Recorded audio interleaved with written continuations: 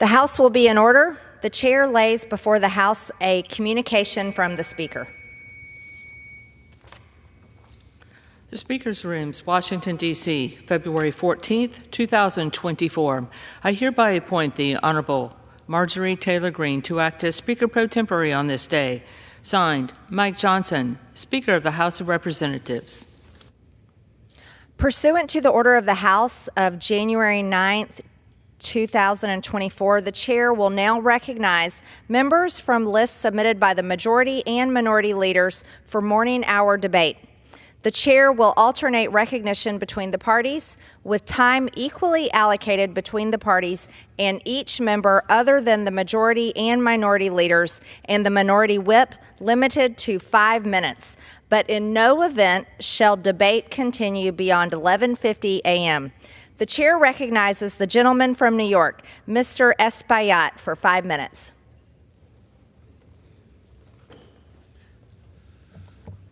Thank you, Madam Speaker. I rise today, Madam Speaker, to address a matter of great concern to all Americans. Yesterday, House Republicans recklessly voted to impeach Secretary Mayorkas.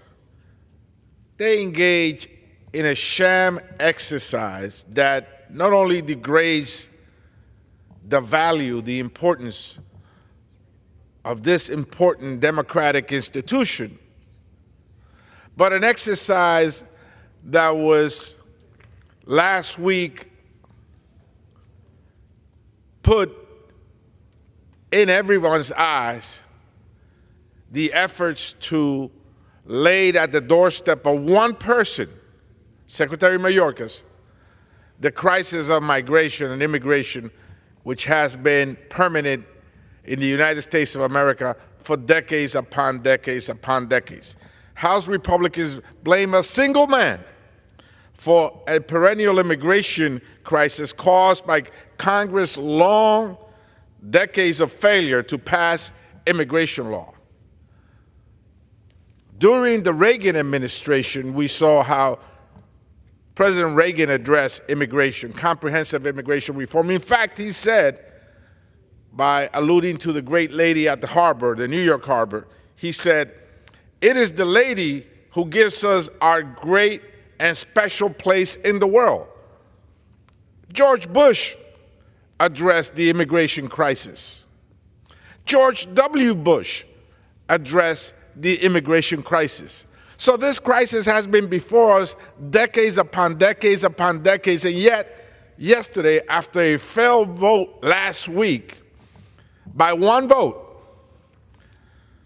the Republicans recklessly voted to impeach Secretary Mayorkas in a sham process that, again, as I said earlier, degrades the value of this great democratic institution.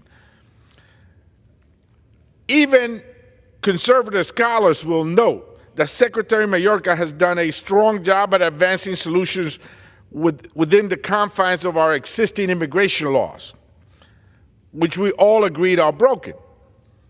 Yet, instead of working with us to actually improve our laws, the Republican leadership pursued a bogus impeachment trial, fueled purely by their desire to win votes and by fanning the flames of xenophobia. We saw that played out in New York during the past weeks, and we saw the results last night. New Yorkers rejected that attitude. New Yorkers rejected that effort to divide us. Instead, Republicans must join members of their caucus in critical efforts to actually pass legislation on immigration. This can be achieved by passing the bipartisan, and let me say this again, Madam Speaker, the Bipartisan Dignity Act, which I stand in support of today. H.R. 3599, the Dignity Act, represents Congress' best chances in 37 years to finally fix our broken immigration system. and is supported by Republicans and Democrats.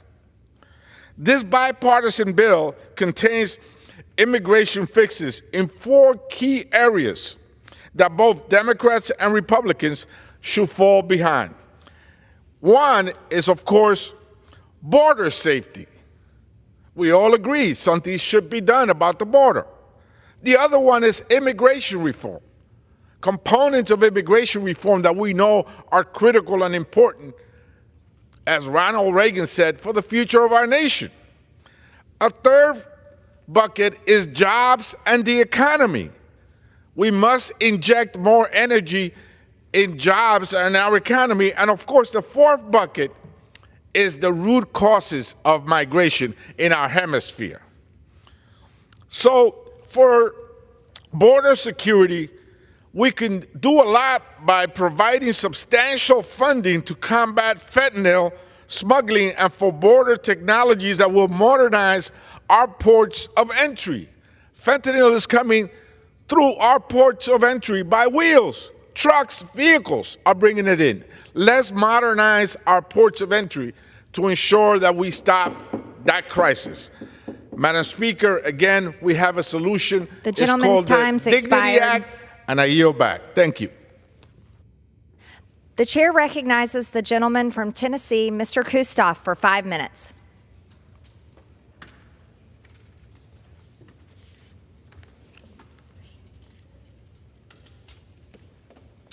Thank you, Madam Speaker.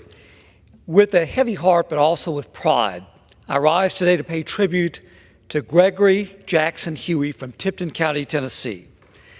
Jackson Huey is a former Covington High School football player who recently lost a 7-year battle with cancer. Jackson had bravely fought neuroblastoma cancer since 2017. Now, that cancer should not define Jackson, but it's certainly part of his story. Jackson was a brave young man. In fact, Jason Huey, Jackson's father, said that Jackson defined his cancer and defined his life. Jackson never ever discussed his cancer diagnosis unless he was receiving treatment or getting a checkup at St. Jude Children's Hospital in Memphis. Jason and Deanne Huey are so appreciative of all the care and support that they receive from the healthcare providers at St. Jude Children's Hospital. Jackson found comfort through his faith. His family said that Jackson did not allow the cancer to control him or bother him because, in their words, he knew where he was going. Jackson is remembered for his passion for all sports, specifically football. It was through football that I first met Jackson a number of years ago. Jackson's love for life and for sports truly shine through, and I think this photo here clearly shows that. Along with his childhood friends, Jackson started H&H Podcast, a weekly show to discuss the latest news in sports and to preview upcoming games. Now, whether the topic was football, basketball, baseball, or any other sport, Jackson and his friend Tanner covered the bases over their 70 episodes. Jackson was a big fan of the University of Memphis Tigers. And one morning just before Christmas, a couple of months ago, Jackson and his father headed to St. Jude Children's Hospital for a transfusion of platelets. Now, when it was clear that they were not going to be ready for the treatment before they needed to leave for the Memphis Tigers basketball game versus Vanderbilt, Jackson told his St. Jude nurse that he had to wait to get his platelets until after the basketball game, and that's what he did. Jackson went to the game and then he returned to the hospital for his transfusion. Jackson simply was not going to allow his sickness to stop him from doing the things that he loved. In the years following his diagnosis, it was moving to see the entire Tipton County community rally in support of him. Even the rival fans started wearing Covington High School colors in honor of Jackson. Jackson taught all of us that life is precious, and he showed us what it's like to be brave and to fight hard.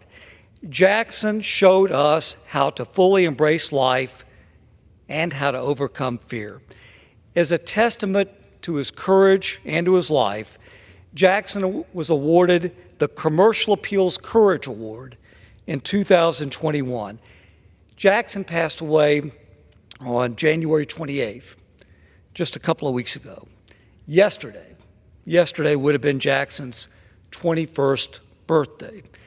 Jackson Huey is the pride of Covington and Tipton County. And today our prayers go out to Jason and Deanne, as well as Jackson's brother and sister, Jake and Jan Clear, as they mourn their beloved son and brother. Jackson's story and his strength are an inspiration to us all. Thank you, Madam Speaker, and I yield back. The chair recognizes the gentlewoman from Massachusetts, Ms. Clark.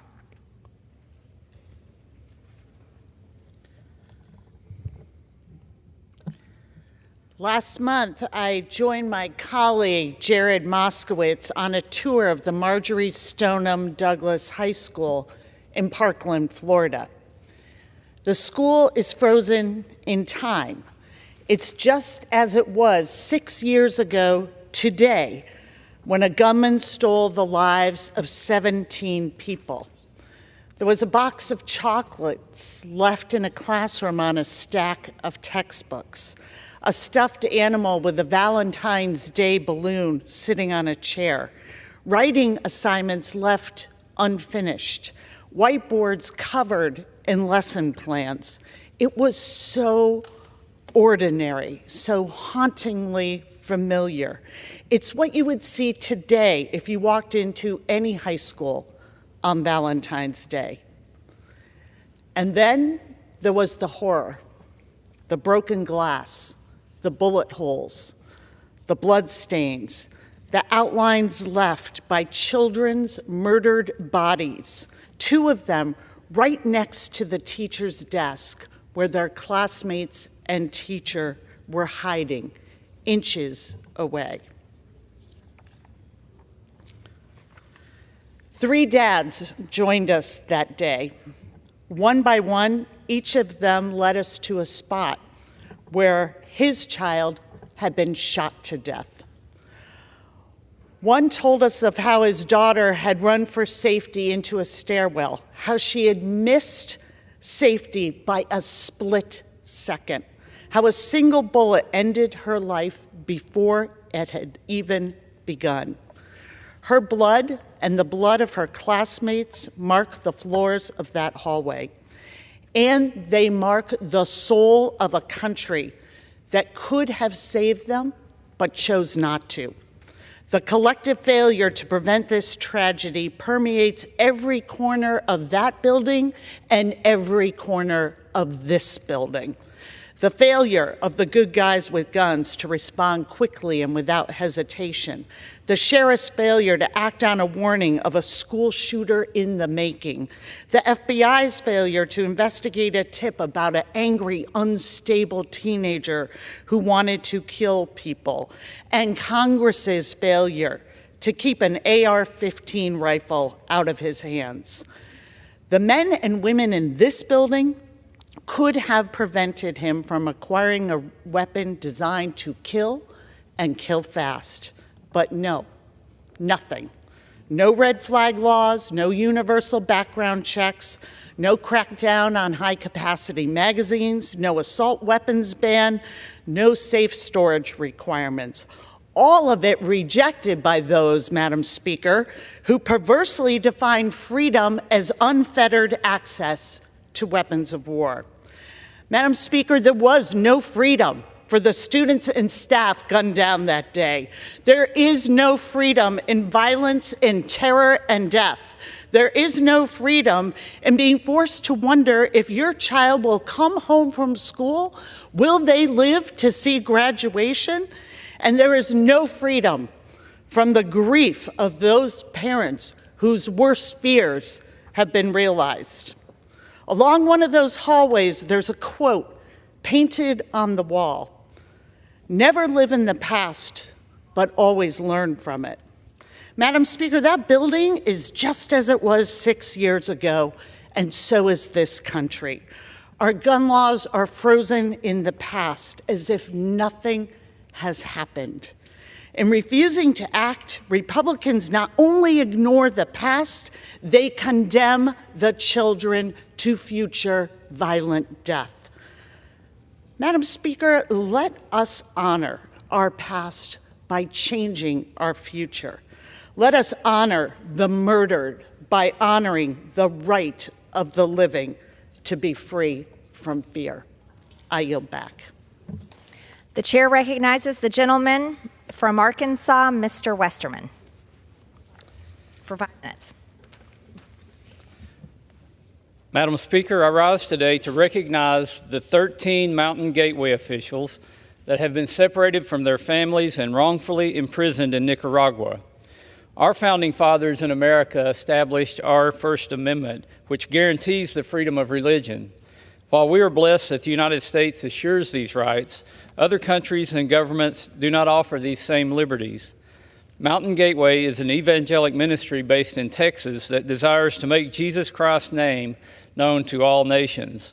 The organization has had relations with Nicaragua since 2013, establishing churches, humanitarian relief projects, and a fair trade coffee farm that provides income to rural residents. This past year, Mountain Gateway held a series of mass religious worship services in Nicaragua with the government's approval. Throughout 8 separate gatherings, more than 1 million people attended. The Nicaraguan government began arresting Mountain Gateway affiliated personnel shortly after their most recent service in Managua on false claims of money laundering. 13 Mountain Gateway officials are currently being held in prison with no access to legal counsel, no visits from their relatives, and no access to the allegations against them. Beside me are pictures of a family that has been separated because of this catastrophe. The children, who are also U.S. citizens, are currently separated from their family due to the wrongful imprisonment of their parents. The response in the Nicaraguan government is unacceptable. While the current U.S. open border has allowed over 300,000 Nicaraguans to access America since 2021, the Nicaraguan government has targeted numerous U.S. citizens to be arrested and extradited to Nicaragua and separated 2 U.S. children under the age of 3 from their parents. As an American and a strong supporter of religious freedom, it is hard to grasp the reality that other nations do not have the freedom to worship in peace. I condemn the actions by Nicaraguan authorities against both Nicaraguan and American citizens for worshiping the God who created them, and I will be praying for the peace and comfort for the individuals and their families until they are safely united. Madam Speaker, I rise to recognize February 17th through 24th as National FFA Week. President George Washington once said, "Agriculture is the most healthful, most useful, and most noble employment of man." FFA members and alumni nationwide continue to look up to President Washington as a model of leadership and a champion for agriculture. And for the past 76 years, we have celebrated National FFA Week during the week of Washington's birthday, February 22nd. My roots in FFA run deep, and the organization played a role in shaping me into the man I am today. I was a member of the Fountain Lake FFA chapter in high school and went on to serve as the Arkansas FFA state president. I now have the opportunity to serve on the bipartisan Congressional FFA caucus, and many of my staff members are previous FFA members, state officers, and even a national officer. At a time where the average age of a U.S. farmer is nearly 60 years old, agriculturalists are looking to the next generation to fill their shoes. It's never been more important to give youth a seat at the table and enhance the agricultural talent pipeline, and that's where FFA excels. I'm proud to recognize National FFA Week to celebrate this incredible organization. May it be a reminder of the great strides FFA makes in contributing to the future of agriculture. Madam Speaker, I rise today to honor the life and legacy of Bob R. Brooks, Jr. Bob was loved by many, a true family man. He was proud to be known as Uncle Bob to the light of his life, Ryan, as well as to Arkansas Attorney General Tim Griffin's children. He was deeply involved in the lives of his friends and colleagues, and many considered him a member of their family. He graduated from the University of Arkansas and was a dedicated Razorback fan, rooting for the Hogs in every sport. Bob served as Chief of Staff for former Congressman Jay Dickey before returning to Arkansas to serve the natural state in several ways, both the public and private sectors. Bob was named Chief Deputy Attorney General by Attorney General Tim Griffin in 2023. He deeply enjoyed golfing, horse racing, and traveling.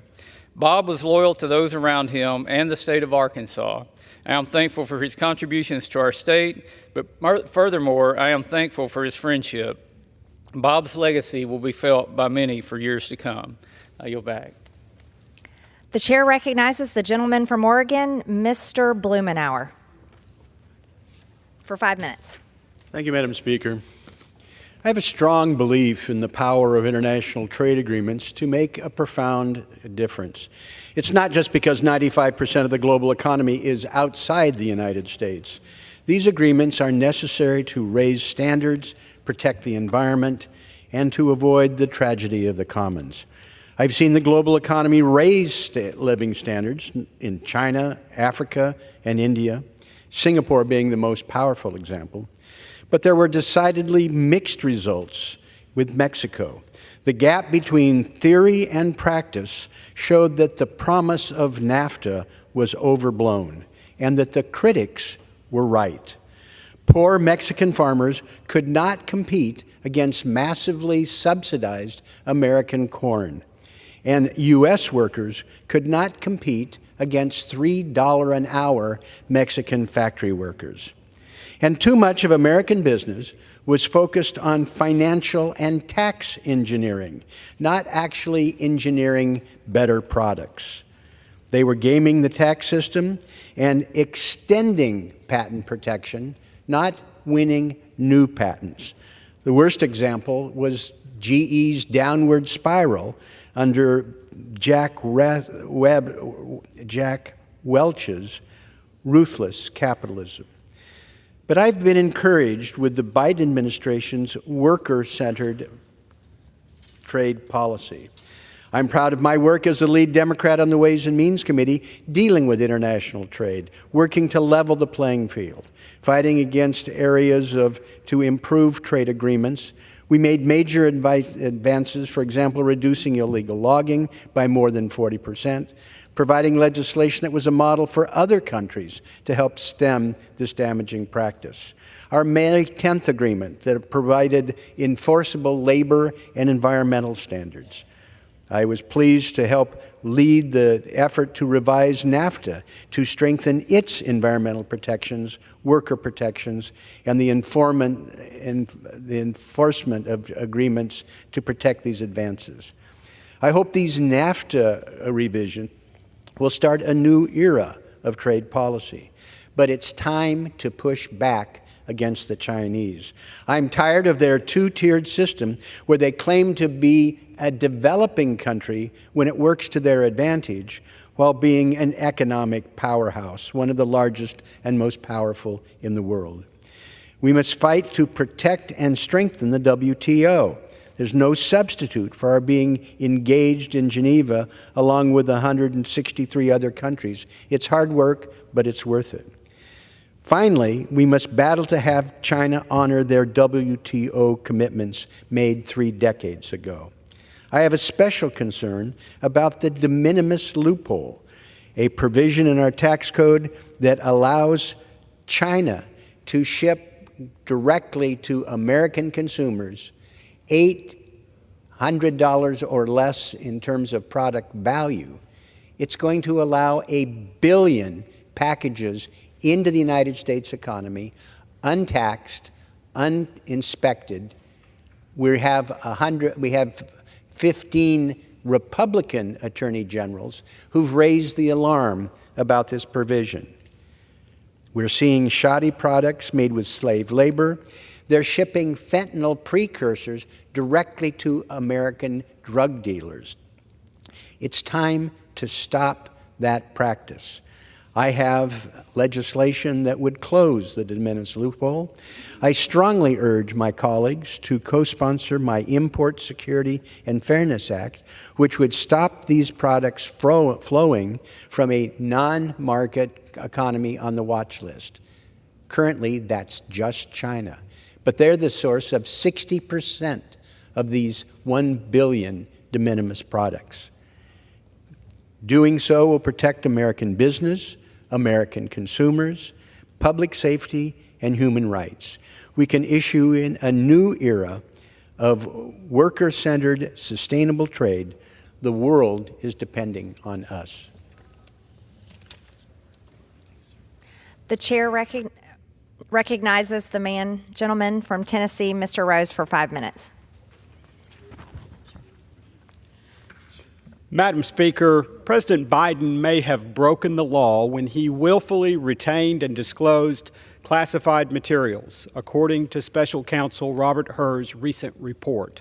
However, Special Counsel Hur chose not to prosecute President Biden because the president's memory has such, quote, significant limitations, close quote, that could hinder the ability to convince a jury that President Biden held a mental state of willfulness that a serious felony requires.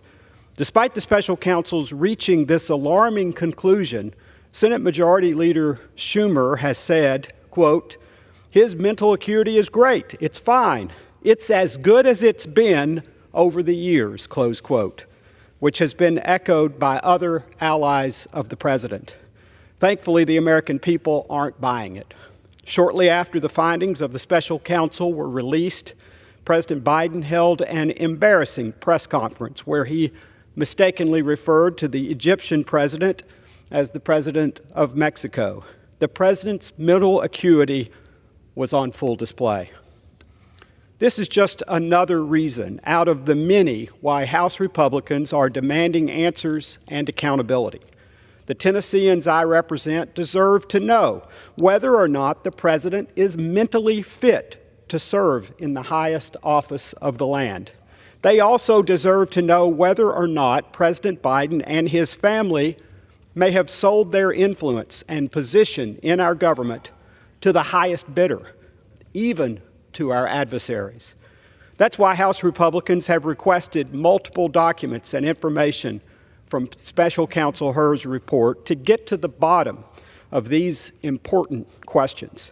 This information could potentially be a smoking gun in the impeachment inquiry investigation into President Biden, Hunter Biden, and the Biden family. It may also answer questions about President Biden's mental acuity. However, many of these questions have already been answered through the president's rare press conferences and media interviews.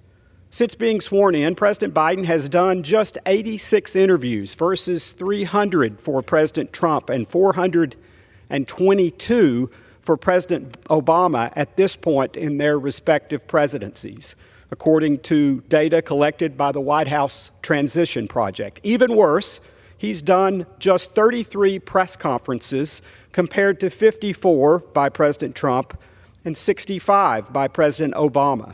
He even bucked national tradition by skipping out on a Super Bowl interview by CBS. Madam Speaker, I may not agree with the president or those on the other side of the aisle on a whole lot of issues, but I hope we can all agree on how concerning this situation could be. If the president can't be held responsible for potentially breaking the law by mishandling classified information, then he has no business occupying the Oval Office. Tennesseans can rest assured House Republicans will do everything in our power to conduct oversight of this administration, including the president's mental fitness for office, because the American people deserve to have a president who is up to the task. With that, Madam Speaker, I yield back. Members are reminded to refrain from engaging in personalities toward the president.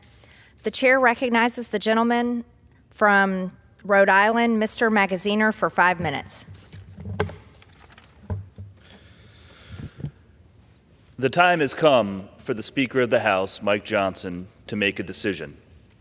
2 years ago, the Russian army, at the direction of Vladimir Putin, invaded Ukraine, a peaceful nation, a democratic nation, an ally of the United States. Putin's missiles rain down on schools and hospitals. His bullets take the lives of children and the elderly. This is not the first time Vladimir Putin has invaded another country, slaughtering thousands of innocent people for no purpose other than his own selfish ambition. And if he is allowed to succeed in Ukraine, he will not stop there. We must continue to support Ukraine, not only because it is the right thing to do, but because if the United States abandons Ukraine, we endanger our own national security. After the attacks on this country on September 11th, more than 50 nations, including Ukraine and all of our NATO allies, came to America's defense in the war on terror. The strength of our military is multiplied by the strength of our alliances. And if we turn our backs on our ally, we weaken ourselves. This week, the Senate passed a bill that will give Ukraine the supplies and ammunition it needs to win the war. And now the decision and the fate of millions rests with just one man, the Speaker of the House, Mike Johnson. We know what will happen if Speaker Mike Johnson calls a vote on Ukraine funding. The bill will pass the House by an overwhelming margin. This is undisputed. It will pass the House by an overwhelming margin. Then the President will sign it. And American factories and workers will produce the ammunition and supplies the Ukrainians desperately need. Once again, America's industrial might will arm the cause of freedom, as we have so many times before. And when the Ukrainians receive that ammunition and those supplies, they will continue to use them to great effect and fight bravely as they have for the last 2 years. We know all of this will happen if Speaker Johnson allows us to vote on the bill. And if we do not vote on the bill, if Ukraine falls and millions of people have their freedom violently ripped away from them, and the light of democracy in the world glows a little less bright, and Vladimir Putin turns his menacing gaze to the democracies of Europe, and dictators around the world rejoice that the United States has retreated from its position of global leadership, it will be because one man, just one man, Speaker Mike Johnson, had the power to call a vote and didn't. 77 years ago, a young veteran named John F. Kennedy entered this chamber for the first time as a newly elected member of the House of Representatives. In his book, Profiles in Courage, Kennedy predicted, in the days ahead, only the very courageous will be able to take the hard and unpopular decisions necessary for our survival in the struggle with a powerful enemy. Now is the time for courage. History is watching. The cause of freedom and the hopes of millions are on the line. What will Mike Johnson do? We have a moral duty to help survivors of violent crime by ensuring that they have access to the care and support they need. That is why I rise today in support of robust funding for the Victims of Crime Act, also known as VOCA. VOCA is one of the most important sources of funding for victims of crime, and particularly survivors of sexual assault. VOCA funds rape crisis centers, emergency shelters, mental health services, and forensic labs to process DNA casework and help law enforcement bring criminals to justice. During my time as Rhode Island's General Treasurer, I managed our state's Crime Victims Compensation Fund, which is funded in part by VOCA. During those years, we helped thousands of Rhode Islanders recovering from violent incidents with health care, counseling, reimbursement for lost wages, and other expenses. I am particularly proud that we helped 300 survivors, more than 300 survivors of domestic violence, relocate to new housing away from their abusers, no doubt saving lives in the process. All of this was made possible by VOCA funding. Without VOCA, a survivor of domestic abuse may be turned away from emergency care and shelter because there are enough beds. These are necessary services. As Congress prepares to consider the FY24 appropriations bills in just a few weeks, we must fully fund VOCA at the administration's recommended levels. I urge my colleagues to stand with survivors, stand with children, and support robust funding for VOCA. I yield back. The chair recognizes the gentleman from Georgia, Mr. Carter, for 5 minutes.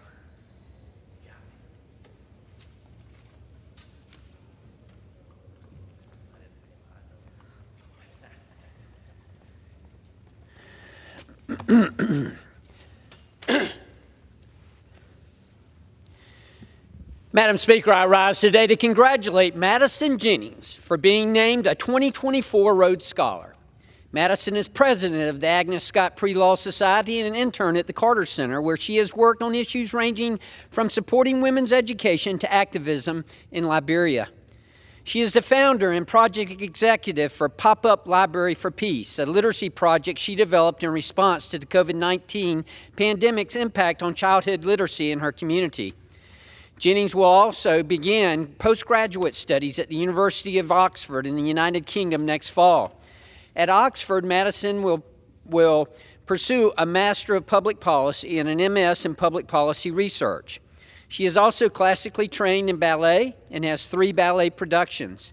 Through all her hard work, Madison has built a deep commitment and knowledge of policy and strategy, keeping her motivated to continue working toward her goals. Madison, we in the state of Georgia are very proud of you. Best of luck.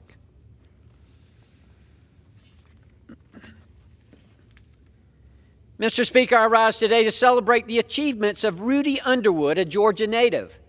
Underwood, the former American Chemistry Council Vice President of State Affairs and Political Mobilization, has recently retired after 31 years with the ACC. Mr. Underwood joined the American Chemistry Council in 1992 as the managing director of ACC's Southern Regional Office in Atlanta. In 2015, Underwood was appointed Vice President of State Affairs and Political Mobilization. The ACC's mission is to advocate for the people, policy, and products of chemistry that make the United States the global leader in innovation and manufacturing. His work to champion smart policies has helped create and save chemical and plastics industry jobs, and it has raised awareness of the critical role chemistry plays in improving the lives of Americans across the country. Congratulations, Mr. Underwood, on your achievement and on your well-deserved retirement. Madam Speaker, I rise today to acknowledge Elaine Tootin for her 50 years of loyalty, and dedicated service to the Defense Credit Union, members, and staff. CEO Elaine Tootin recently received a Hall of Honor award from the Defense Credit Union Council at the group's 55th annual conference.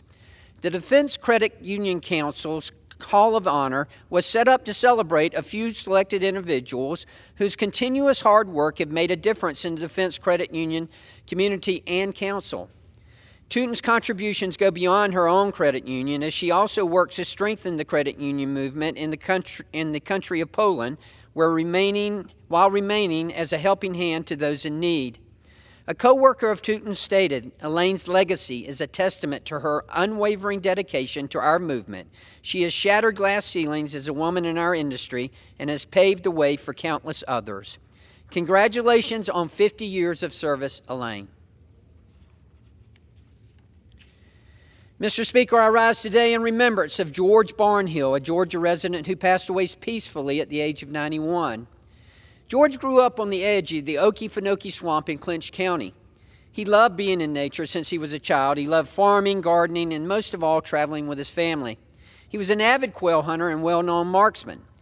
He graduated from Clinch County High School in 1949, then attended college in Douglas, Georgia, before joining the U.S. Air Force during the Korean War. He was discharged honorably at the end of the war and returned to Clinch County to marry his wife, Maldine, in August of 1954.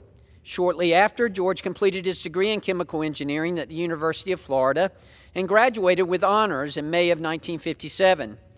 He proceeded to pursue a career in pulp and paper, where he worked for International Paper in Panama City, Florida, Interstate Pulp and Paper Mill in Riceboro, Georgia, and Rayonier Paper Mill in Jessup, Georgia. George will be missed by all, and I send my condolences to his loved ones. Thank you, Madam Speaker, and I yield back. The chair recognizes the gentlewoman from Ohio, Ms. Capter, for 5 minutes. Without objection. Thank you very much.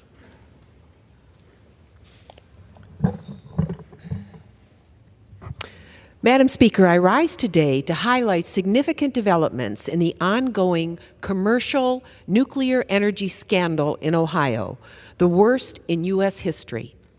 It involves First Energy Corporation's conspiracy, wire fraud, and bribery of highest-level Ohio public officials in return for a legislative bailout of its flagging nuclear plants, bribed public officials, made sure that the company's debts were dumped on the public as they violated public safety time and again.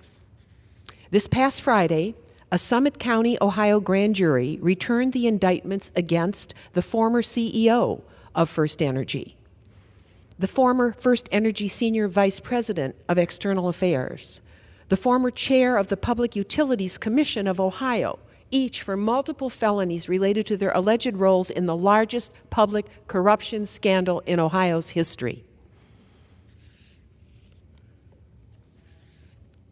The indictments by the Summit County prosecutor and Ohio's Attorney General aim to bring these corrupt, unethical, and dangerous, yes, dangerous individuals to justice.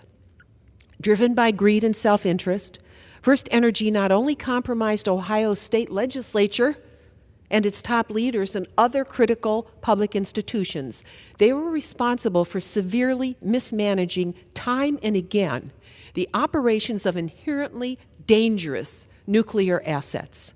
I wish to place in the record an article by the Toledo Blade columnist Tom Henry dating back to 2003 following another dangerous incident at that plant, quoting Nuclear Navy retired Admiral Joe Williams. Admiral Williams strongly condemned the malfeasance and nuclear endangerment attendant to the top managers and corporate chieftains, and that kept on year after year after year. As I have cautioned before, corporate nuclear culture influences safety culture.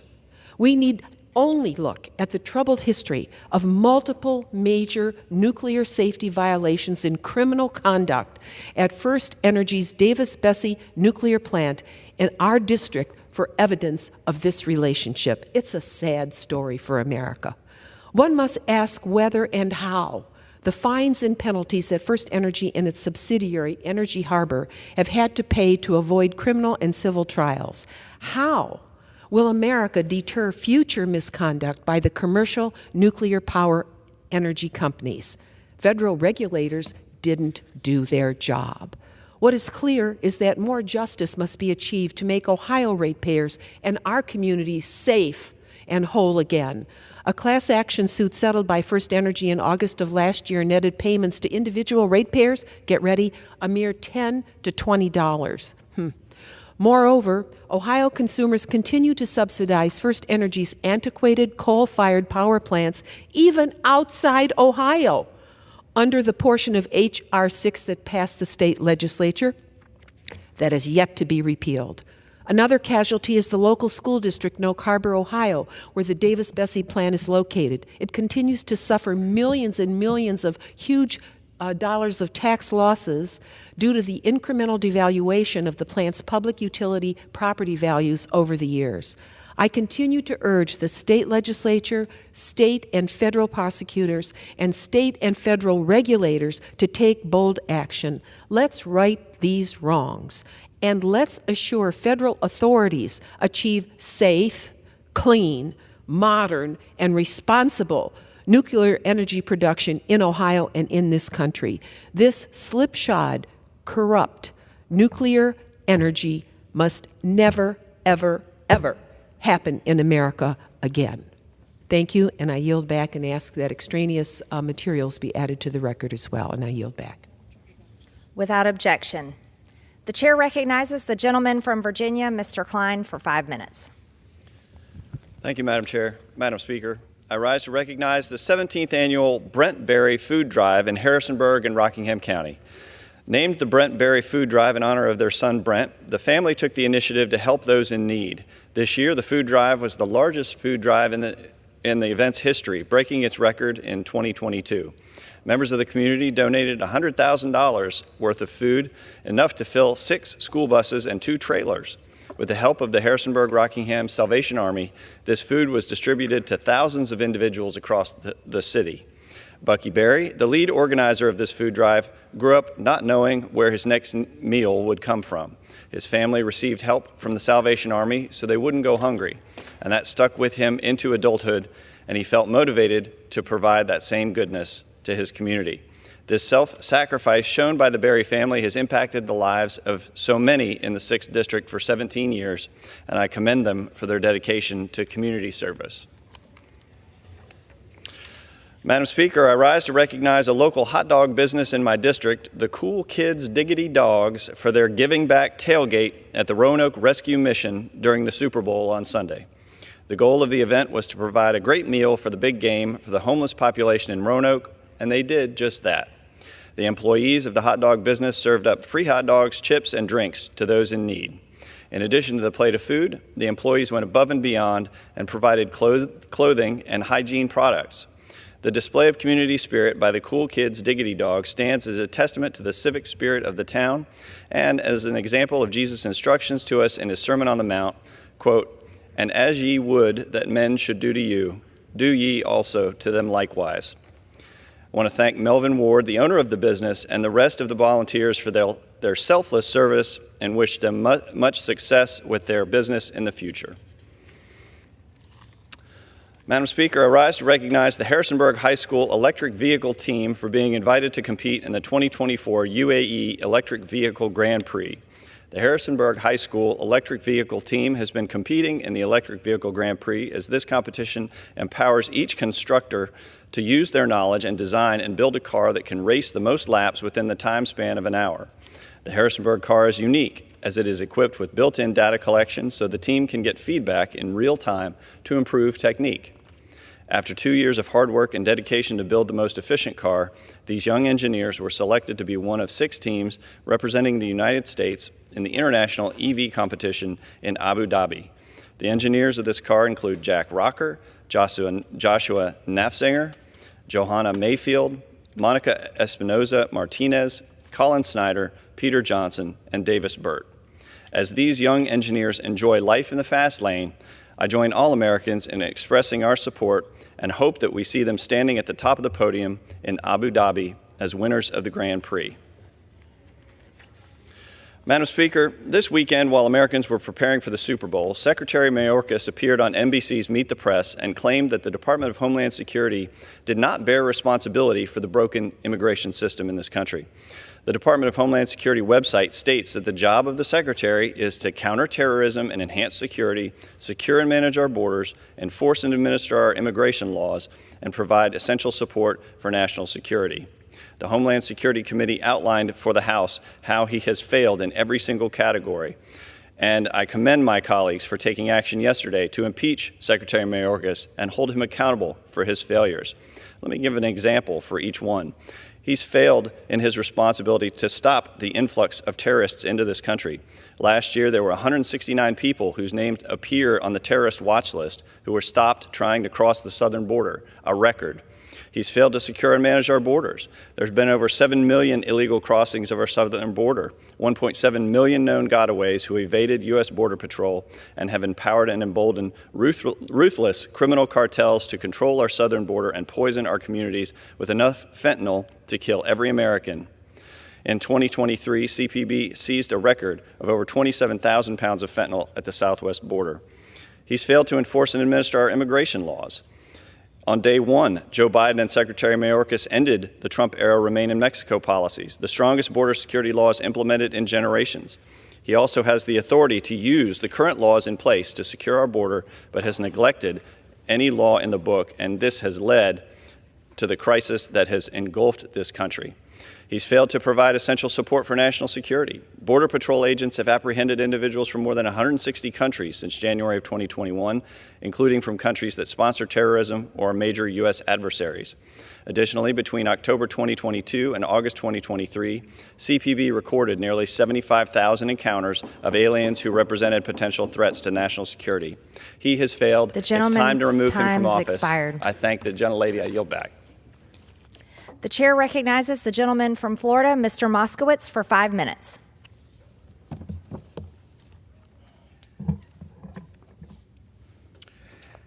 Thank you, Madam Speaker. Today is Valentine's Day, but I don't celebrate Valentine's Day anymore. I haven't celebrated Valentine's Day in 6 years. Today is a difficult day for myself, many in the city of Parkland, and my constituents. You see, it's the 6th anniversary of the mass shooting at my high school, Marjory Stoneman Douglas, in my hometown of Parkland. I remember February 14th, 2018 like it was yesterday. I was in Tallahassee when my wife called and said something terrible has happened at the high school around the corner from our home. I was informed that there had been a mass shooting. I immediately traveled home to Parkland. I went to the school that I graduated from and saw what it looks like when your high school is turned into a war zone. I then went to the hotel where they were keeping the families of the kids who were missing. I knew they weren't missing. For 8 hours, they waited in that hotel while the Broward Sheriff's Office and the FBI told them what happened to their kid. They pulled families out, one by one, into a separate area of the ballroom, separated by a partition. The process went on from 12:30 in the morning till 3 in the morning. I didn't hear crying. I heard screaming. It haunts me every day. 17 innocent people didn't make it out of that building on that fateful day. I knew we had to do something. And so I brought my colleagues from the Florida legislature to see the building firsthand and see how it affected families in my community. What we saw was unfathomable to imagine. The site of the deadliest high school shooting in American history. Families now have empty rooms in their home. They have empty chairs at the dinner table. My own son, who was 4 years old at the time, went to preschool right around the corner, separated by a traffic light from Marjory Stoneman Douglas. And the teacher that was with my 4-year-old in a closet that day, daughter was killed. While she was protecting my son, her daughter Jamie was killed at Douglas. Like previous Valentine's Day, the parents, the wives, will spend their time visiting children at the cemetery or their husbands at the cemetery. I remember parents telling me one thing, and they said it over and over, and it has stuck with me ever since. And they said the only thing I did wrong was send my kid to school. That's not on them. That's an indictment on us. It's an indictment on the elected officials who have failed to do nothing to keep our kids safe in school. I mean, look at them. These were babies, murdered in their classroom, teachers. Aaron Feist, I went to high school with. He was on my football team when we were in high school. He became a football coach. He ran in to try to help and was gunned down.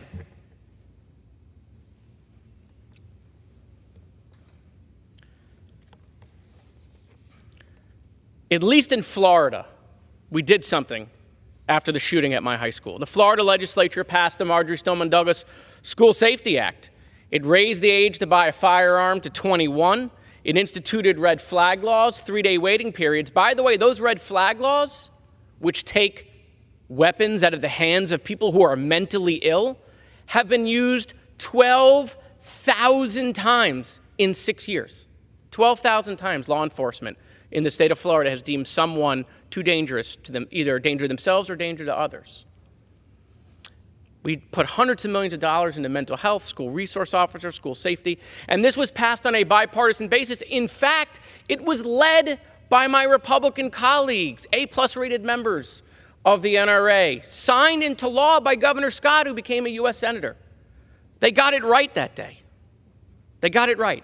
And we did that while still upholding people's constitutional freedoms and rights. Madam Speaker, as we sadly reflect today on the 6th anniversary of the mass shooting at Marjory Stoneman Douglas High School, I'm going to use the rest of my time to sit in silence after I read the names of the victims. Alyssa Alhadeff, Martin Duque Anguiano, Scott Beagle, Nicholas Dorette, Aaron Feist. Gentlemen's time's expired. Jamie Guttenberg, Chris Hickson, Luke Hoyer, Kara Loughran, Gina Montalto, Joaquin Oliver, Elena Petty, Meadow Pollock, Helena Ramsey, Alex Schachter, Carmen Shemtrup, and Peter Wang. Thank you, Madam Speaker. Chair recognizes the gentleman from Tennessee, Mr. Burchett, for 5 minutes. Thank you, Madam Speaker. I seek unanimous consent to address the House for 5 minutes to revise and extend my remarks. Without objection.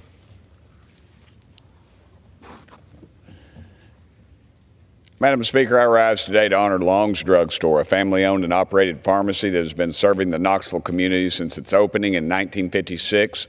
After 67 years, Long's had its last day on January 16th. My very good friend Hank Peck and his family have kept the store running for over 60 years. His dad became a pharmacist at Long's in 1959 alongside Clarence Long and John Benson. Actually, Mr. Peck was my Sunday school teacher for a while, so if y'all need to blame anybody for anything, that would be him. When Long's was first opened, the idea was to open a drugstore that would also be Knoxville's first shopping center. It was a place you could stop and pick up your prescriptions, enjoy a milkshake, and pick up some comic books. All the folks at Long's Drugstore are wonderful people. I'm so grateful I got to know Sharon behind the pharmacy counter, Ruth, who's been working there for 47 years, whose picture is right there with Hank, and all the other lovely folks at Long's Drugstore. They've been good friends to me and my family for a long time, and I wish them very well in the next chapters of their life. Knoxville will not forget Long's Drugstore and its many years of service to our great community.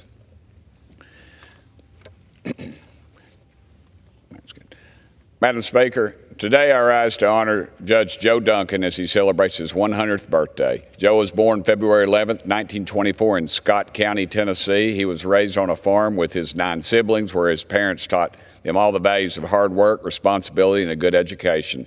During World War II, Joe enlisted in the United States Army Air Corps, and he was honorably discharged in 1945. He then got his law degree from the University of Tennessee and later on worked as a special agent for the FBI and was given a letter of commendation from none other than J. Edgar Hoover when he retired. He also served as the Knox County Criminal Court judge and spent 15 years on the Tennessee Court of Criminal Appeals. In 1946, Joe married the love of his life, Louetta, and they had a son, Philip, and 2 grandchildren, Meredith and Tyler. Joe and his family have been working in public service in East Tennessee for many years. Joe supported his brother's successful bid for Knoxville mayor in 1959 and 1963, as well as John's successful campaign for U.S. House of Representatives in 1964.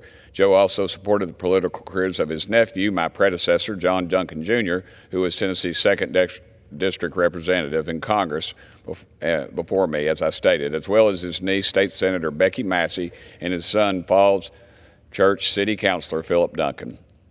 Judge Duncan has lived a beautiful and a full life in public service, and I'm honored to wish him a happy 100th birthday on the House floor today.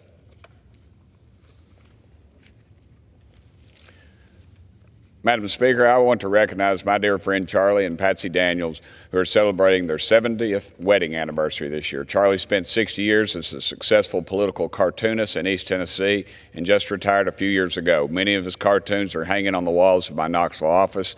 As you can see on one of them, the poster behind me, or beside me, during my first years of Congress, I spoke here on the House floor about his retirement. I said back then that it was true today. I've been made fun of by people all over the world, but my friend Charlie is my favorite.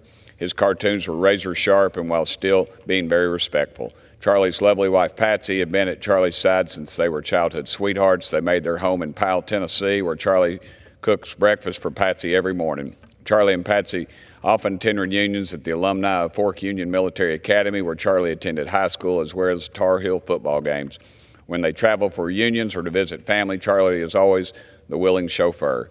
They have a great love for their children, Charles Jr. and Sarah, as well as their grandkids and great-grandkids. Happy anniversary, Charlie and Patsy. You're an example to all of us of a faithful, loving marriage that lasts a lifetime. And I'd be remiss to note that Charlie is also a member of the United States Marine Corps. Madam Speaker, for a long time there have been rumors, hang on, you can pull that one off. There have been rumors that the United Nations Relief and Works Agency had a relationship with Hamas. Last week, these rumors were confirmed when we discovered that 12 members of the agency were directly involved in the horrific attacks on Hamas on our friends in Israel on October 7th. Another 1,200 employees of the agency have direct connections to Hamas. That's 10% of all the agencies employees in Gaza. The State Department did the right thing by pausing its funding to the agency, but it's also something President Trump did years ago. The Biden administration restarted the funding in 2021. Clearly, the administration did not do proper research to ensure this funding was going to friends of terrorists. Also, pausing the funding did not have the huge impact that they want us to think it did, since the United States has given them at least $730 million in taxpayer dollars since 2021. That's about 99% of what's been allocated. We only paused about $300,000 in the remaining funding. Now, an Israeli firm is investigating the United Nations Relief and Works Agency digital wallets to see where the cryptocurrency is going. This firm has found at least one digital wallet belongs to Hamas still active. We need to defund the United Nations, Madam Speaker. The chair recognizes the gentleman from California, Mr. Garcia, for 5 minutes. Thank you, Madam Speaker. As consent to revise the Senate remarks. Without objection.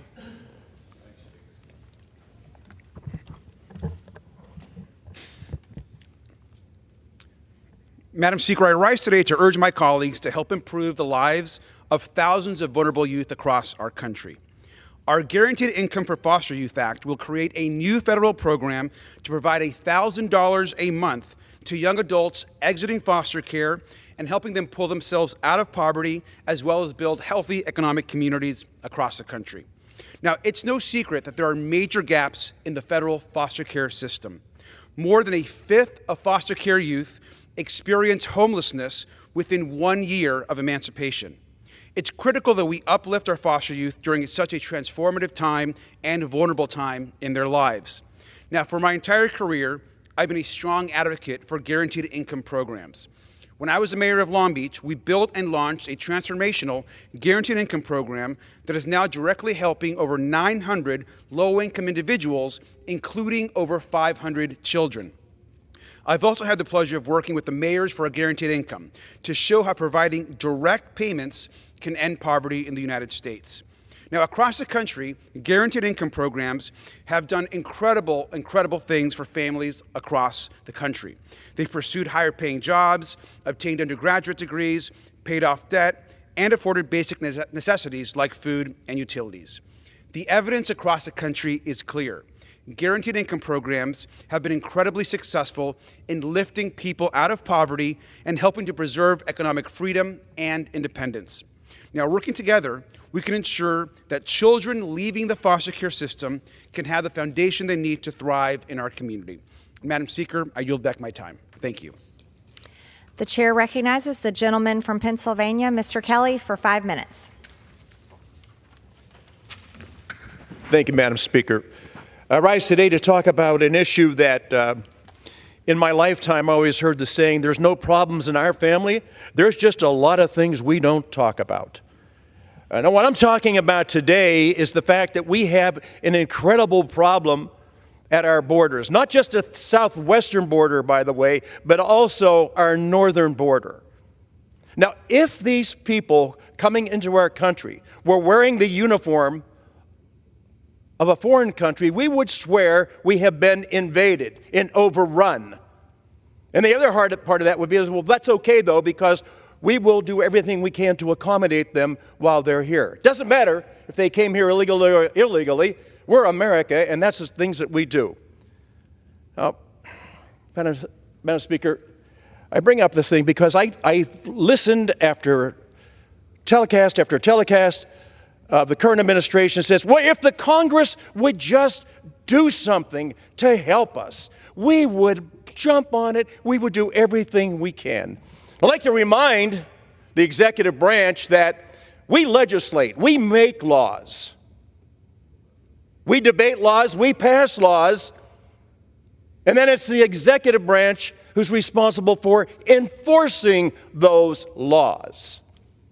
We have an administration that continues to say there is no problem at our borders. This is imaginary. We don't have a problem. But if it were up to me, I would do something about it. The CEO of America right now, these are the 8 authorities that the president could put into effect: end, catch, and release, reinstate, remain in Mexico, enter into the asylum cooperation agreement, end parole abuses, detain inadmissible aliens, use expedited removal, rein in taxpayer-funded benefits for all illegal aliens, and issue a proclamation to suspend or restrict entry. Madam Speaker, you and I know, because we face this every single day, the issues that face America today are America's issues. They do not simply rest in this body. We will do things according to what the laws are and what we structure. The executive branch must be held accountable for enforcing those laws. Now, we wonder what in the world happened at our southern border. He said, well, my goodness, the numbers were in the millions of people who've come in. One of the things we don't pay attention to is our northern border. Now, I bought a picture of this, and I know it's very hard to see, but in the whole world, the longest continuous border is our northern border. It's 5,500 miles and virtually unprotected because we don't have enough people to do it. At one stretch, over 500 miles, there's 2 Border Control agents responsible. That would be like driving from Philadelphia to Columbus, Ohio, and back again and saying, I didn't see one state policeman, I didn't see one law enforcement officer. I wonder where they are. Well, the truth of the matter is, we have people pouring in from all over the world, some of them for the right reasons, others for the wrong reasons, and for reasons that in the future will harm our country and harm our fellow citizens. When you start to talk about what's taken place and how if we ignore it, it doesn't exist, then we are in very serious trouble. This is not a Republican issue or a Democrat issue or a Libertarian issue. This is an American issue. If those of us who run for office and get elected and take an oath of office cannot follow that oath of office, then why are we here? Why are we here? Millions of people have poured across our border. Northern border alone. There's 564 encounters with a terrorist screening data set, 484 with the northern border. In financial year 2022, 82% of these encounters were at our northern border. In the first 3 months of 2024, 94% of the terrorist screening data suspects encounters were at our northern border. While we think we are so safe because of our history and what we have done in history that we can protect ourselves, the underlying effect is the gentleman's time the enemy expired. is not from without, it is from within. When we fail to follow the laws that are put into place and we don't enforce them, then we are at fault. And I would just suggest to our fellow Americans, please forget about being woke. Please wake the hell up. We are losing our country. The gentleman's time expired. Pursuant to Clause 12A of Rule 1, the chair declares the House in recess until noon today.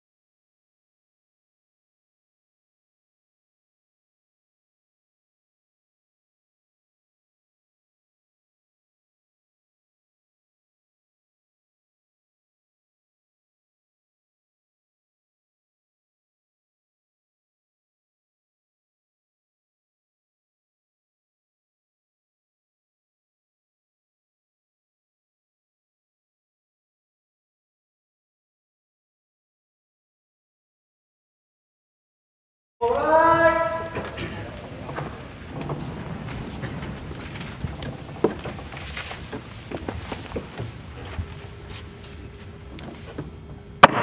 House will be in order. The prayer will be offered by Chaplain Cuban. With me.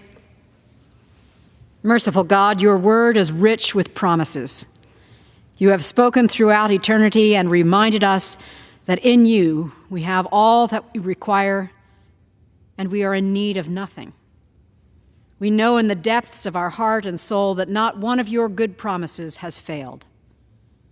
Help us then to be patient, to wait on you, O Lord, and trust in your perfect timing. For you are not slow in keeping your promise, certainly not as we define slowness. Instead, you are patient with us, waiting on us to acknowledge you and trust in your gracious provisions. And so on this day, we repent of our doubt and receive your generous gift of space and time, allowing us to discover you and to claim the promise of your everlasting love. In your sovereign name we pray. Amen. The chair has examined the journal of the last day's proceedings and announces to the House the approval thereof. Pursuant to Clause 1 of Rule 1, the journal stands approved. The Pledge of Allegiance will be led by the gentleman from Connecticut, Mr. Courtney.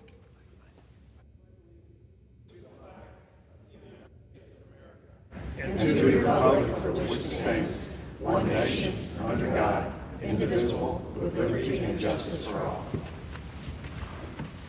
The chair will entertain up to 15 requests for 1-minute speeches on each side of the aisle. For what purposes does the gentleman from Tennessee seek recognition? For 1 minute and to revise and extend my remarks. Without objection, the gentleman from Tennessee is recognized for 1 minute. Mr. Speaker, I rise to express my grave concern for our country's judicial system. Recently, a special counsel investigating President Biden's mishandling of classified materials chose not to pursue felony charges because the president's memory had such, quote, significant limitations, close quote, that the counsel was not confident he could convince a jury that Mr. Biden held the required mental state of willfulness. I'm highly suspicious that this is yet another example of President Biden's administration's two-tiered justice system, which is a serious concern for me, the Tennesseans I represent, and freedom-loving Americans all across this country. President Biden should be held to the same standards as anyone else in this country. If he has the mental acuity to be president, he has the mental capacity to be charged with a serious crime, period. Anything else reeks of an abhorrent two-tiered justice system or a man who has no business being our president. Thank you, Mr. Speaker, and I yield back. For what purpose does the gentleman from Massachusetts seek recognition? Without objection, the gentleman from Massachusetts is recognized for 1 minute. Mr. Speaker, up to 40% of the food produced in our country goes to waste. Food waste packs our landfills, increases harmful emissions that contribute to our climate crisis, and drives up costs for producers, manufacturers, and consumers alike. With 44 million of our fellow citizens struggling with food insecurity, it's clear we need to do a better nationwide strategy to divert food that is perfectly good to eat from landfills into the plates of hungry families. I'm grateful for the efforts of the U.S. Department of Agriculture, Environmental Protection Agency, and Food and Drug Administration for their work in leading an interagency task force to tackle this very issue. Their work coming out of the 2022 White House Conference on Hunger, Nutrition, and Health has resulted in a comprehensive draft national strategy for reducing food loss and waste and recycling organics. The strategy, which I ask all of my colleagues to read, details how each and every one of us can, from citizen to government agency, can do our part to reduce food waste as we work to end hunger now. I yield back my time. For what purpose does the gentleman from Connecticut seek recognition? Without objection, the gentleman from Connecticut is recognized for 1 minute. Thank you, Mr. Speaker. Mr. Speaker, I rise today in strong support of the bipartisan national security package that passed out of the Senate Tuesday, which will deliver critical security assistance to our allies in Ukraine, Israel, and Taiwan, and provide historic investments in the U.S. submarine industrial base to dramatically increase capacity in support of our own Navy and the historic trilateral AUKUS security agreement, which Australia and the U.K. that Congress last December enacted in the National Defense Authorization Act. Mr. Speaker, an overlooked item in this package is the $3.3 billion for the U.S. submarine industrial base for workforce development, to stabilize the nationwide supply chain, upgrade shipyard infrastructure, and advance mature technology opportunities like additive manufacturing. I would note, as part of AUKUS, Australia has agreed to match that sum and invest $3 billion into our economy and our industrial base for the same objectives. Make no mistake, failure to pass this legislation is a vote against AUKUS and limits the outstanding progress that our nations have already made. Mr. Speaker, I implore Speaker Johnson to bring the bill to the floor. There are over 300 votes. We know that today to get this package through and help our friends who are desperately looking to America for global and national security leadership. I yield back the balance of my time.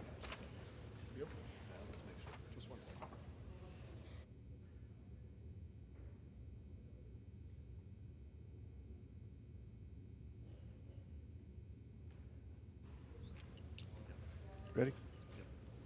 For what purpose does the gentleman from New York seek recognition?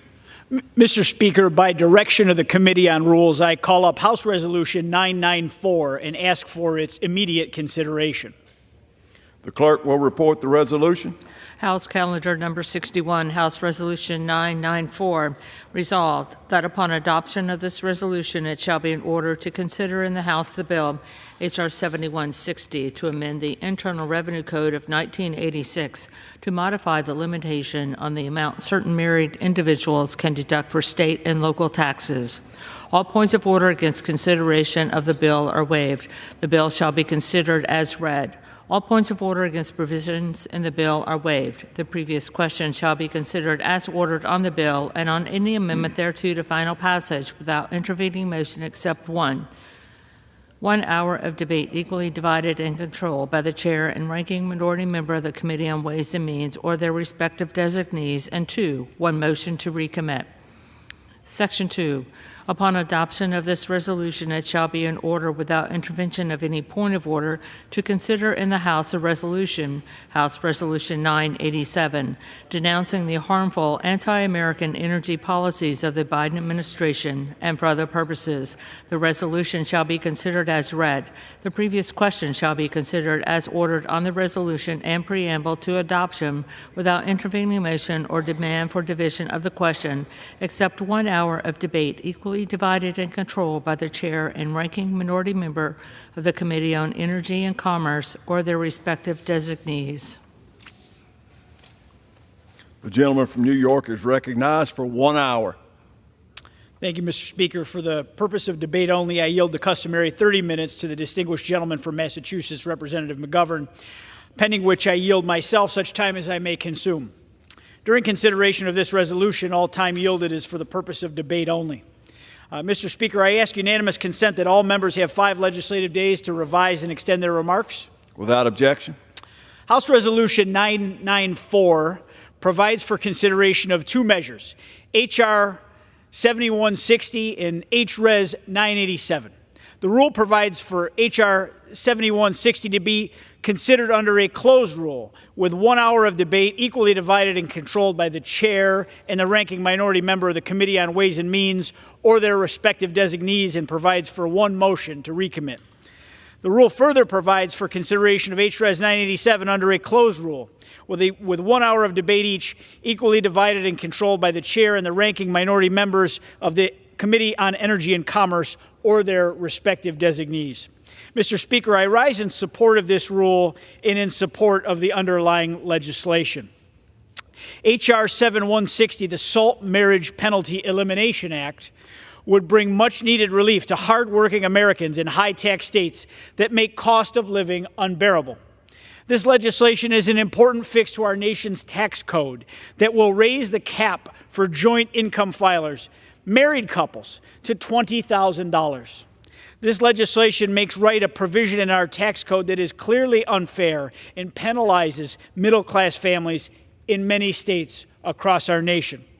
Mr. Speaker, President Biden's reckless spending of hard-earned taxpayer dollars means that American families are already saddled with high inflation. Add to that the exorbitant taxes paid by those that live in states like I do that are run by Democrats who want to take and spend even more of their money. Many of my colleagues have argued that raising the cap for the state and local tax deductions is just bailing out blue states for their reckless spending and failed policies. However, New York, as is the case with many of our higher tax states, pays far more into the federal government than it receives in return. And that money that New York State pays into the federal government is invested in states across this great nation for things like infrastructure, law enforcement, and other essential services. I can assure my colleagues here today that millions of New Yorkers, including those living in my own district, are painfully aware and routinely against the fiscal insanity perpetuated by Governor Kathy Hochul of New York, just as millions of Californians are deeply opposed to the reckless tax and spend policies of Governor Gavin Newsom and Democrats in Sacramento. And that's why this legislation before us today is not a bailout for harmful state policies. It's a lifeline to Americans who are feeling the pain of this out-of-control taxation firsthand. Mr. Speaker, it's common to hear from those opposed to the SALT deduction that this deduction only benefits the very rich. I encourage them to talk to police officers and firefighters living on Long Island and Nassau or Suffolk County, or middle-class families living in Southern California, trying to pay their bills, put food on the table, and ensure their children have a good life. I think you'll find that these are the Americans who are in most need of and will benefit the most from this urgent and necessary relief. Additionally, the rule before us provides for consideration of HRES 987, a resolution denouncing the harmful anti-American energy policies of the Biden administration. On January 6, 2024, President Joe Biden chose to serve his political interests in the interest of the radical environmentalists over the interest and the needs of the American people. His decision to halt the export of American liquefied natural gas only further undermines our economy and further jeopardizes the security of our great nation.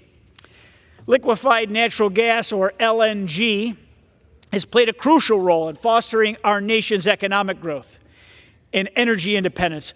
By putting a sudden stop to its exports, President Biden is jeopardizing the livelihoods of countless Americans who depend on the energy sector for their jobs. Now, let me be clear. This move by President Biden is nothing more than a stab in the back to the very people who fuel our nation and who have been world leaders in energy technology innovation and that make our country great. President Biden's action also emboldens our adversaries like Russia and leaves our allies in Europe, who import 68% of U.S. LNG exports, they leave them to hang out to dry. The bottom line is this: if we are to ensure our secure future of affordable and reliable energy, where the United States and our allies are not dependent on foreign adversaries for our energy needs, then we need to ensure that this nation remains a lead exporter of LNG.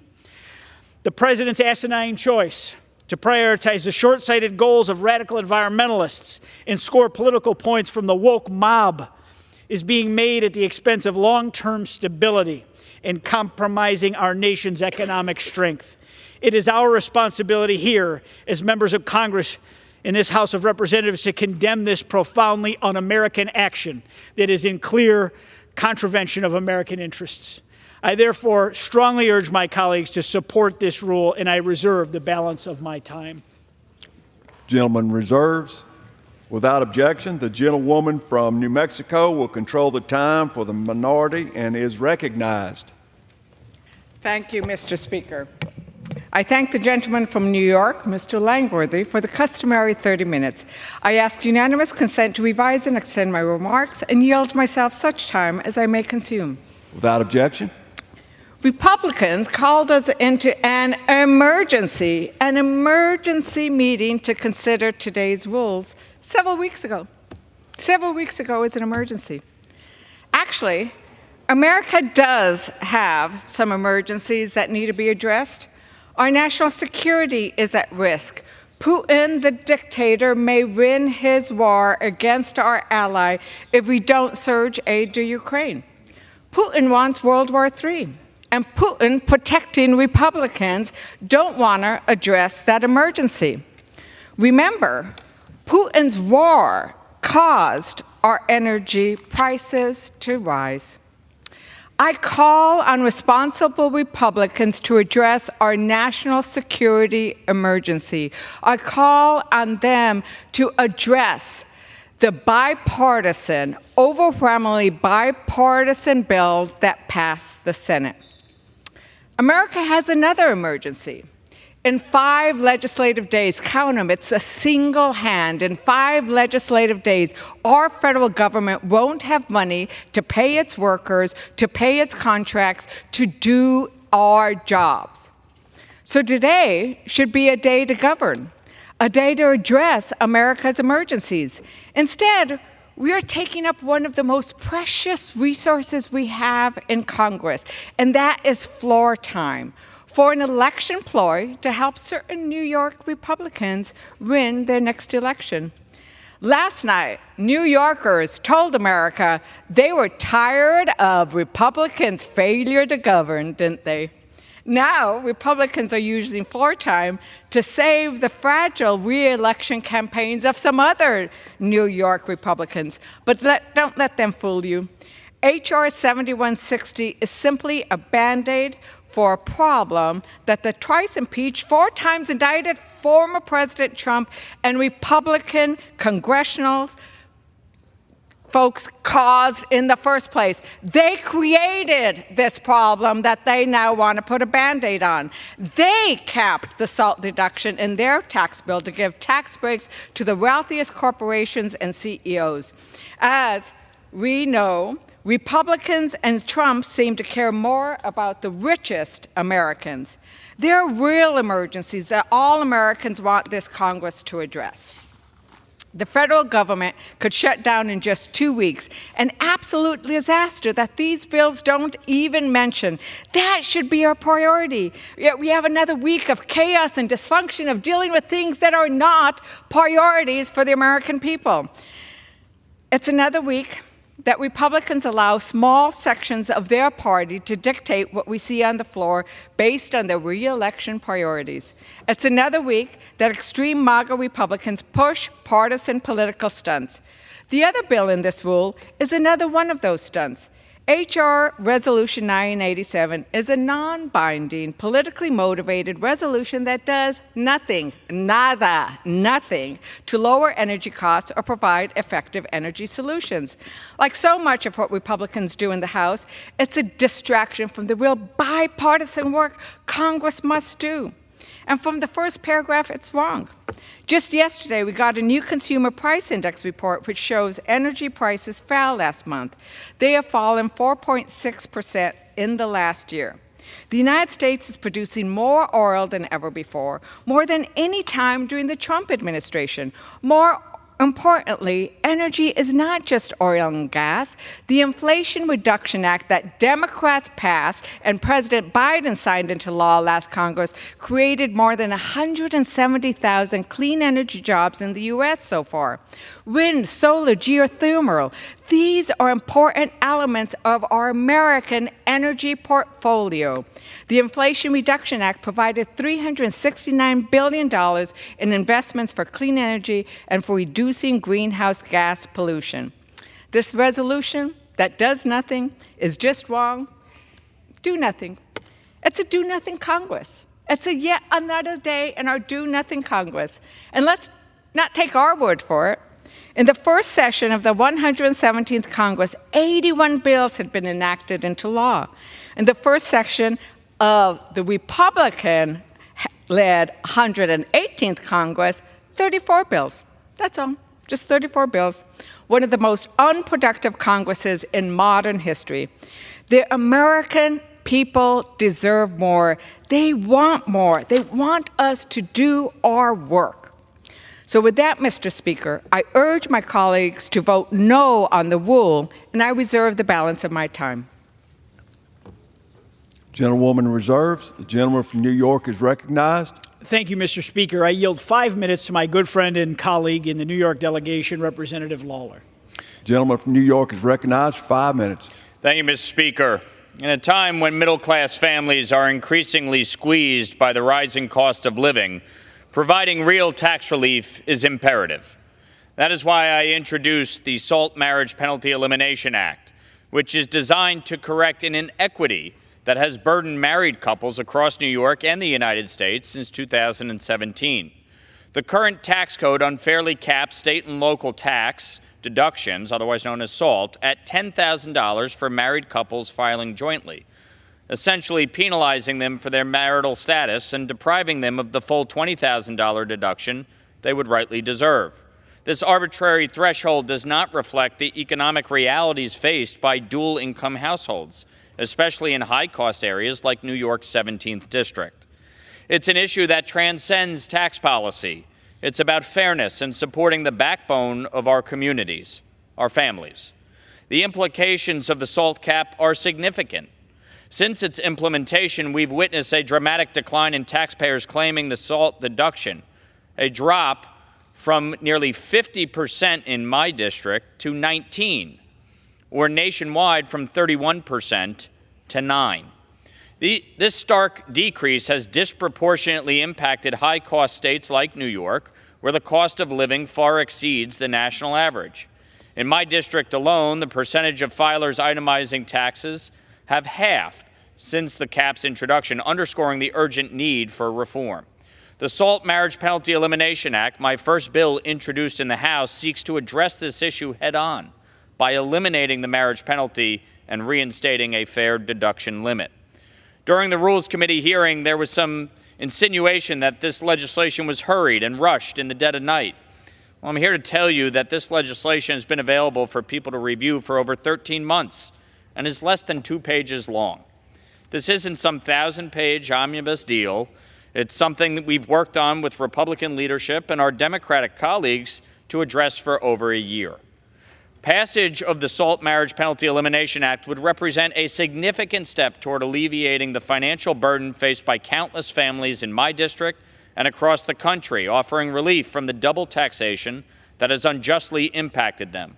Additionally, with housing costs reaching near record highs and inflation continuing to erode purchasing power, the need for this bill is all the more necessary.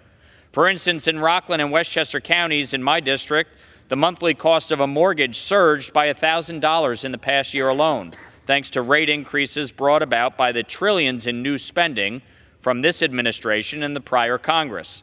These spikes in housing costs, coupled with rising grocery prices, are unsustainable for the average family, making tax relief essential. This House Republican majority was built by the contributions of New Yorkers, and this legislation would help those same New Yorkers see immediate tax relief. Some critics might balk at the cost of this measure. The fact is that relief provided to families across the country would spur additional economic growth that would outpace the minor costs. This bill is a compromise that fixes an unfair penalty and stands to revitalize communities, stimulate economic activity, and most importantly, support the hardworking families who are the lifeblood of our nation. It provides immediate tax relief. SALT is expected to expire in 2025, but these families can't wait that long. And so I urge all of my colleagues to support this pro-family measure that corrects this unfair penalty, and I encourage my Democratic colleagues to support it as well. They talk a good game, but when they had complete control in the prior Congress, they failed to provide a fix. They failed to enact legislation that would provide immediate tax relief. Governor Hochul, Senator Schumer, Senator Gillibrand, and Leader Jeffries have been silent. They should embrace this. They should be championing it. They should be supporting our efforts. This is about providing real, tangible support to those who need it. As we move forward, I'm hopeful that this can be a moment of unity amongst my colleagues on both sides of the aisle, reflecting the bipartisan understanding that when it comes to supporting our families, fairness is critical. Together, we can ensure that unfair tax policies that penalize families are a thing of the past, putting the well-being of American families above all. I yield back. I reserve. Gentleman reserves. Gentlewoman from New Mexico is recognized. Well, Mr. Speaker, let's go back to who caused this problem in the first place. It was those Republicans, where the Republican tax cut, the Trump tax cut, is the one that caused this problem. And so let's not forget why we are facing this. Let's not forget, and hopefully New Yorkers won't forget, as to why they are facing this problem in the first place. But with that, Mr. Speaker, I'd like to yield 3 minutes to my esteemed colleague, the gentleman from Colorado, Mr. Crow. Gentlewoman reserves. Gentleman's recognized. Mr. Speaker, I rise today to implore House Republicans to bring the bipartisan National Security Supplemental to the floor for a vote. All we want is a vote. I just returned from Ukraine with a bipartisan group where we met with the Ukrainians, and we can tell you that these folks are fighting and dying not just for their own freedom and their own democracy, but for freedom and democracy around the globe, because Vladimir Putin and Russia will not stop at Ukraine. They will continue marching if they are not stopped here. But this National Security Supplemental Bill, this is not charity. We're not doing this simply out of the goodness of our hearts. This is in the best interests of Americans and American national security. Let's break this down. By providing this support, we will be able to stop Russia from its march any place else in Europe. We'll be able to protect the 100,000 servicemen and women, Americans and their families who live in Europe, and work with our allies who would be at great risk if Putin is not stopped here. We also protect our largest trading partner in Europe and our largest security partner. Our economy, our businesses rely on a stable and prosperous Europe. And we would also be protecting the world's food supply and food prices, keeping food prices lower and making sure that food supplies are not interrupted. That's all the things that this bill will do. But let's also talk about how this bill is structured and how it provides that support. It provides that support by spending over half of the money right here in the United States to U.S. businesses and U.S. workers from places like Texas and North Carolina and Pennsylvania and Colorado, all throughout this nation, who will be building the equipment and supplies that we'll be sending to our military, because that's another important part of this. Our military sends our old equipment to Ukraine, and Ukraine uses it with great effect on the battlefield. Then the new stuff is kept by our military. So let's break this down. We're supporting our economy. We're protecting our 100,000 troops. We're ensuring a stable and prosperous Europe. We're defeating the Russian military. We're ensuring food supplies. We're updating our own military stocks. We're infusing money in the U.S. defense industrial base into our own workers and businesses. And we're doing all of this for less than 5% of our annual defense budget. That is a great deal for the American taxpayer. It's a great deal for the American people. And we would be remiss if we didn't act now and take this up. There are moments in history that will judge people and determine the course of the world. We are at one of those moments now. I implore you, bring this for a vote so we can ensure a stable and prosperous world and make sure it's one that our children and grandchildren want to grow up in. Thank you, and I yield back. Gentleman reserves. Gentleman from New York is recognized. Thank you, Mr. Speaker. I yield 2 minutes to my friend and colleague, the gentleman from New Jersey, Representative Tom Kean. Gentleman's recognized. Thank you, Mr. Speaker, and thank you to my colleague from New York for yielding me time. Mr. Speaker, I rise in support of the rule providing for H.R. 7160, the SALT Marriage Penalty Elimination Act. This crucial piece of legislation is aimed at providing much-needed tax relief to hard-working families across my home state of New Jersey and to many families across the United States. This bill begins to address the issue of double taxation than New Jerseyans and countless families far and wide who have been hindered by for nearly 7 years. 7 years too long, Mr. Speaker. This will make an adjustment to the state and local tax deduction, specifically raising the cap from $10,000 to $20,000 for joint returns with adjusted gross income below $500,000.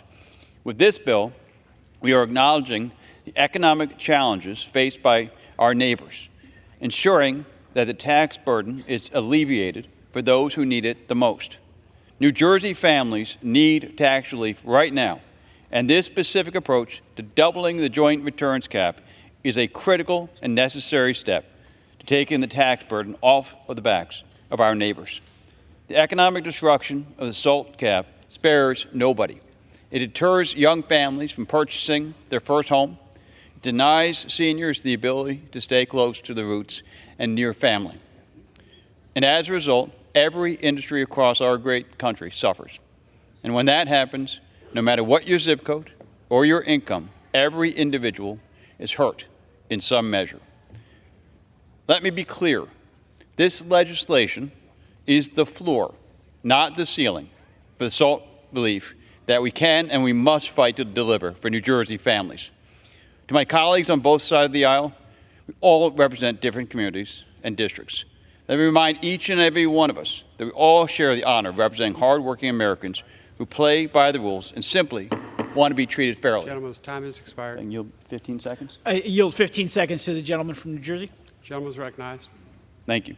Today, we must have the opportunity to come together with a united voice in this House for fairness.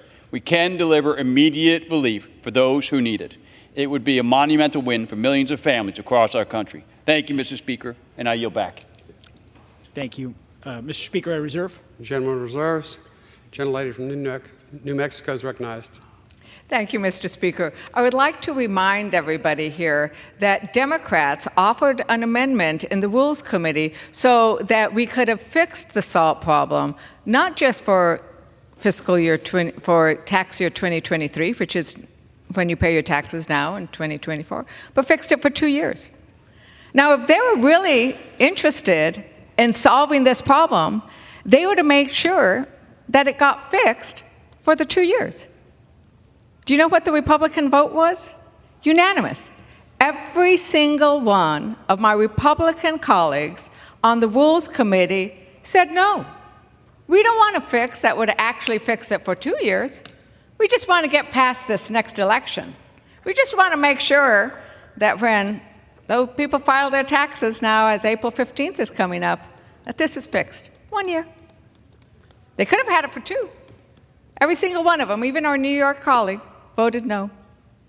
With that, Mr. Speaker, I will yield 3 minutes to the gentleman from New Jersey, Mr. Pasquarelli. Gentleman from New Jersey is recognized.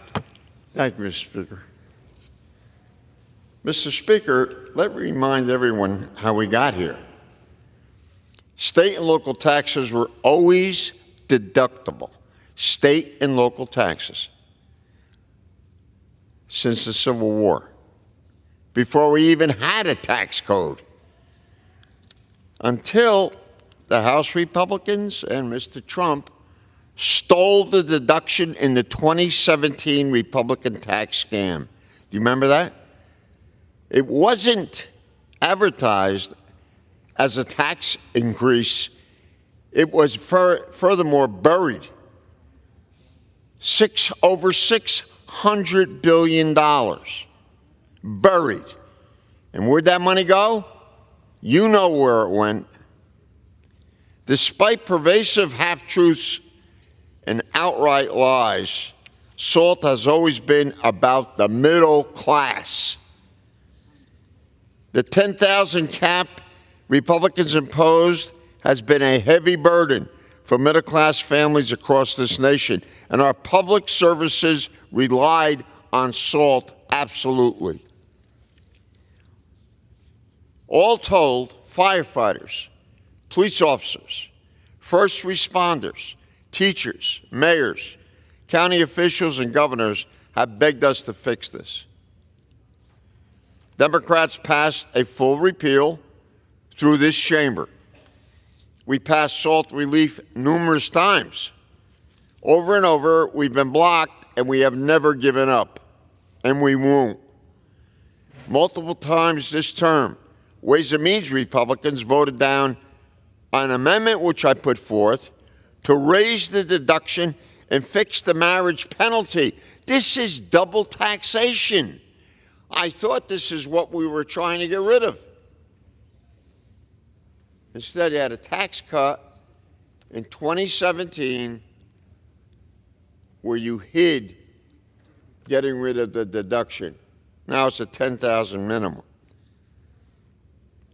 My amendment is the same as legislation put forth by Mr. LaLota of New York, Republican.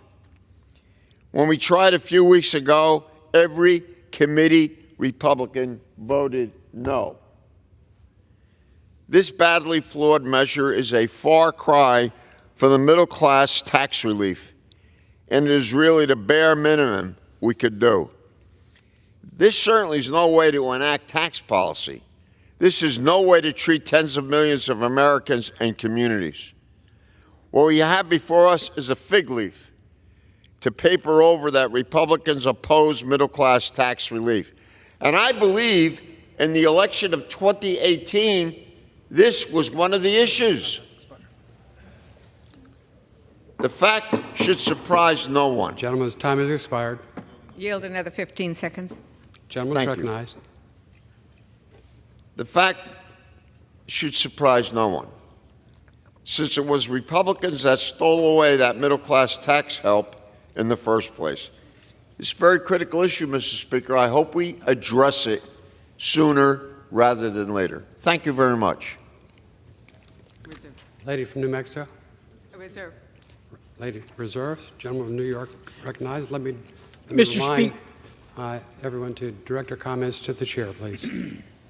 Mr. Speaker, I yield 3 minutes to my colleague, the gentlewoman from California, Representative Young Kim. Thank you, my good friend, for yielding. Thank you. Mr. Speaker, I rise in strong support of the rule and the underlying bill, H.R. 7160, the SALT Marriage Penalty Act, to allow families to keep more of their hard-earned money in their pockets. I thank my colleague, Representative Lawler, for his leadership to introduce this bill and push for its consideration. H.R. 7160 will eliminate the so-called marriage penalty on the state and local tax deduction for families who file their taxes jointly. Under the current tax code, married couples filing jointly are penalized and have the same SALT cap of $10,000 as single filers. H.R. 7160 doubles the SALT deduction cap for married couples to $20,000 and does right by them. Limited housing supply, high mortgages rates not seen in decades, and high housing costs are making it impossible for many first-time home buyers to purchase a home and reach the American dream. The SALT cap is not and should not be a blue versus red issue. We're simply advocating for our constituents who want us to consider pro-growth, pro-family values and policies.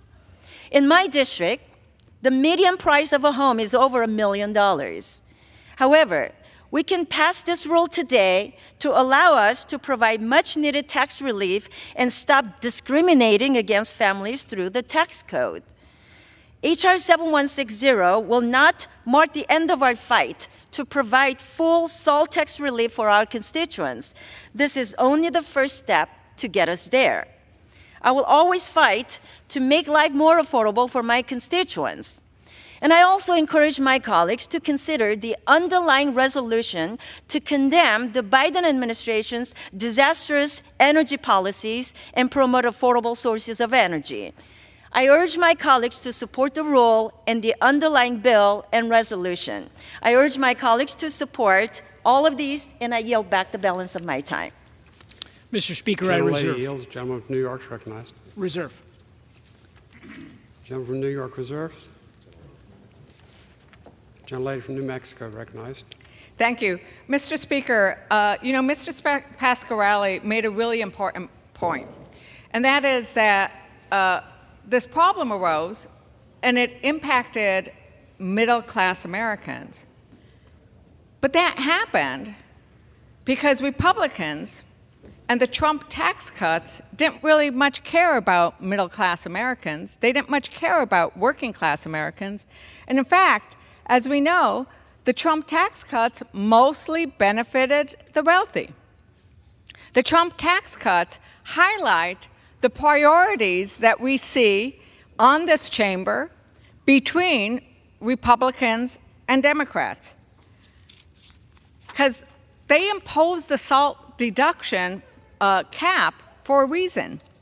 They wanted to make sure that they could pass these tax cuts that, as you can see, benefited the richest Americans so much more than they did middle-class Americans. It is just a magnitude that is astounding. So their goal of what they tried to do and what they did do back then worked. The top 0.1% had an average tax cut of $193,000. And what kind of cut did middle-income Americans receive? A paltry $930. If you earned $3 million or more a year, you got to keep an extra $193,000. People who earned $1 billion got to keep even more. Do those millionaires and billionaires really need that help? You know who really needed that help? The middle class, who got $930. That's barely $77 a month. These were their priorities. These remain their priorities, except for the fact that there are some election problems happening over there in New York, and they acknowledged it. New York, a few of the New York Republicans helped them get their majority, and so this is what they're getting back for 1 year. 1 year only, because they didn't want to vote for a 2-year fix. So, imagine what a middle-class family would have been able to do if they could have gotten thousands of dollars of tax cut. They would have been able to do some of the things we're talking about: buy a house, send their kids to college, go on a vacation, make sure that they didn't have to worry about the bills. 20 years of groceries they could have bought if we just allowed them to get what the rich got. But that didn't happen, because Democrat priorities, we're always standing with the working class and not the wealthiest corporations and CEOs. We want to lower costs and grow the middle class. So H.R. 7160, it's not solving the problem. It's not a permanent fix. It's not even a 2-year fix. So when you guys get up and complain about that this should not be a problem for us, we wanted to fix it for 2 years. You said no. They just don't want to let us vote on things that are important. They don't want to let us vote on a 2-year fix. They don't want to let us vote on Ukraine funding, on emergency security issues that are about protecting our troops. Let us vote on these issues. Let the House members have a say. With that, Mr. Speaker, I yield. I reserve. The gentlewoman from New Mexico reserves. The chair reminds members that their comments need to be directed to the chair. The gentleman from New York is now recognized. Mr. Speaker, I yield 2.5 minutes to my good friend and colleague, the gentleman from New York, Representative D'Esposito. The gentleman from New York is recognized for 2.5 minutes. Well, thank you, Mr. Speaker. We've been in this chamber for a few minutes now, and we've been reminded at least 3 times with fancy posters and words from my colleagues on the other side of the aisle about how we got here. Clearly, we know how we got here, and that's why we're trying to fix it. We've also heard that, we don't want to support this because it's only 1 year, and we've heard offers of 2 years.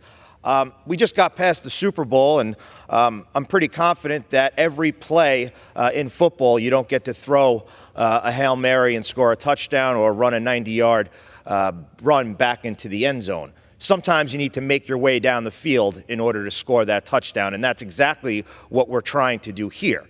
We're trying to bring relief back home for the marriage penalty elimination. And my constituents in New York's 4th Congressional District sent me here to Congress to provide meaningful tax relief to local families. And the SALT Marriage Penalty Elimination Act will do exactly that. This important bill would double the state and local tax deduction for married couples from $10,000 to $20,000 for the 2023 tax year. This would allow middle-class families to receive tax relief when they file this year.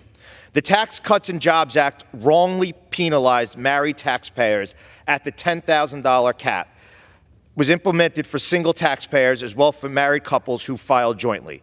Married couples were further penalized with the establishment of a $5,000 SALT cap if these taxpayers filed separately. The SALT Marriage Penalty Elimination Act fixes an anti-family policy and will help middle-class families across New York and the country. Since my first day here in the House of Representatives, I advocated for lifting the SALT cap, including as current vice chair of the House SALT Caucus. This bill is an important first step to deliver needed tax relief for constituents and ultimately removing the SALT cap. We've heard countless stories of Americans who are suffering from sky-high inflation due to the Biden administration, rising gas and grocery prices, and out-of-control spending. We must advance these policies. And just the other day, Leader Jeffries sent out a tweet that New York Republicans were sent here to provide SALT relief, and they have failed because it wasn't in the tax package.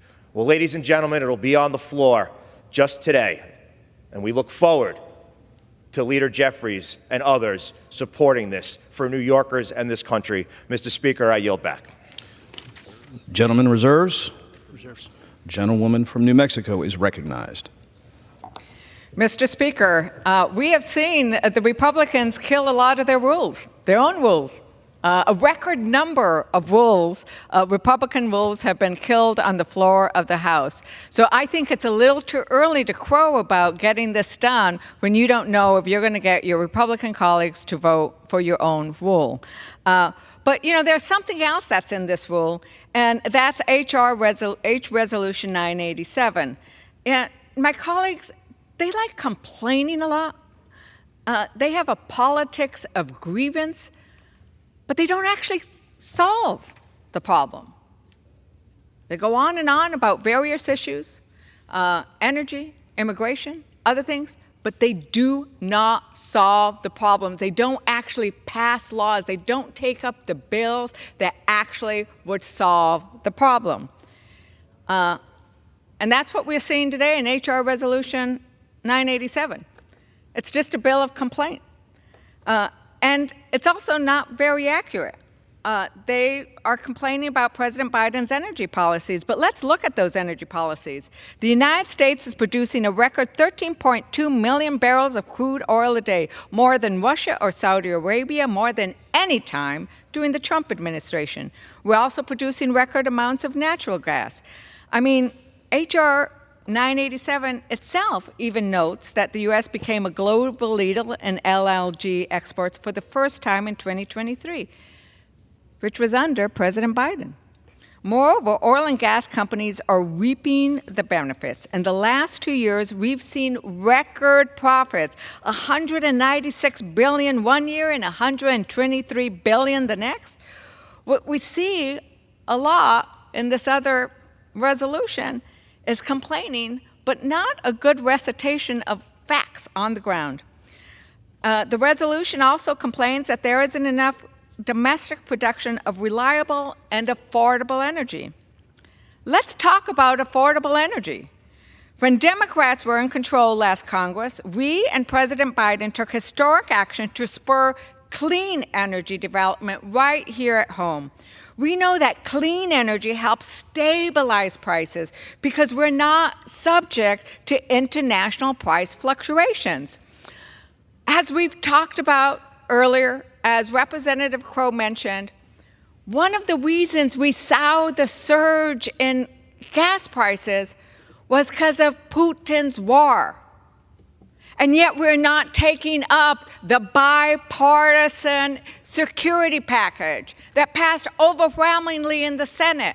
If we want to look at ways of making sure that our international markets don't go crazy, let's address Putin's war. They don't want to do that. But what we are doing at home is looking at that renewable energy, because when we produce renewable energy here at home, we're not dependent on Saudi Arabia. We're not dependent on Russia. President Biden knows the importance of energy independence, and we're creating that independence by weaning ourselves off of those international markets. Let me tell you, we're doing that in New Mexico. Because when we build in New Mexico, we build down costs. And what are we doing in New Mexico? Last year, the Inflation Reduction Act created more than 170,000 clean energy jobs, $369 billion. Some of that went to New Mexico. So I'm going to give you a couple of examples from our own beautiful state. It spurred $1.4 billion in funding for clean energy projects to create at least 2,105 jobs. In New Mexico, these clean energy jobs are also bringing to our state manufacturing jobs. Like in Belen, where we'll be building wind towers. For the first time, we are creating manufacturing jobs in the United States. Wind and power and solar are actually the cheapest electricity we can invest in. Our big companies know that, and they're investing in wind and solar. Indeed, I recently met with Chevron representatives, and they told me excitedly about the plans they have to invest in clean energy, to invest in wind and solar.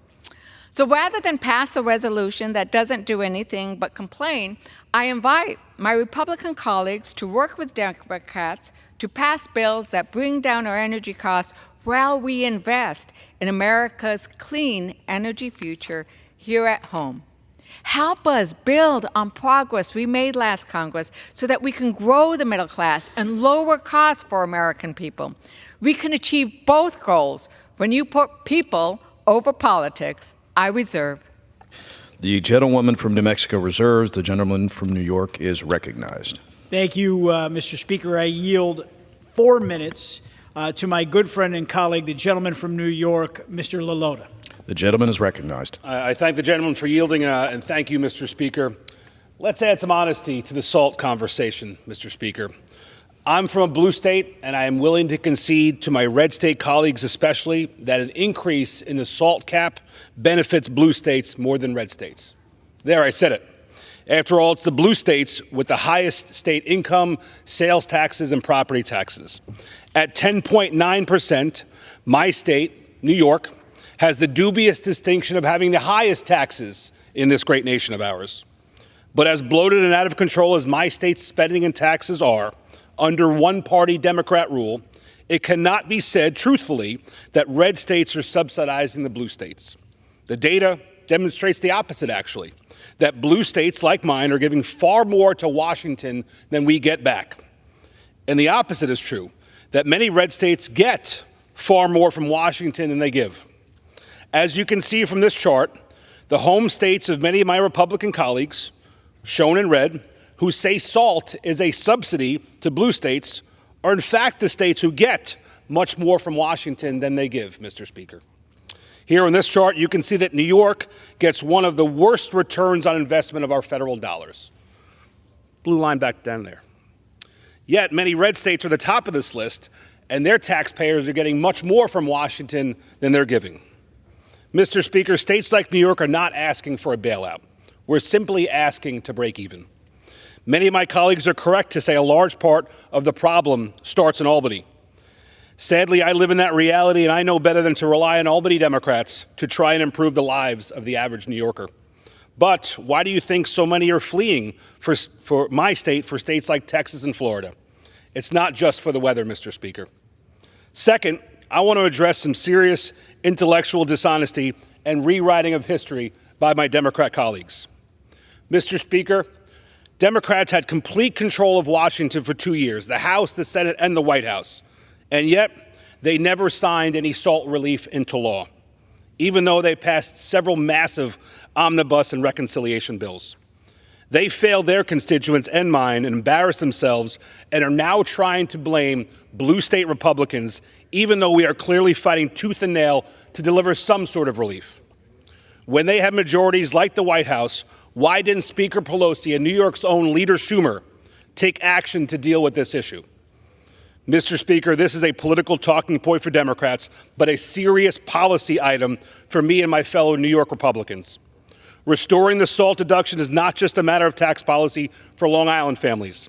It is a crucial step towards ensuring economic fairness, supporting the middle class, and sustaining vibrant communities.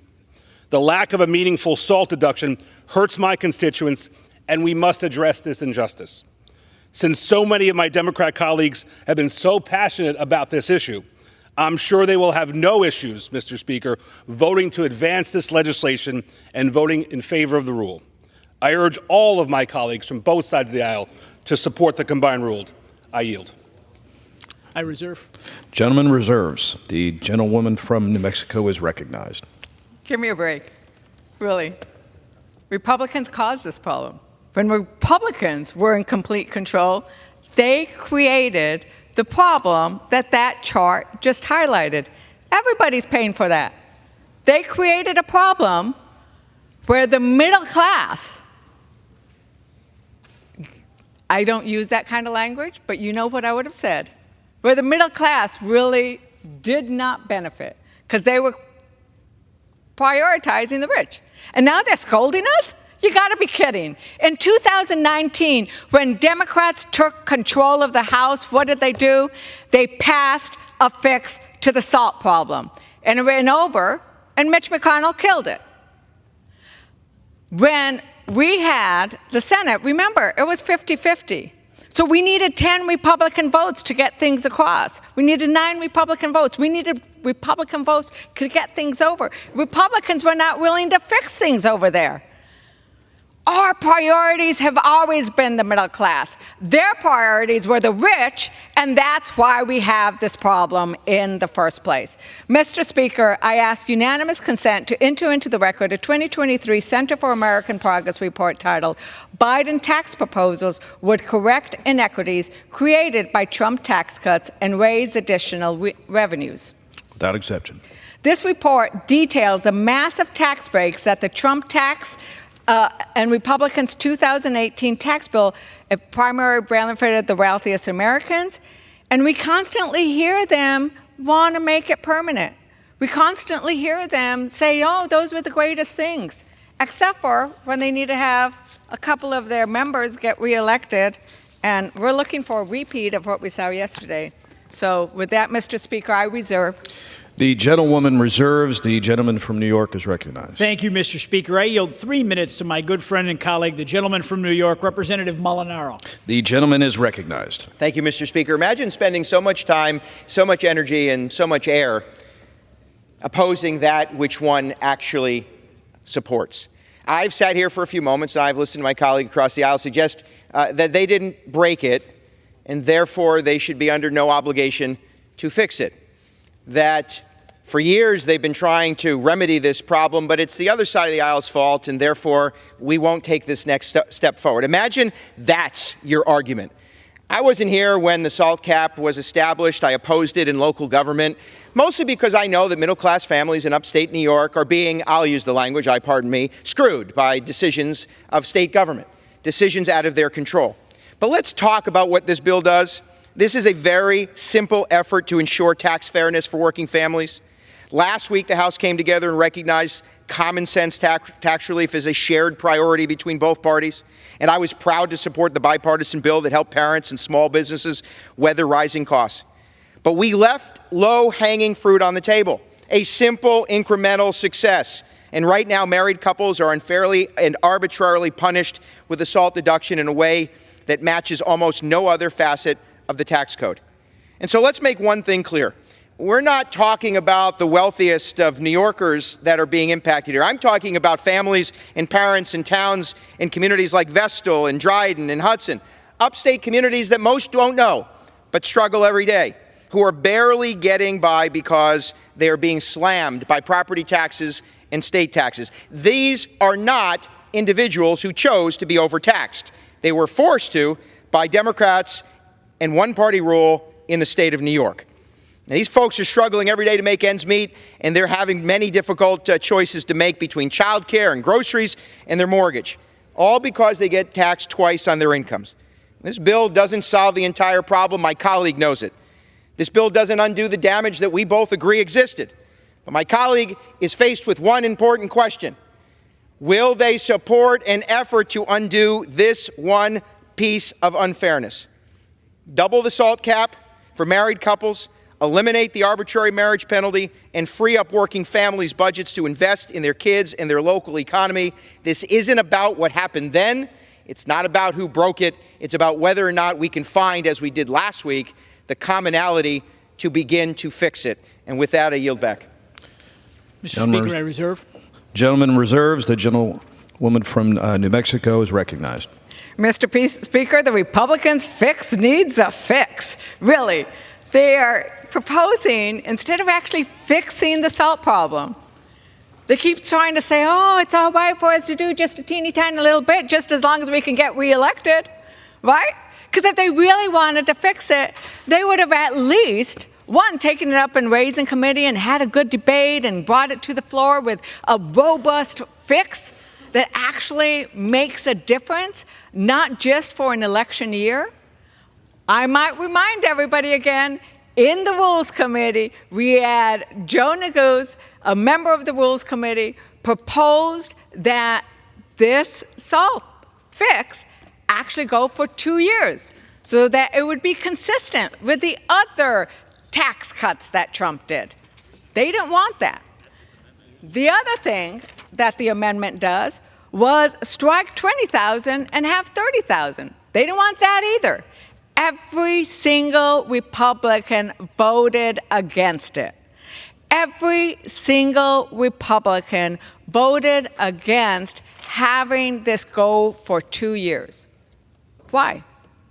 Because that wasn't part of the deal. They don't need it after November, I guess. They only need this for November, is that it? Once November goes by, your constituents don't need another year of tax relief with regards to this deduction? Why would you vote against that? I have no idea why they would not let the members on the floor of the House decide whether this bill should go for 2 years. With that, Mr. Speaker, I reserve. The gentlewoman reserves. The gentleman from New York is recognized. Thank you, Mr. Speaker. I yield 2.5 minutes to my colleague, the gentleman from Maryland, Representative Harris. The gentleman is recognized. Thank you very much. Mr. Speaker, look, this bill is about fairness. I do want to mention, though, the memory is a little short on the other side of the aisle. The Tax Cuts and Jobs Act, where this was implemented, was passed on reconciliation. It only required a simple majority. And the Democrats, when they passed the Inflation Reduction Act, depended on only a simple majority. They could easily have put their recommended SALT cures into that bill. It absolutely fits in with reconciliation, which are budgetary items. That's what this is. But they chose not to. So one has to ask, why did they choose to spend $1 trillion on expensive green energy projects and not yield tax relief to their own constituents? I can't answer that, only they can. But let's set the record straight. The Democrats had the opportunity to do whatever they wanted to on SALT, complaining about it for years. They could have fixed it. They chose not to, deliberately chose not to in a vehicle that only required a simple majority. So this is about fairness. Mr. Speaker, when we passed that in the Tax Cuts and Jobs Act, one of the greatest stimuluses to the American economy ever, we interestingly chose not to inflation index that $10,000. Now, thanks to Bidenflation, it should be around $15,000 now. So our decision is even just to make it fair for inflation caused by President Biden and his policies. We could have chose to just raise it to $15,000, but no, we did, I think, what was the right thing to do, is to say there is no penalty to a family. Because on this side of the aisle, we actually think the idea of family is pretty good for this country. We don't want to disincentivize it. We decided that we would take and just remove what I will call the marriage penalty from this, I think it's the right decision. But you know, this, and one of the gentlemen who supports this mentioned, this goes far beyond blue states. This goes into states where, because of Bidenflation, housing prices have gone up. And Mr. Speaker, I guarantee you those property taxes are going to go up for a variety of reasons. The time to do this is now. It's appropriate, and I fully support the rule. His time has expired. I reserve. The gentlelady from New Mexico is recognized. You know, we just have to keep saying it over and over again. How dare you scold us for not fixing a problem that you created, and how dare you scold us? How dare you actually even think about when you don't want to fix the problem? Your fix needs fixing, and let's move on. I was like flabbergasted when I heard my colleague say that, you know, the Trump tax cuts, which benefited the wealthy and the super wealthy and the millionaires and billionaires, that they were the greatest stimulus ever. They were actually not. I'd like to enter into a record. The Biden tax proposals would correct inequities created by Trump tax cuts and raise additional revenues, and a chart called with Total Real Revenues 2014-2018 Brookings Institute. Without objection. You know, what these show is that it wasn't the greatest stimulus. Indeed, that with the Trump tax cuts, revenue plummeted from expected. Those Trump tax cuts are the reason we have the deficits, which is what they always usually complain about. Mr. Speaker, I would ask whether my colleague's ready to close. Mr. Speaker, it's clear, Right. Mr. Speaker, it's clear that today's legislative calendar highlights the very distinct differences in priorities and values between Democrats and Republicans.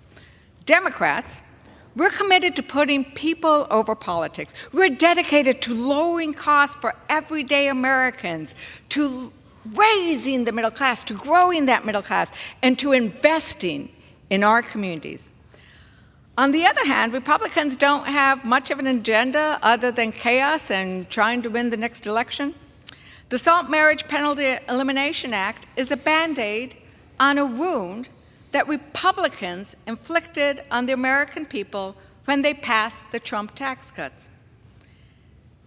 It's not the kind of emergency that should be taking up our time when we don't have a budget, when we can't pay our bills in a couple of weeks, when we have Putin possibly winning a war in Ukraine.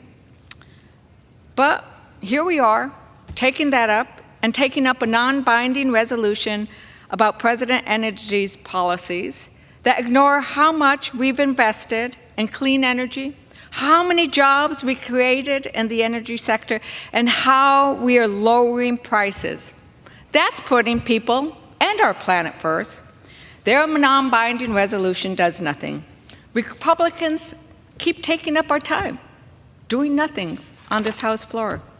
We should be on the House floor this week talking about funding the government. The American people deserve more than the political stunts and the partisan gridlock that comes out of this wonderful, beautiful people's house. This people's house where last Congress we got so much done. We invested in our infrastructure. We invested in our communities. We saved America from the economic catastrophe that we were facing coming out of that pandemic. We did so much then, and we've done so little now. What contrast. But in the face of chaos and dysfunction, I and everybody in my Democratic caucus remain steadfast in our commitment to progress and prosperity for all Americans. The bills that we will be taking up if this rule passes, they keep defeating their rules. They won't be doing that. A teeny tiny little Band-Aid on a big open wound. This rule is all about politics and not about people. Let's reject the rule and put people over politics. With that, Mr. Speaker, I urge my colleagues to oppose the previous question and the rule, and I yield back the balance of my time. The gentlelady yields back. The gentleman from New York is recognized. Thank you, Mr. Speaker. I am prepared to close, and I yield myself the balance of my time. Today, we've heard plenty of arguments and weak accusations pushing back on a necessary piece of legislation that provides relief for hardworking, middle-class Americans crushed by an economy racked with inflation and gouged by the failed tax and spend policies of state governments like my own state of New York. These aren't the richest of Americans we're talking about here. These are everyday families who just want to achieve the American dream in an economy ravaged by skyrocketing costs in state and local governments that play to the whims of the radical left. Congress has an opportunity today to make a straightforward, reasonable fix that will make an enormous difference in the finances and the futures of these hardworking Americans in states across this great country.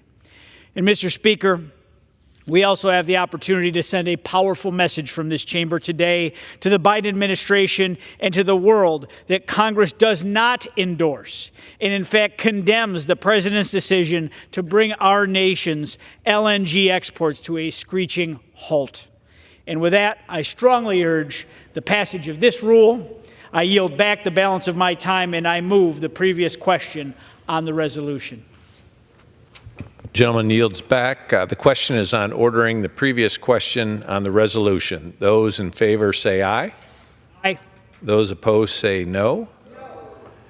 In the opinion of the chair, the ayes have it. Nays, Mr. Speaker. Yeas and nays are requested. Those favoring a vote by the yeas and nays will rise. A sufficient number have risen. The yeas and nays are ordered. Pursuant to Clause 8 of Rule 20, further proceedings on the question are postponed.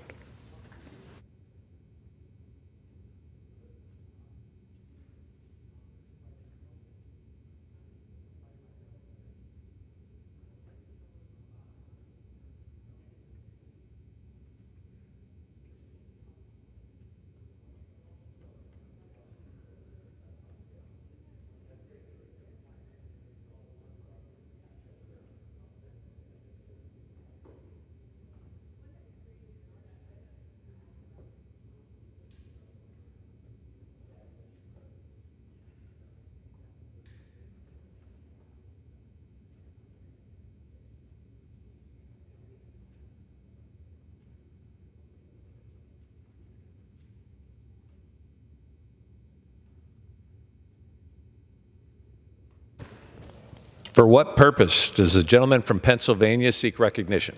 Thank you, Mr. Speaker. By direction of the Committee on Rules, I call up House Resolution 1009 and ask for its immediate consideration. The clerk will report the resolution. House Calendar Number 63, House Resolution 1009. Resolved that upon adoption of this resolution, it shall be in order to consider in the House the bill H.R. 7176 to repeal restrictions on the export and import of natural gas. All points of order against consideration of the bill are waived. The bill shall be considered as read. All points of order against provisions in the bill are waived. The previous question shall be considered as ordered on the bill and on any amendment thereto to final passage without intervening motion except one. 1 hour of debate equally divided and controlled by the chair and ranking minority member of the Committee on Energy and Commerce or their respective designees. And 2, 1 motion to recommit. The gentleman from Pennsylvania is recognized for 1 hour. Thank you, Mr. Speaker. For the purpose of debate only, I yield the customary 30 minutes to the distinguished gentleman from Massachusetts and my good friend, pending which time I yield myself as much time as I may consume. Gentleman is recognized. During consideration of this resolution, all time yielded is for the purpose of debate only. Mr. Speaker, I ask unanimous consent that all members have 5 legislative days to revise and extend their remarks. Without objection. Mr. Speaker, I rise in support of this rule and in support of the underlying legislation. House Resolution 1009 provides for consideration of H.R. 7176, which is the Unlocking Our Domestic LNG Potential Act of 2024. Under a closed rule, with 1 hour of debate equally divided and controlled by the chair and ranking minority member of the Committee on Energy and Commerce or their respective designees, and provides for 1 motion to recommit.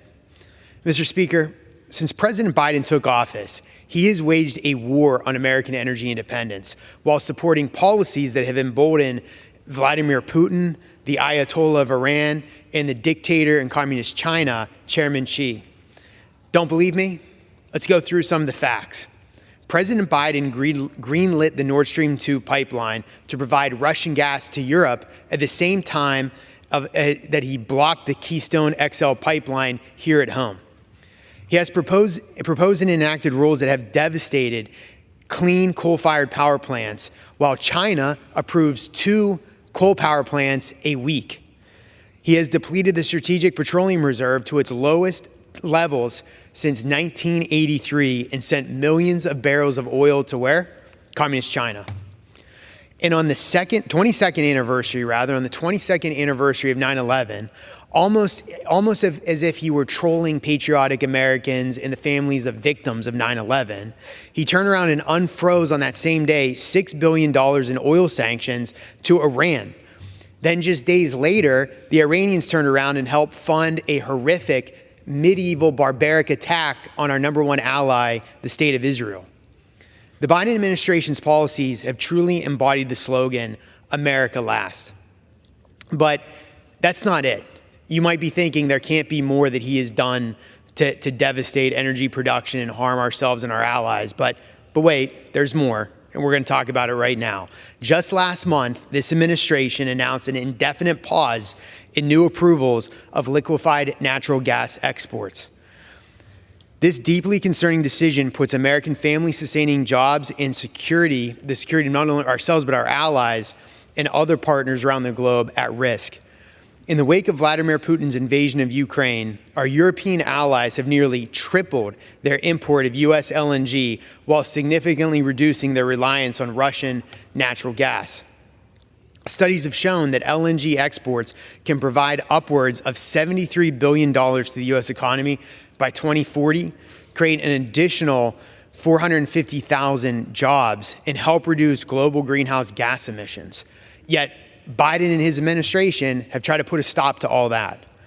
This administration's actions will undoubtedly cause significant disruptions to the United States and global economies. And let me be clear about one thing.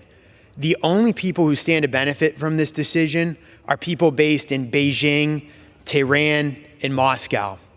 Well, and maybe white affluent suburbs that vote for Joe Biden and they want to feel good about themselves. But other than that, no one else benefits from this decision.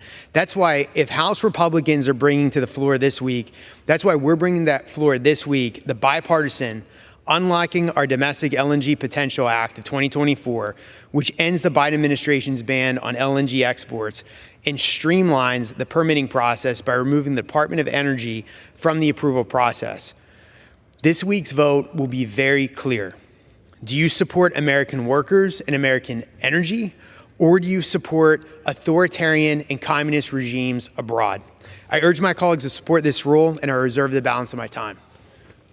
The gentleman reserves. Gentleman from Massachusetts is recognized. Mr. Speaker, I want to thank the gentleman from Pennsylvania for yielding me the customary 30 minutes, and I yield myself such time as I may consume. Without objection. Mr. Speaker, let me say to my Republican friends, enough with the lectures. I just spent the last hour listening to the debate on the previous rule, where the Republicans were basically saying the Democrats had an obligation to fix what the Republicans screwed up to begin with, that we basically have to clean up their mess. And then I just heard the gentleman talk about, our obligation to our allies and as the basis for this crummy piece of legislation that we're now talking about. Really? To get a lecture from Republicans about our obligation to our allies, why they are blocking aid to Ukraine as we speak? The Senate, with a 70-vote margin, passed in a bipartisan way aid to provide essential aid to Ukraine so that Putin will not have a victory, will not invade Ukraine. So when I hear my friend talk about an obligation to our allies, I would urge him to ask his speaker to please let the House work its will to bring this bill to the floor. Let us have a vote. What we're talking about here today is ridiculous. Mr. Speaker, this will be the fourth time this Congress, that language either identical or nearly identical to this bill has been reported out of the Rules Committee. First, it passed as part of Republicans' destructive H.R. 1 energy package. Then Republicans tried to pass it as a standalone bill, but had to pull the rule for the bill from the floor because they didn't have the votes. The third time the bill was put on the floor, but it failed to pass because the MAGA clown show threw a fit after not getting what they wanted. And now here we are again for the fourth time. Now, I don't know if my Republican friends have looked at the calendar recently, but Groundhog Day was actually last week.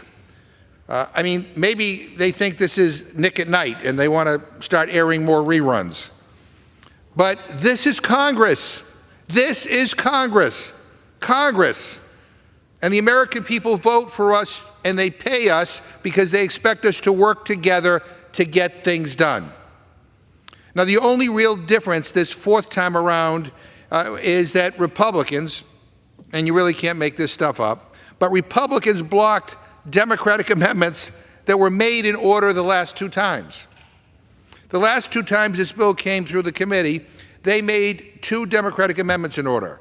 And now they've been blocked because this is a completely closed rule. And last night I asked my colleagues across the aisle, why? Why did you block two Democratic amendments that were germane, that were made in order, and the previous times we looked at this bill? And nobody could answer. My Republican friends just kind of looked at each other and shrugged. Now, I'm assuming it must have been a directive of the Speaker. Maybe Speaker Johnson decided that he doesn't even want to pretend to care about bipartisanship anymore. And that's why he told Republicans to block Democratic amendments that were made in order in previous rules. So we are dealing with a completely closed rule. And the worst part is that this whole circus is for a garbage LNG bill. You know who's happy about this Republican LNG bill, Mr. Speaker? Big oil CEOs, fossil fuel tycoons. China is thrilled with what my Republican friends are doing today. Wall Street is applauding them. This bill is awful for hardworking American families. It's awful for people who are worried about high energy prices. And it's awful for our climate. The American people are worried about climate change. They say we need action. Now, I don't know if my Republican colleagues got the memo, but climate change is real. And thankfully, President Biden is doing something about it. And Republicans still can't answer another simple question from us. Why do they want to turn LNG into a Wild West that mimics the oil market?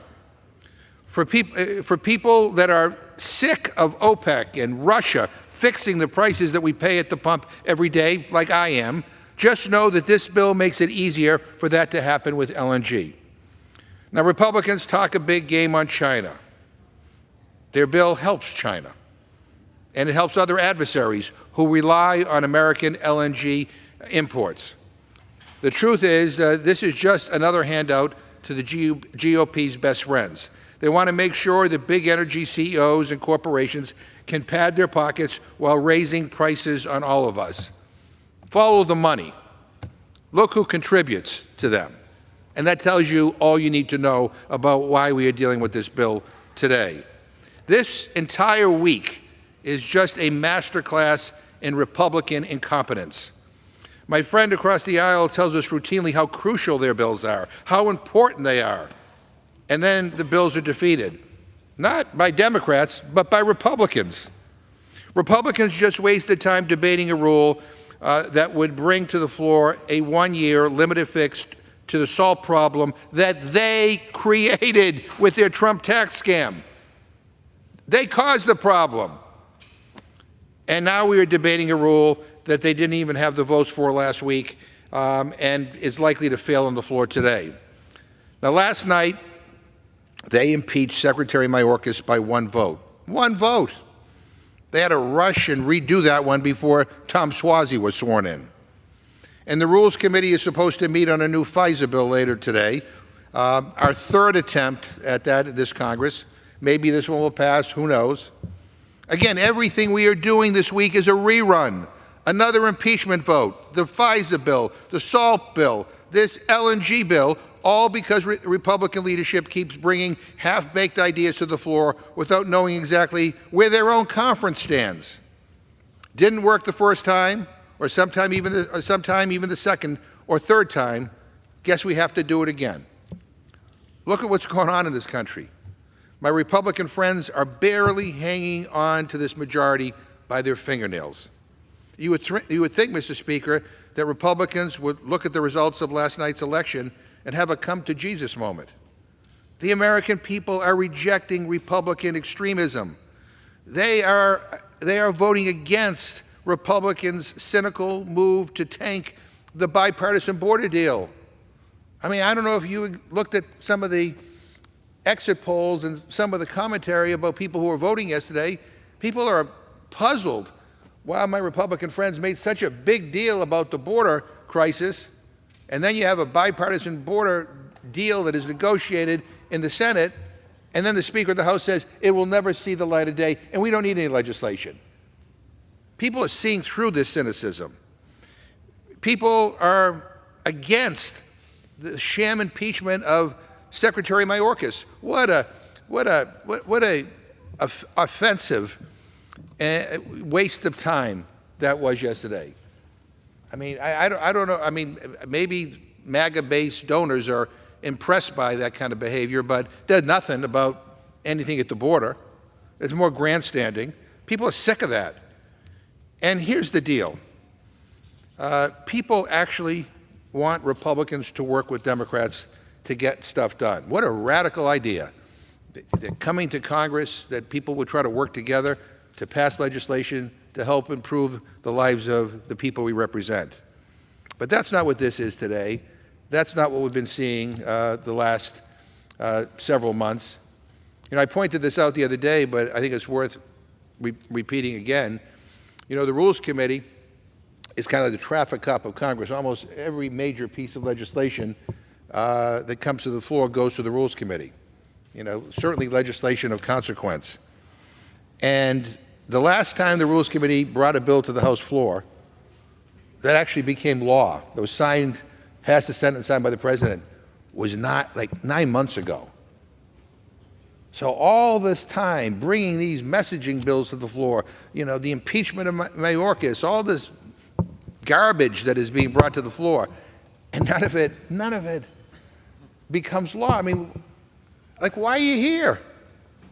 Why are you here? You know, Mr. Speaker, we are here today considering the same old bills over and over and over again because the Republican Party has nothing to offer but chaos, confusion, and disarray. And with that, Mr. Speaker, I reserve my time.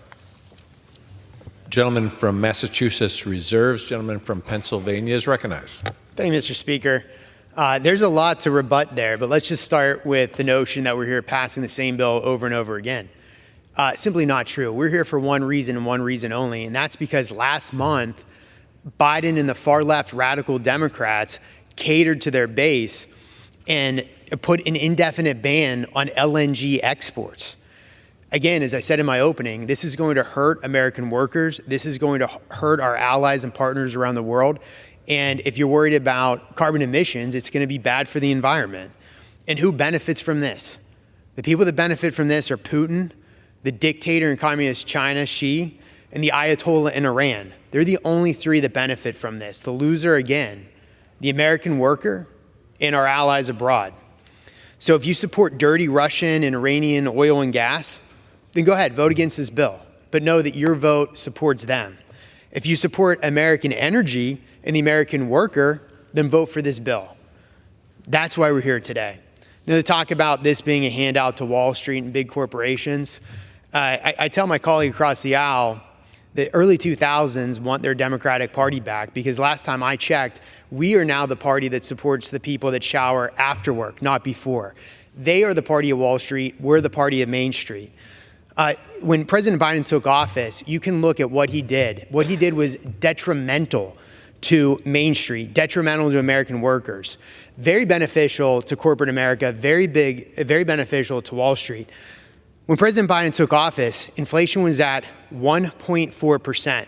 Since then, Prices have risen 17.9%. That includes 28.6% increase in electricity, a 20% increase in food prices, an 18% increase in rent prices. Now, if you factor in inflation, wages have actually fallen 4% since Biden took office.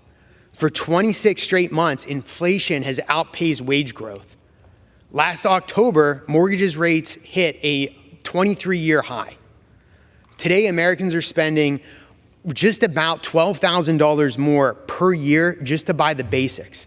That's like coming and saying, we're going to take $1,000 out of your paycheck every month just to keep up with Bidenomics. And who does that hurt? It doesn't hurt the executive working at BlackRock that sends money to the Democratic Party. It doesn't hurt the fat cats running corporation. It hurts the supporters, the American workers, the base of the Republican Party. That's who pays the price for this. So to say that we are somehow concerned with Wall Street, that's their party. We're worried about Main Street on this side of the aisle. Now, talking about Republicans not wanting to support our allies abroad, maybe I was asleep last week when the Democrats voted down a clean Israel aid package, because that aid package would have helped our allies abroad. So I'm not sure who my friend is talking about when he's saying that we don't want to help our allies abroad. It's very clear that we are the party that wants to support democracy abroad. But if you look at this, the LNG issue is one of the most beneficial things we can do for our allies in Europe in particular. Despite disaster after disaster on the foreign stage, this could actually help alleviate it. Let's just talk about Biden's disasters on the international stage. Biden's foreign policy has led to, and I'll list it, a disastrous withdrawal from Afghanistan that killed 13 Americans. And by the way, my friends across the aisle claim they care about women and children. You know who's paying the price for Biden's disaster in Afghanistan right now? All the women that had rights when we were there, and all the children that now have to grow up under a medieval style rule of the Taliban. But then Biden's disaster just didn't stop with Afghanistan. He also emboldened Iran to unleash a proxy network that killed American troops in the Middle East, 3 brave service members lost in Jordan from Iran's aggression, for example. And also, he's had a failure to protect commercial shipping in the Red Sea from ragtag Houthi rebels, which Biden delisted from the terrorist organization list. This shouldn't be surprising, though. Former President Obama's own defense secretary commented that Joe Biden has been wrong on every single foreign policy decision he has ever made. I would submit to you that this LNG export ban is in that list of decisions that Biden has made for foreign policy that's simply wrong. And with that, I reserve. Gentleman from Pennsylvania reserves. Gentleman from Massachusetts recognized. Well, Mr. Speaker, the gentleman from Pennsylvania just kind of regurgitated a whole bunch of statistics. I'm not going to rebut every single one of them, but you know, he went through a whole litany of things that are wrong with our country. Well, you know what? Here's a novel idea for Republicans. Rather than just complain, maybe actually try to find some solutions. You know, if all the things the gentleman says are problems that we need to deal with, here's a suggestion. Get about the business of passing legislation in a divided Congress to fix them. You know, this is the least productive Congress, I think, in decades, in my lifetime. I don't know. It's you know, I think since the Great Depression. I mean, my friends have done nothing. They've done nothing. They come to the floor and they complain. This is not just a do-nothing Congress. This is a do-nothing Congress over and over and over and over again. I mean, we're doing reruns this week. We've dealt with this legislation. This is the 4th time we're dealing with it. And I predict that we'll probably deal with it a 5th and a 6th and a 7th and 8th time, you know, before the end of the year when hopefully your majority comes to an end. And I don't want to be lectured about jobs from somebody who supported Donald Trump, who when he was president had the worst job record since the Great Depression. And I don't want to be lectured about blue-collar workers. I come from an area in Massachusetts where we actually stand proudly with our unions, something that my Republican colleagues fight against every single day in this chamber. So please. And I was just giving some friendly advice to the gentleman based on the results of last night's election, which my Republican friends were predicting a victory. But I'm saying that the reason why you did not win last night is because people think that what you're doing is not the right thing. Your ideas are unpopular, and they're sick of the incompetence and the inaction. They're sick of the complaining and no solutions. You complain about the border. Democrats and Republicans work together in the Senate to come up with a bill. Maybe it's not everything you want, but it was negotiated by some pretty conservative right-wing Republicans. And rather than bringing it to the House floor so we could have a debate and a vote, the Republican Speaker and the leadership says, no, it's not allowed to be considered on the House floor. And again, the gentleman talks about national security. I just, none of us can understand the game that Republicans are playing with Ukraine. I mean, how can you do this to the Ukrainian people? I mean, playing into the hands of Vladimir Putin. I mean, are Republicans cheering a Putin victory against Ukraine? If so, that's sick. I mean, the Senate passed this overwhelmingly in a bipartisan manner, and the Speaker said it's dead on arrival. We can't even consider it here. And I just want to also say, because I think it's important for the record, last night in the Rules Committee, Ms. Scanlon of Pennsylvania offered an amendment to the rule to make an order, amendment number 2 to H.R. 7176, offered by Representative Houlihan, which requires the Commission to deny applications with regards to covered foreign countries, including China, North Korea, Russia, and Iran, as well as foreign entities owned by, controlled by, or subject to the jurisdiction or direction of the government of those countries. You know what, Mr. Speaker? It was defeated, 4-9. Mr. Burgess, Mr. Reschenthaler, Ms. Fischbach, Mr. Massey, Mr. Norman, Mr. Roy, Ms. Houchin, Mr. Langworthy, Chairman Cole, all voted no. All voted against making that amendment in order, which would have made sure that none of these countries that I just mentioned would benefit in any way, shape, or form. So sometimes we come to the floor and we debate these issues, and I'm not quite sure, whether we're dealing in reality or an alternative universe. But the bottom line is, if the gentleman cared about the things he just said, why couldn't we make this amendment in order and have an up or down vote on it? Why was this such a radical idea? Why was this such a bad thing to do? I mean, in any event. Mr. Speaker, I'm going to now yield 2 minutes to the gentleman from New York, a great colleague, Mr. Ryan. The gentleman is recognized for 2 minutes. Thank you, Mr. Speaker. Too tall. Thank you, Mr. Speaker, and thank the gentleman from Massachusetts. I don't get up very often and speak on much on the floor, to be honest. What I heard in the few minutes here from my colleagues is, as the gentleman from Massachusetts said, the greatest hits, the recurring talking points over and over and over that are completely disconnected from where constituents in my district in the Hudson Valley of New York are on a whole host of issues. People that want us to actually fix problems, and specifically people that want us to stand up for freedom and democracy in the face of rising authoritarian axis around the world. And instead of doing any of that, we're debating these same bills over and over and over. We should be voting right now to stand strong with our democratic, small d democratic allies around the world, from Europe to the Middle East to the Indo-Pacific. I'm not going to read this letter, but as I was walking here, I received a letter from one of my constituents, an 18-year-old young man. I'm not going to say his name and embarrass him without his permission, from Warwick, New York, who I had the incredible honor to nominate to the United States Military Academy at West Point, my alma mater, all of us have been in these weeks giving these nominations to great American young men and women that even in the time of incredible risk and danger around the world are willing to stand up.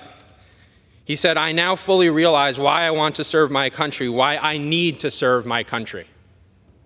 How are we going to send our young men and women into uniform, into harm's way, without looking them in the eye and saying, we stand for something.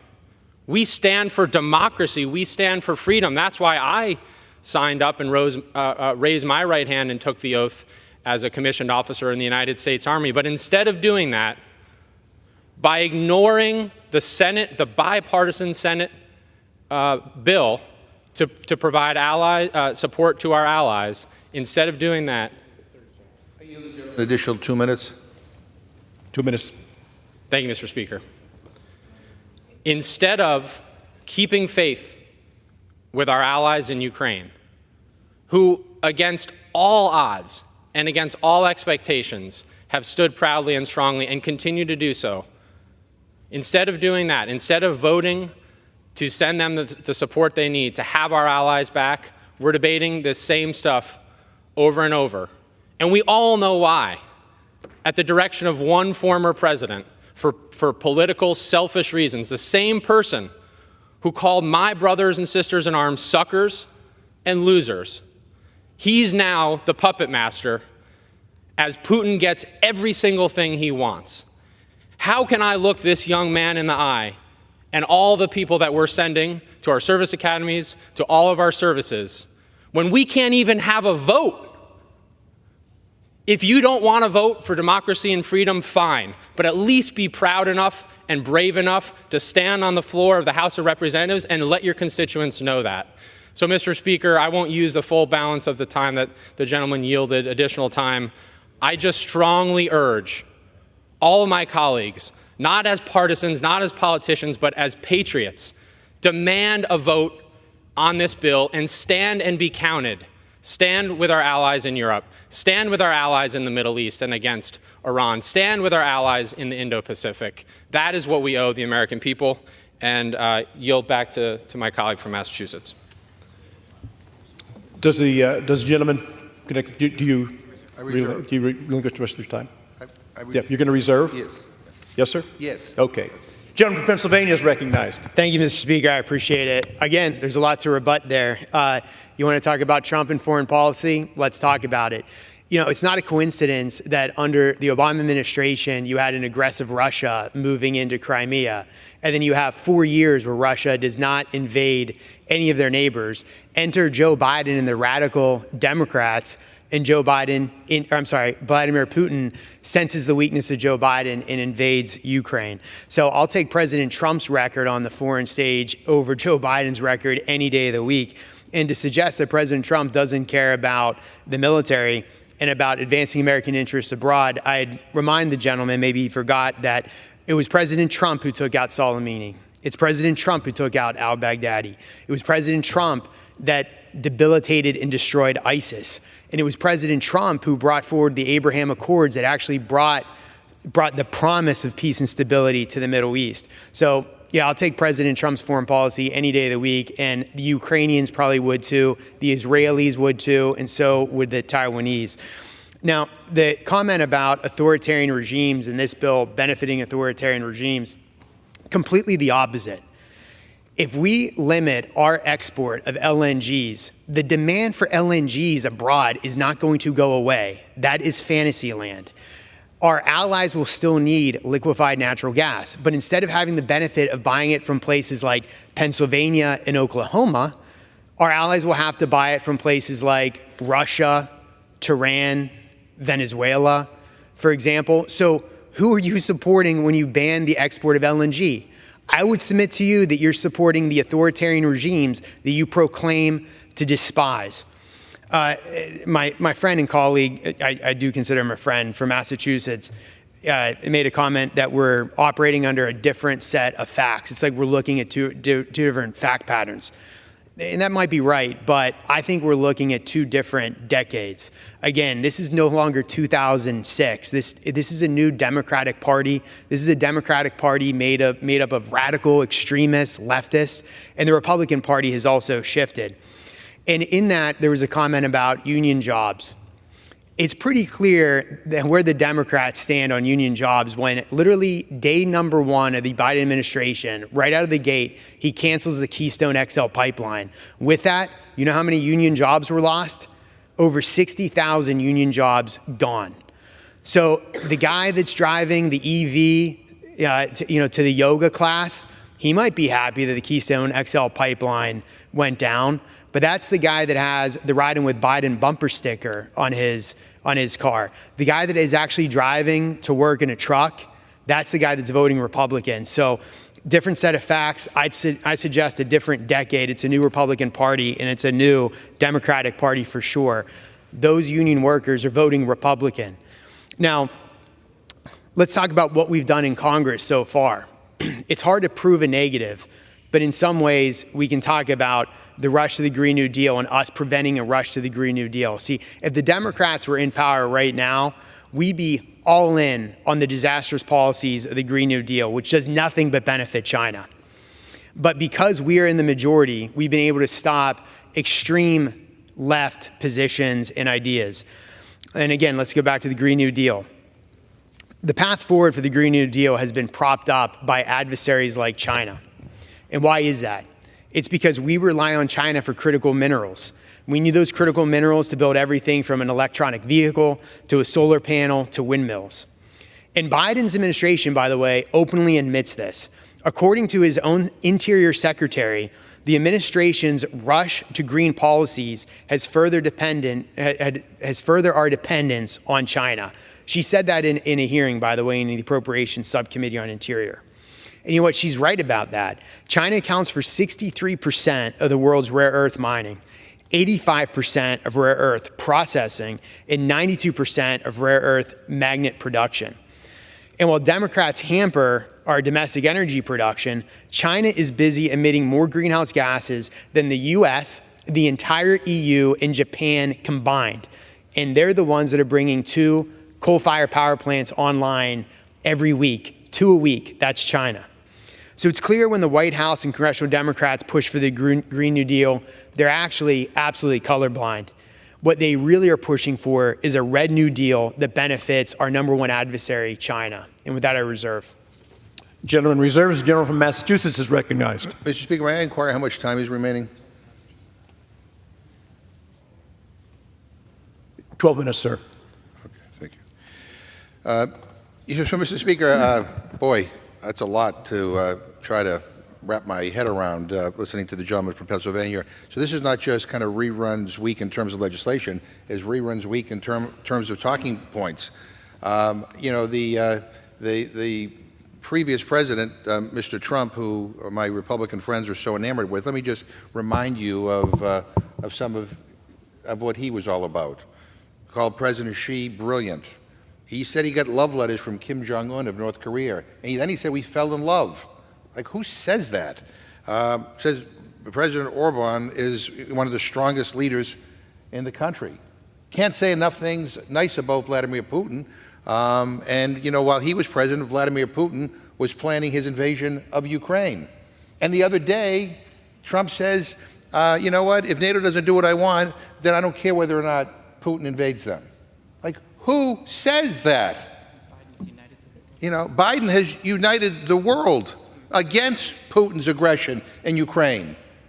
And rather than helping Ukraine stand up to Vladimir Putin, my friends on the other side of the aisle are basically giving him a gift. They're denying essential aid to help the Ukrainian people repel a violent and vicious attack by Vladimir Putin. What is wrong with this place, Mr. Speaker, that this is where we are? I mean, I don't know whether my friend from Pennsylvania supports the Ukrainian people in their struggle to prevent Russia from invading them or not. If he does, then he should join with us and say, let's have a vote. I mean, they're literally down to bullets. Putin is ecstatic. Putin is thrilled that the Republican leadership in this Congress is holding up aid that will prevent Ukraine from being able to repel a Russian invasion. Putin is thrilled. I mean, so please, give me a break. Putin is a thug. He's a dictator. He is trying to recreate an old empire. And the idea that people in this chamber are sitting by and saying, okay, do whatever you want. I never ever thought we would ever get to this point. But here we are. And we're debating a bill for the fourth time that is going nowhere. And my friends are pretending like it's some big deal. It's a nothing burger. And yet we can't bring legislation to the floor to help the Ukrainian people. I reserve my time. Gentleman from Massachusetts reserves. The gentleman from Pennsylvania is recognized. Thank you, Mr. Speaker. I'd like to remind my friend across the aisle that when President Trump was naming those world leaders were actually alive. Let's talk about Ukraine aid. I don't know if my friend knows my record, but pretty hard to find somebody that's more hawkish on Russia than me. The difference with my position is I'm consistent. My friends across the aisle are not. It's amazing the same people that are calling for a blank check for Zelensky, saying that it'll take as long as it takes. Those are the same people that are telling our allies in Israel that are under attack every single day from the north, south, and west. They're telling our allies, you need an off-ramp. You need to turn it down. And they're the ones that voted against a clean Israel aid package just that last week. So I'm very proud to be consistent. I don't like Russians in Ukraine, and I also don't like Hamas attacking Israel. I wish that consistency were across the aisle. I think my friends, though, are too beholden to their radical, anti-Israel, far-left radical base.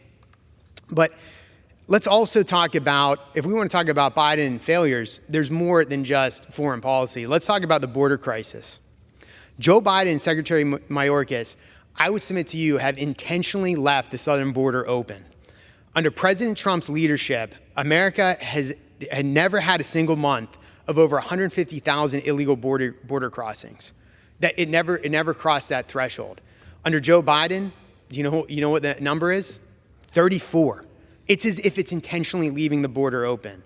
This is an absolute dereliction of duty by Mayorkas and Joe Biden, and it's because they are beholden to their far-left, radical, extremist base.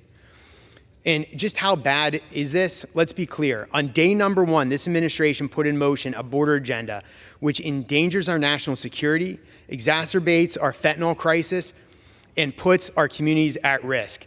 You want to talk about more numbers? Every single day, roughly 300 Americans die of fentanyl overdoses.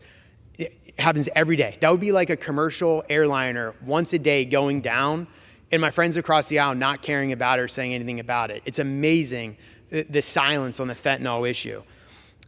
So it didn't have to be this way. Joe Biden could have had remain in Mexico. He could have had catch and release. He could have done numerous executive orders that President Trump did. But Joe Biden and Mayorkas, and again, the extreme radical Democrats, have refused to do anything to secure the border. But here to add more is my good friend from New York. I yield my good friend, Mr. Langworthy, 3 minutes. Gentleman from New York is recognized. Thank you, Mr. Speaker, and I thank the gentleman from Pennsylvania for yielding me the time.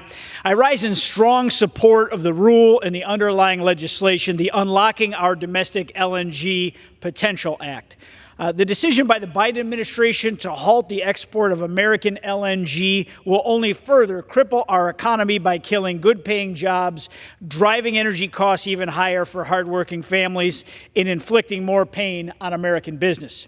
We cannot cut off LNG exports, regulate natural gas out of existence, and lock away America's natural resources without inflicting enormous long-term pain on American families and communities. The Department of Energy announced that this, quote, pause on LNG exports allows for the department to assess the impacts of these exports on climate and consumer costs. Yet with this pause in exports, Americans are expected to see gas prices soar, making it more expensive than ever for hardworking families and businesses, big and small, to survive in the Biden economy. A pause in shipping LNG to our closest friends and allies in Europe and Asia and elsewhere further emboldens our greatest adversaries on the world stage. At a time when the president is pushing for more funding for the Ukraine, it's disingenuous that he's turning around and forcing our allies to rely on Russia for natural gas. This pause is incredibly short-sighted, and it undermines everything this country stands for. It's absolutely disgusting that President Biden has chosen to appease the woke mob that runs his party instead of doing what's right for our nation. The American people are sick and tired of the Biden's America Last policies. We must end the Biden administration's all-out war on American energy. The future of our economy depends on it. And for that reason, I strongly support this legislation and the rule before us today, and I urge its adoption. And with that, Mr. Speaker, I yield back. Reserve. Gentleman from Pennsylvania reserves. The gentleman from Massachusetts is recognized. Yeah. Mr. Speaker, what the American people are sick of is all of this.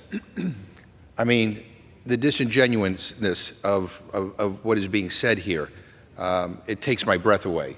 I mean, my gentleman talks about the border, and then there's a bipartisan border deal negotiated by conservative Republicans, and because Donald Trump says we'd rather have an election issue than actually do anything, the Speaker decides to pull it.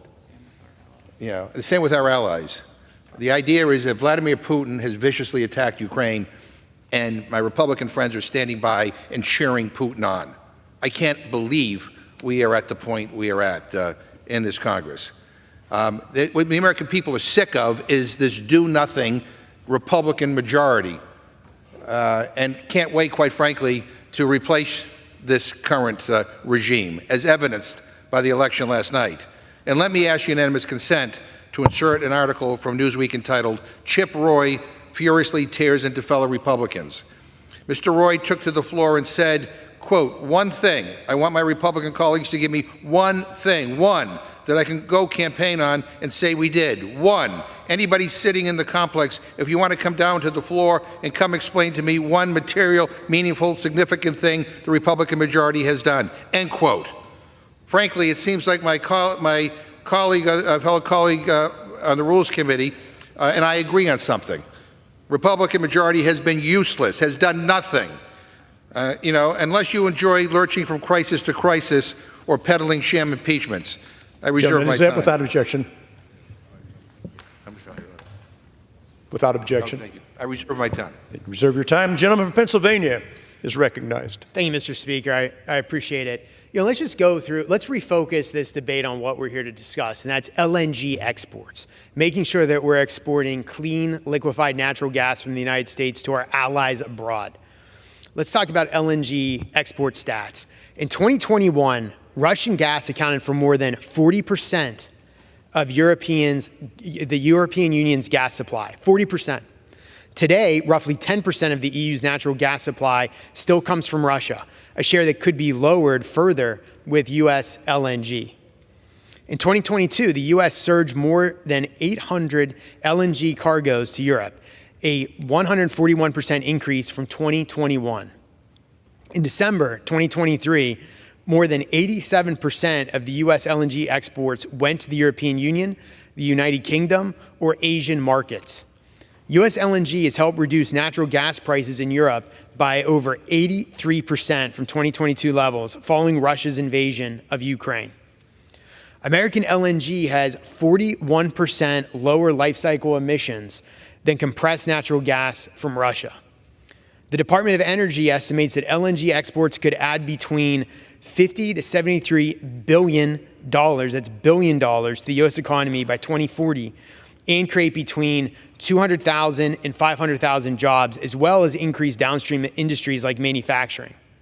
The top 5 importers of U.S. LNG are South Korea, Japan, France, the United Kingdom, and Spain. So by standing against LNG exports, you're reversing all this good that's coming from it. You're making our allies more dependent on Russia.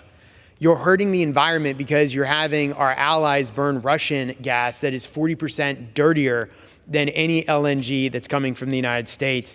And you're standing in the way of American jobs and the American economy by the devastating impact of stopping our LNG exports. But just don't take my word for it. Let's go through some quotes on LNG exports. Let's look at our European allies and what they say. Here's what Eurogas said, and I quote, "If additional U.S. LNG export capacities don't materialize, it could risk increasing and prolonging the global supply imbalance.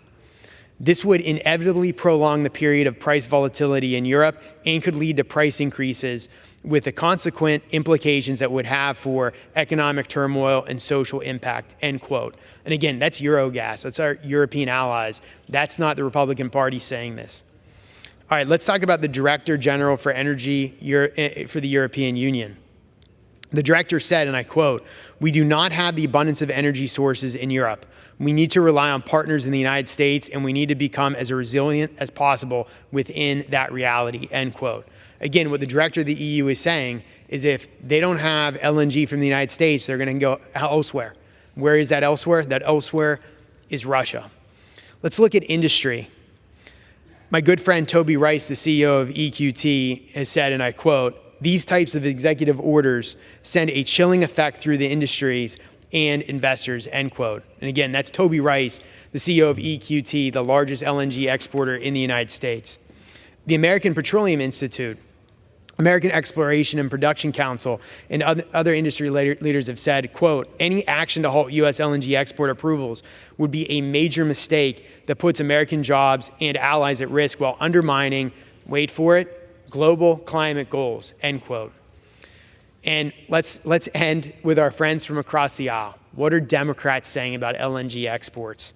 Well, Secretary of State Antony Blinken says, and I quote, "The U.S. is now the leading supplier of LNG to Europe to help compensate for any gas or oil that is losing as a result of Russia's aggression against Ukraine," unquote.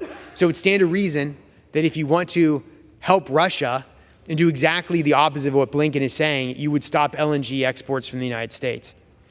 All right, let's look at what Secretary Granholm has said. I quote, "I believe U.S. LNG exports can have an important role to play in reducing international consumption of fuels that have greater contribution to greenhouse gas emissions," end quote.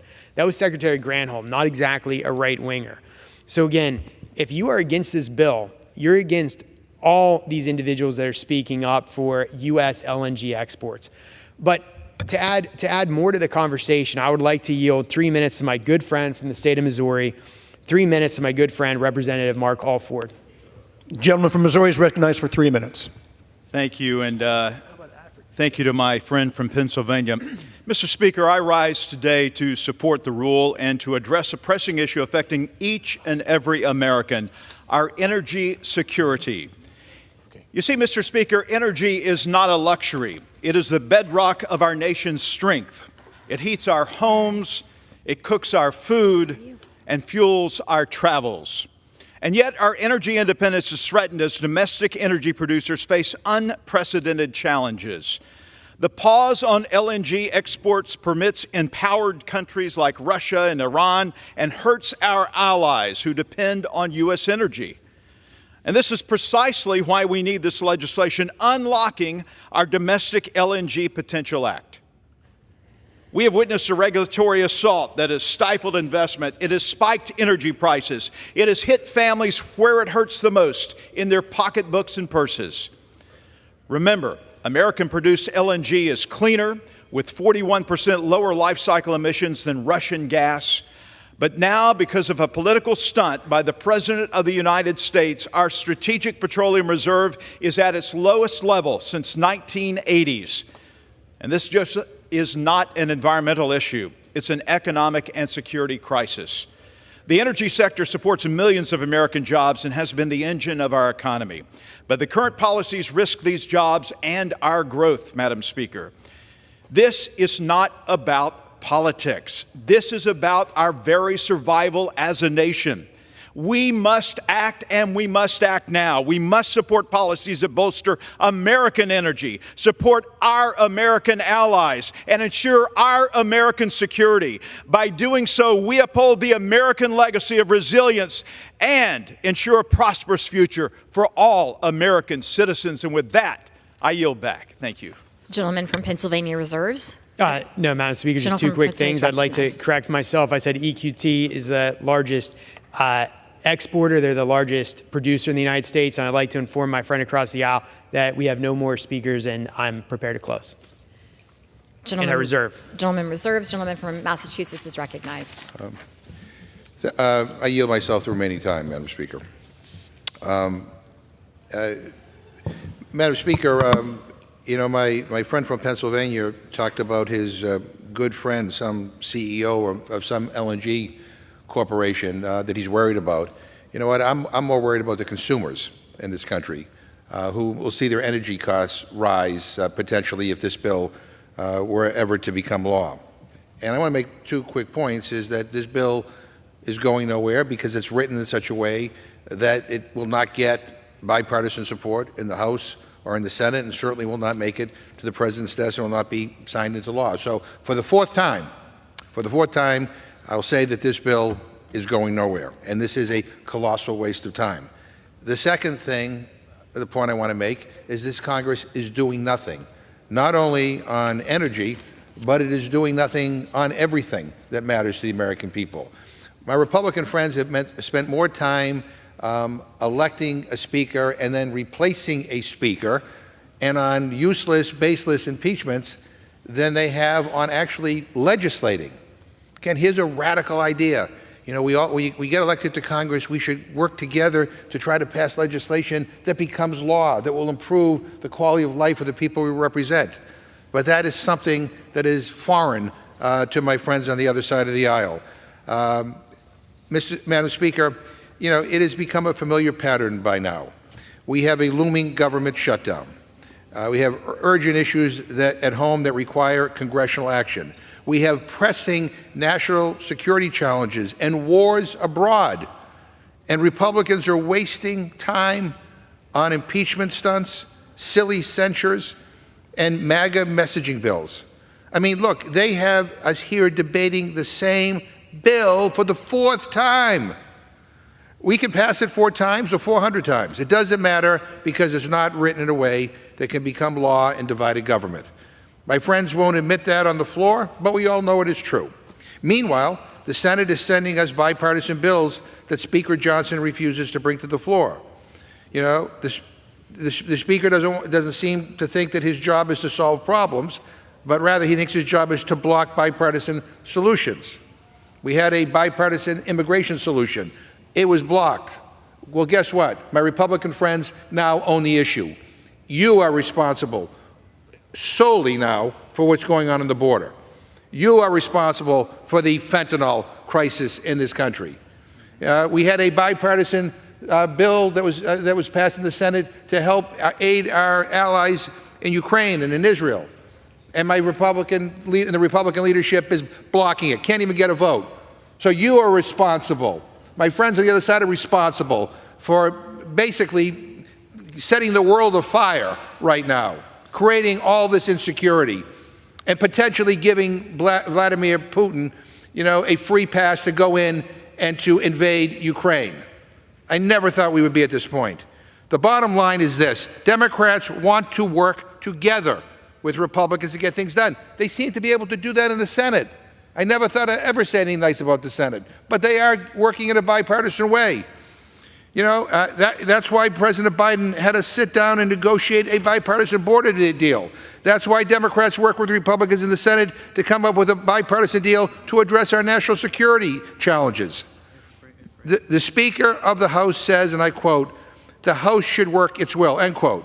And then the Republicans refuse to bring bipartisan bills up for a vote on the floor because they're afraid of MAGA, they're afraid of Trump, and they're afraid that these bills will pass. And having a campaign issue seems more important than solving a problem. It didn't work for my friends last night.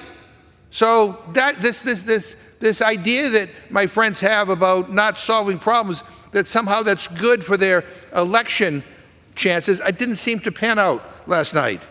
And what Republicans need to realize is that they control 1/2 of one branch of government, and only barely. They aren't dictators, at least not yet. They have a 2-seat majority in the House, 2 seats, because the American people voted against extremism last night. This bill that we're talking about here today, you know, the info commercials that are being delivered on the floor, they're going nowhere. The reason why my friends keep losing is they keep following the most extreme members of their conference. People don't want the solutions that Marjorie Taylor Greene brings before the Congress. They don't want a deranged former president who has been indicted more times than he's been elected to be calling the shots here. They want leaders that have vision, not petulant children that have nothing to offer but division. You know, Madam Speaker, my Republican friends lost last night for the same reason I believe you will lose in November. You have nothing to offer, nothing at all but division, chaos, and incompetence. And this is just a continuation of that. What is happening here is we are debating trivial issues passionately, but important ones not at all. There are important issues that we need to deal with and to debate and to legislate on right now that affect the people of this country, that affect people all over the world. And we're doing this, bringing back a bill for the fourth time. A bill that we all know is going nowhere because it has been written so poorly and in such a partisan fashion. If my friends you want to be serious about governing, you're going to have to learn to work with us. It is that simple. Take yes for an answer and work with us for the good of the American people. And with that, I yield back my time. The gentleman yields. The members will be reminded to direct their comments to the chair. Gentleman from Pennsylvania is recognized. Thank you, Madam Speaker. I'm prepared to close, and I yield myself the balance of my time. You are recognized. Thank you, Madam Speaker. This administration's decision will have long-lasting impacts on the workforce, including union jobs that my Democratic friends across the aisle claim to care about. It will also have long-term lasting impacts on our country's long-term economic growth. That's why House Republicans will pass this legislation, which removes Biden's export regulations that add uncertainty to the market, that curtail production and decrease global price volatility prices at home and abroad.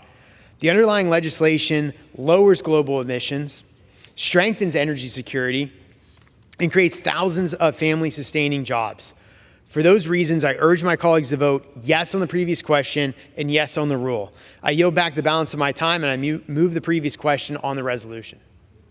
Gentleman yields. The question is on ordering the previous question on the resolution. Those in favor say aye. Those opposed, no. In the opinion of the chair, the ayes have it. Speaker?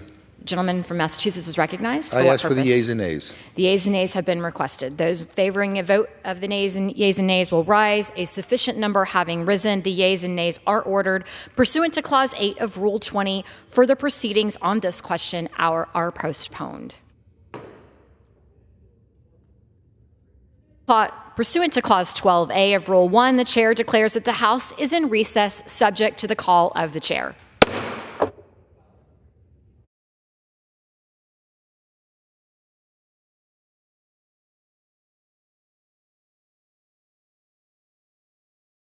The House will be in order. Pursuant to Clause 8 of Rule 20, the Chair will postpone further proceedings today on motions to suspend the rules on which a recorded vote or the yeas and nays are ordered, or votes objected to under Clause 6 of Rule 20. The House will resume proceedings on postponed questions at a later time. For what purpose does the gentleman from Texas seek recognition? Mr. Speaker, I move that the House suspend the rules and pass H.R. 5375 as amended. The clerk will report the title of the bill.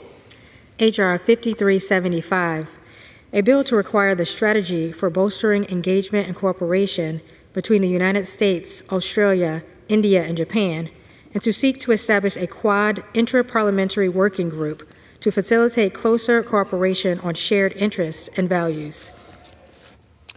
Pursuant to the rule, the gentleman from Texas, Mr. Self, and the gentleman from New York, Mr. Meeks, each will control 20 minutes. The chair recognizes the gentleman from Texas.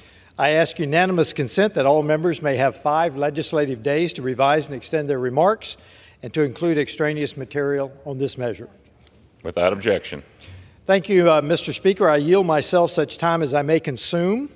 Gentleman is recognized. Mr. Speaker, I rise in support of H.R. 5375. The Chinese Communist Party is a generational threat and is becoming increasingly coercive toward its neighbors and other nations around the world. The Quadrilateral Dialogue, commonly known as the Quad, brings together the United States, Australia, Japan, and India, 4 nations that share democratic principles, respect for the rule of law, and a vision for the free and open Indo-Pacific.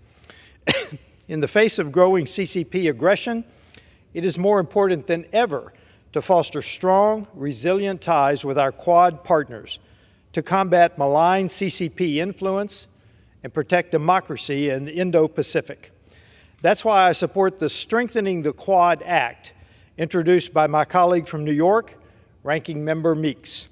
This legislation will enhance Quad ties by ensuring regular engagement between the United States Congress and the legislatures of the Quad countries. It also requires the administration to provide Congress with a strategy for bolstering engagement and cooperation with the Quad. I encourage my colleagues to join me in supporting this bill.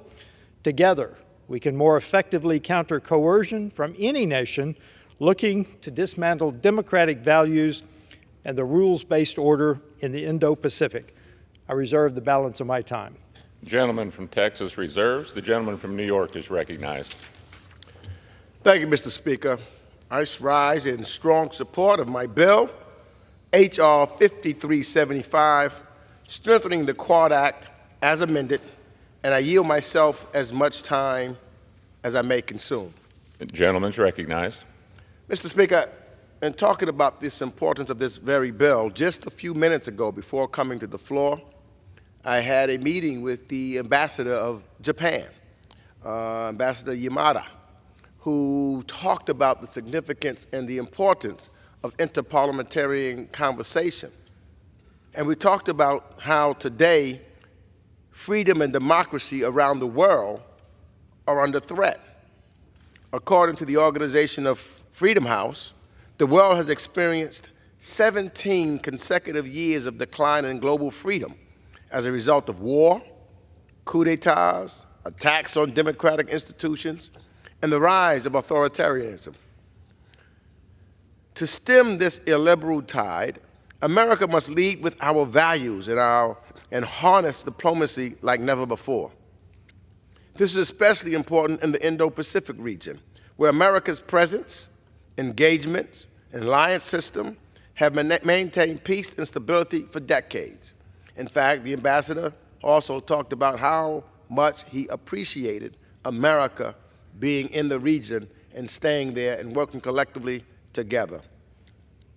Today, China's growing global influence and authoritarian model is serving to undermine freedom in the Indo-Pacific and beyond. We need to work with fellow democracies in the region to showcase the heft of open markets and open societies. We need to demonstrate to the region that democracies can deliver real results. Consecutive U.S. administrations have utilized the quadrilateral dialogue with Japan, Australia, and India to enhance our diplomatic and development efforts in the Indo-Pacific. The Trump administration restarted the Quad, and President Biden elevated it to the leaders level, supercharging Quad diplomacy. Today, there is a strong bipartisan consensus. I work very closely with my colleagues on the other side, especially Chairman McCall, that the Quad is integral for a free and open Indo-Pacific. But to ensure the Quad's success and its longevity, we need a clear, long-term plan as well as political and institutional support in all 4 capitals. This is why H.R. 5375 calls on the State Department to develop a Quad strategy that focuses on building democratic coordination in the region for the long term. The strategy and report to Congress will allow successive administrations to chart forward-looking objectives and partner with Congress to best meet them. The bill also establishes a Quad intra-parliamentary working group to facilitate engagement and cooperation among the legislatures of the 4 democracies. Interparliamentary engagement will facilitate legislative input and strengthen oversight to enhance the Quad's effectiveness. It will also help to sustain political support and adequate resources for the Quad in all 4 countries. Plain and simple, Mr. Speaker, the world has shrunk, and working collectively together, the 4 countries, with the sharing the values that we have here in the United States, for the long term, is better for the security of all of us, and I believe will make the place that we call the planet Earth a better place, a safer place for all. So with that, Mr. Speaker, I encourage my colleagues to join in supporting this measure, and I reserve the balance of my time. Gentleman from New York reserves. The gentleman from Texas is recognized. Mr. Speaker, I will point out that the recently approved National Defense Authorization Act indeed pivoted our hard power, our military power, toward the Indo-Pacific. This is an important piece of building our alliances across the Indo-Pacific so that we can have a coherent, coordinated approach toward the CCP. I reserve. Gentleman from Texas reserves. Gentleman from New York is recognized. Mr. Speaker, I have no further speakers. I'm prepared to close. Recognized. I yield myself as much time as I may consume for the purpose of closing. With growing instability in the Indo-Pacific and freedom under threat globally, the Quad is more important than ever for upholding regional rules and helping maintain stability. Regional rules, high values, and standards. That's what this is all about. And that's why I'm thankful that we are able to work in a bipartisan manner, collectively together, speaking with one voice in the region and with our Quad partners. I thank my colleagues on the other side of the aisle. I'm also thankful to President Biden for elevating the Quad to the leaders level. In less than 3 years, President Biden has held 5 Quad leaders summits with the leaders of Japan, Australia, and India. In the past 3 years, the Quad has initiated cooperation in a whole host of new areas, from infrastructure development and critical and emerging technologies to maritime issues and climate change. My bill, H.R. 5375, will ensure that the Quad is effective and sustainable, not just for today, not just for tomorrow, but for the long term. And with that, Mr. Speaker, I yield back the balance of my time. The gentleman from New York yields back. The gentleman from Texas is recognized. Mr. Speaker, I want to thank both President Trump and President Biden for their vision of the importance of the Indo-Pacific. And I again want to thank Ranking Member Meeks for introducing this bill, which was unanimously supported by the Foreign Affairs Committee at our markup. I support its passage and yield back the balance of my time. Gentleman yields back.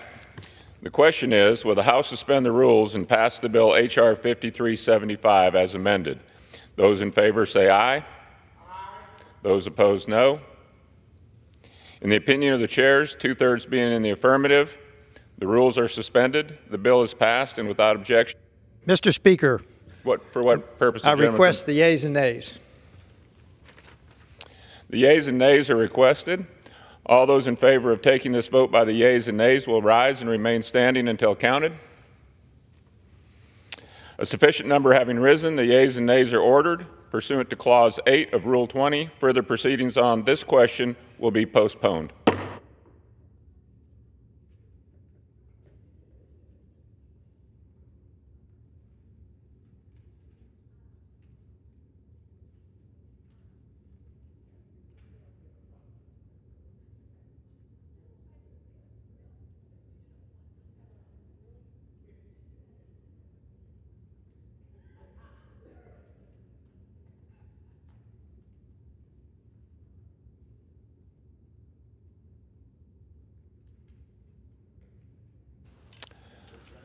For what purpose does the gentleman from Texas seek recognition? Mr. Speaker, I move that the House suspend the rules and pass House Resolution 966. The clerk will report the title of the resolution.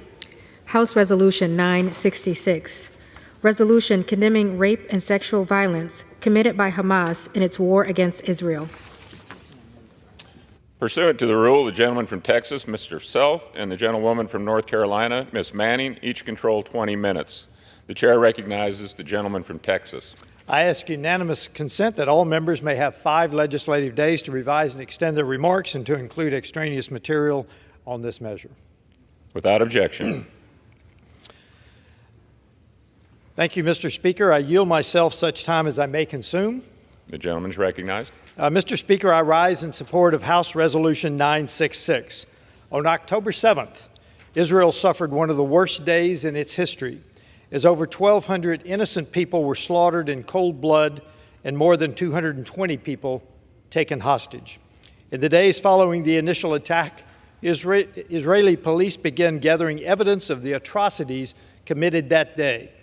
Since then, eyewitnesses from survivors and captured terrorists have confirmed that Hamas terrorists were ordered and encouraged to commit disgusting acts of sexual violence against Israeli civilians. And these gruesome assaults did not end on October the 7th.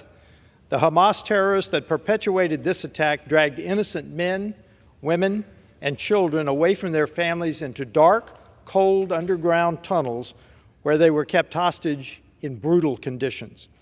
Only recently has it become clear that what kind of horrors the hostages faced in their captivity. Survivors have described the awful conditions they were kept in and the abuse they suffered underground, including instances of rape and sexual abuse. The UN and other international bodies have glossed over these atrocities and failed to fully condemn Hamas for its rape and sexual assault, despite purporting to stand for human rights. Today, we will unequivocally condemn sexual violence as a weapon of war by Hamas and all other depraved aggressors. I want to thank Congressman Frankel for introducing this resolution, which I am proud to support and which deserves our unanimous support. I reserve the balance of my time. The gentleman from Texas reserves. The gentlelady from North Carolina is recognized. Thank you, Mr. Speaker. Mr. Speaker, I rise in strong support of H.Res. 966, condemning rape and sexual violence committed by Hamas in its war against Israel. And I yield myself as much time as I may consume. Gentlelady is recognized. I was proud to join my dear friend and colleague, Representative Lois Frankel of Florida, one of the strongest champions for the rights of women and girls around the world, in introducing this important bipartisan resolution. I'm also grateful to our colleagues, Representatives Mario Diaz-Balart and Jen Kiggins, for their leadership and commitment to raising awareness of the sexual and gender-based violence committed against Israeli women. Mr. Speaker, on October 7th, Hamas terrorists invaded Israel, going house to house, murdering civilians, executing parents in front of their children, and massacring hundreds of young people at a music festival. In addition to the 1,200 people Hamas killed that day, it took an estimated 250 innocent civilians into Gaza, including women and children. Since that day, we have only begun to understand the full scale of the horrific sexual violence that Hamas used as a weapon of war against Israeli women in its attack. Just this morning, I heard firsthand testimonies of witnesses and saw photographs of Israeli women of all ages who were raped, mutilated, brutalized, burned, and killed in horrific and unimaginable ways. Every day, more and more evidence is surfacing of the widespread and deliberate sexual violence that is almost unspeakable in its brutality. This weaponized sexual violence should shock the conscience of the entire world.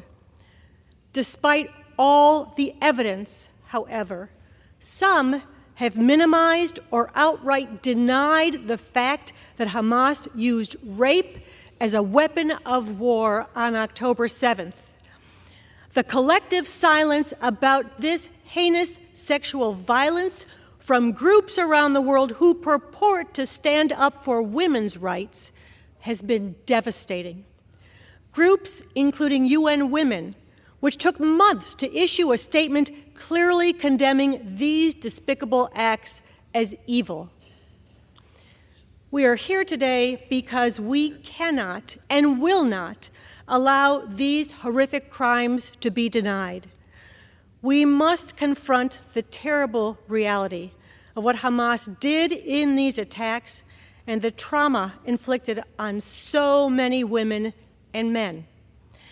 That is why this resolution unequivocally condemns these atrocities, calls on all international bodies to denounce them, and reaffirms that the U.S. House of Representatives stands with these victims just like we stand with all women who are survivors of rape and sexual violence. We remain deeply concerned for the women who are still among the hostages being held by Hamas. There is deep concern that these women are continuing to be sexually abused and may be pregnant. This House and this Congress must continue to do everything we can to get every single one of the remaining hostages released and home to their families. With that, I reserve the balance of my time. Gentlelady from North Carolina yields. Gentleman from Texas is recognized. I yield 3 minutes to the gentleman from New Jersey, Mr. Van Drew. Gentleman's recognized. Thank you, Chairman. On October 7th, 2023, Hamas infiltrated Israel and brutally attacked and murdered thousands of men, women, children, babies, taking 240 hostages, and including those that were so unbelievably innocent. Women were beaten. Women were raped. They were paraded around covered in blood. Some were so brutally raped that their pelvises were broken. They begged for mercy, but none was given. They begged to die, but Hamas would not allow that until they were first dehumanized, beaten, and raped. Hamas celebrated. They celebrated and they took photos and videos of these horrific crimes. Families were forced to watch videos of their loved ones, their daughters, their babies, their wives, their mothers being brutalized, raped, and killed. Babies were decapitated. They were put in ovens. This was not a military operation. Hamas is not a military group. They are not freedom fighters. They are not fighting against oppression. They are nothing more than the face of evil. This vote is not complicated. You can vote to stand against rape, torture, and murder of women. You can vote to stop the innocent from being harmed. You can vote to stand alongside those who committed these horrific, evil crimes, or you can vote to say that it is awful. It is up to the men and women in this chamber. It is a simple choice. Every single member of Congress should acknowledge that these actions are despicable, barbaric, disgusting, and evil. Every single member of Congress should stand on this House floor and vote to condemn these violent acts and show your support for the innocent victims of these terrorists. Every single member of Congress must stand on the right side of history. I stand with Israel. I stand with these women, with these babies, with these mothers. I hope that we all do. Thank you, and I yield back. Gentleman reserve. Back, gentleman from Texas reserves. Gentlelady from North Carolina is recognized. I yield 5 minutes to my dear friend, the chair of the Democratic Women's Caucus, the co-chair of the bipartisan Women, Peace, and Security Caucus, and the author of this resolution, Representative Lois Frankel of Florida. Gentlelady is recognized for 5 minutes. Thank you, Mr. Speaker.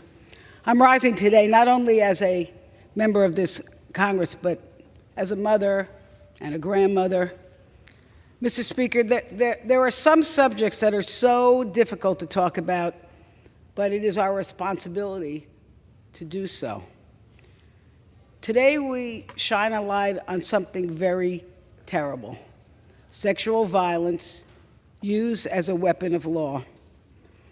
And today our usually divided House, with the support of our Speaker and the Democratic leaders and my friend Kathy Manning, Mario Diaz-Balart, Jen Kiggins, are presenting with 200, let me repeat that, 200 co-sponsors, both sides of the aisle, from all philosophical bents. A bipartisan resolution condemning sexual violence as a weapon of war and Hamas's despicable acts of rape and sexual violence in its war against Israel. And I want to do a special shout out to my good friend from Florida, Mario Diaz-Balart, for his exceptional leadership, standing up for Israel and for the girls and women of this world. Mr. Speaker, today we mark 131 days since October 7th, when Hamas terrorists attacked Israel, mercifully killed 1,200 people, tortured and maimed thousands of others, taking 240 hostages. War is never nice, but some actions in war are so awful and so devoid of humanity, they are considered crimes.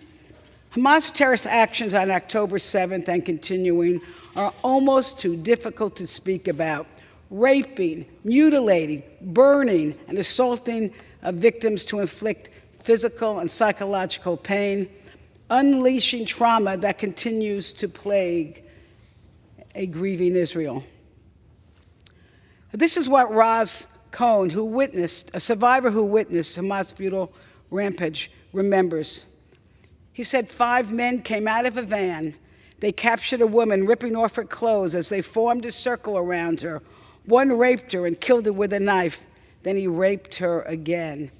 He said, "I still remember her voice, screams without words," while Hamas just laughed. Raz's story is just one account of the widespread, unimaginable crimes Hamas committed. A well-known Israeli activist and actress, Noah Tisby, put it this way: these rapes were not spontaneous. They were planned. They were calculated. In fact, they were a priority. In their interrogations, captured Hamas terrorists calmly shared their orders to soil the women. They gang raped women to death. They shot them in the head while they were raping them. They stabbed them and shot them while raping them. They raped them next to bodies of those who had already been slaughtered. They sliced off their breasts. First responders found bodies with nails driven inside girls' vaginas. Mr. Speaker, with colleagues, I recently met with the parents of 2 young women kidnapped by Hamas, 19 and 20-year-old, both musicians, along 20 other young women. They are feared to be held still captive underground in Gaza, where air and food are scarce and abuse is abundant. They've been there 131 days. It's excruciating to imagine the horrors they're experiencing each day and the emotional torture of their families. And we must bring these hostages home now. Shockingly and alarmingly, Hamas' brutal violence has been met with a shrug from many corners in the world. Some even deny it. Sexual violence as a weapon of war has been used throughout history and around the world to terrorize and traumatize victims. But that doesn't make it okay. It must never be normalized.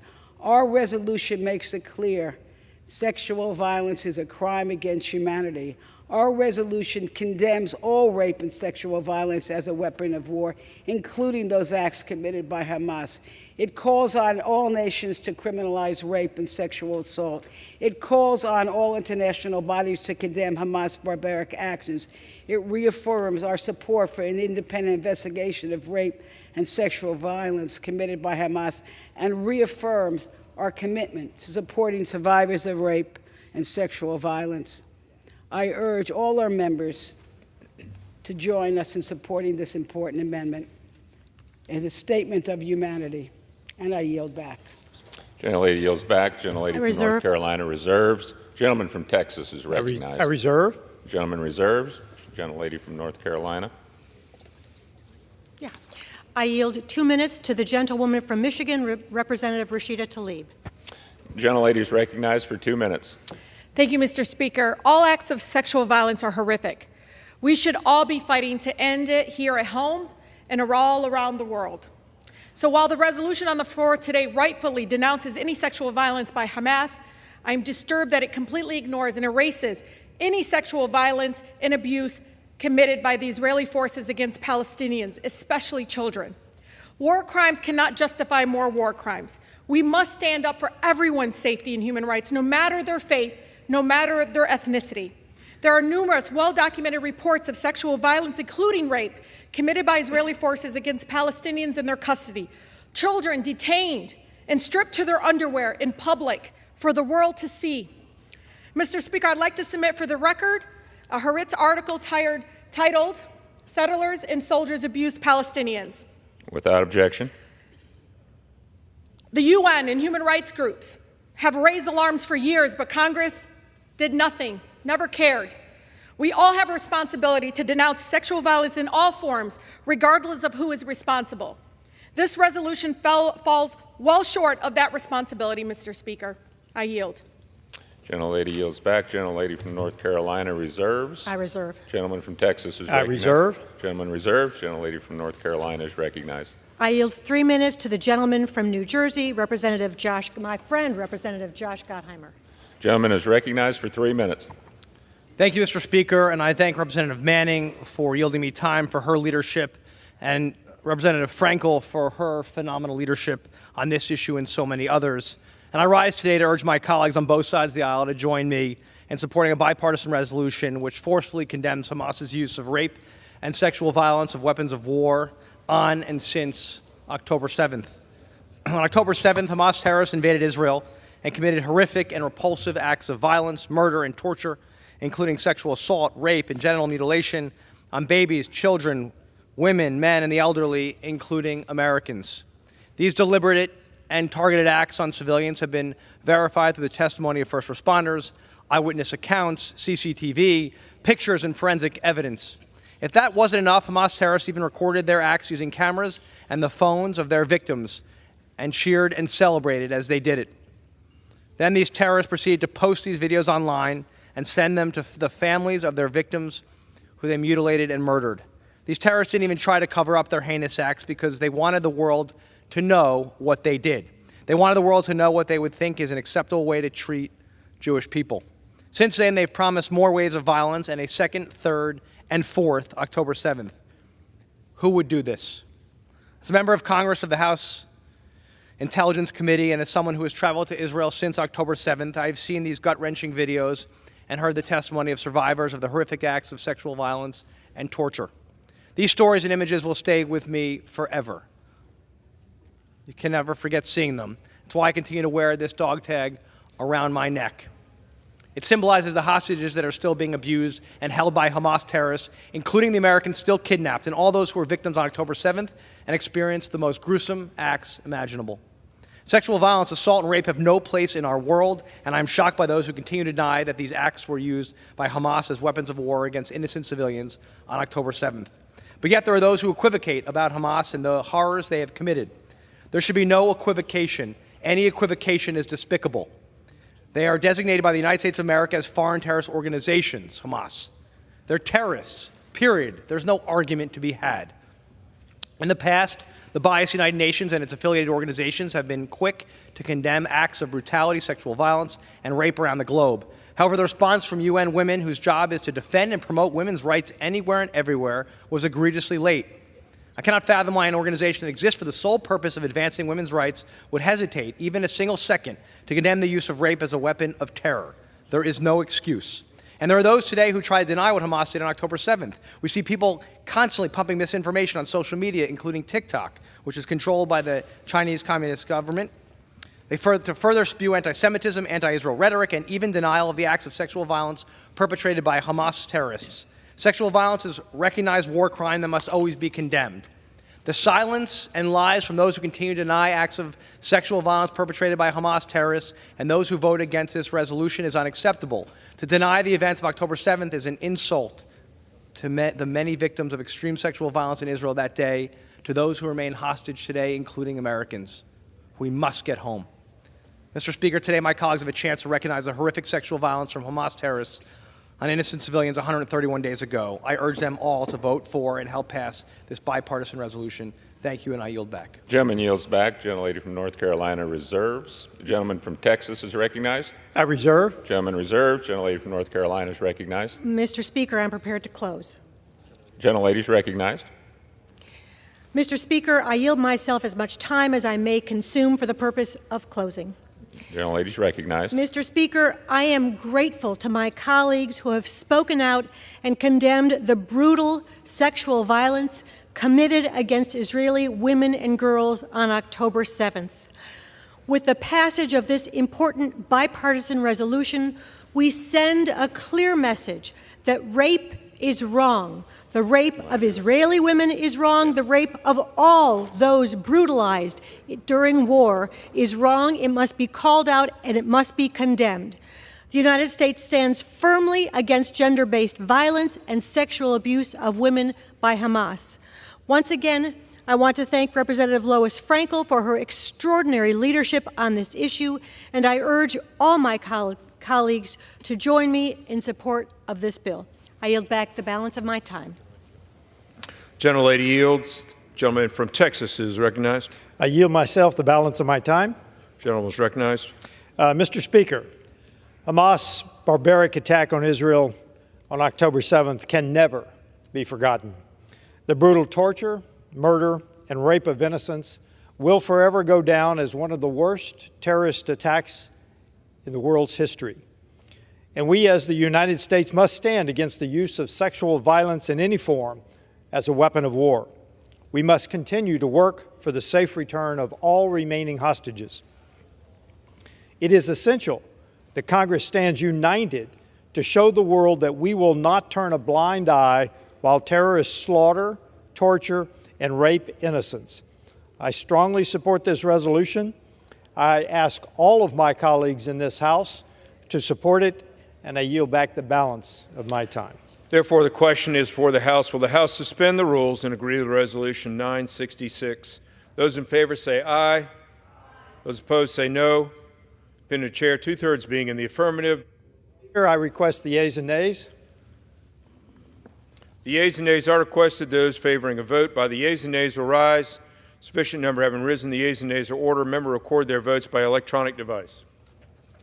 Pursuant to Clause 9 of Rule 20, this is a 15-minute vote. The motion to suspend the rules and agree to House Resolution 966 will be followed by 5-minute votes on ordering the previous question on House Resolution 1009, adoption of House Resolution 1009, if ordered, previous question on the House Resolution 994, adoption of House Resolution 994, if ordered, and the motion to suspend the rules and pass H.R. 3202. This is a 15-minute vote.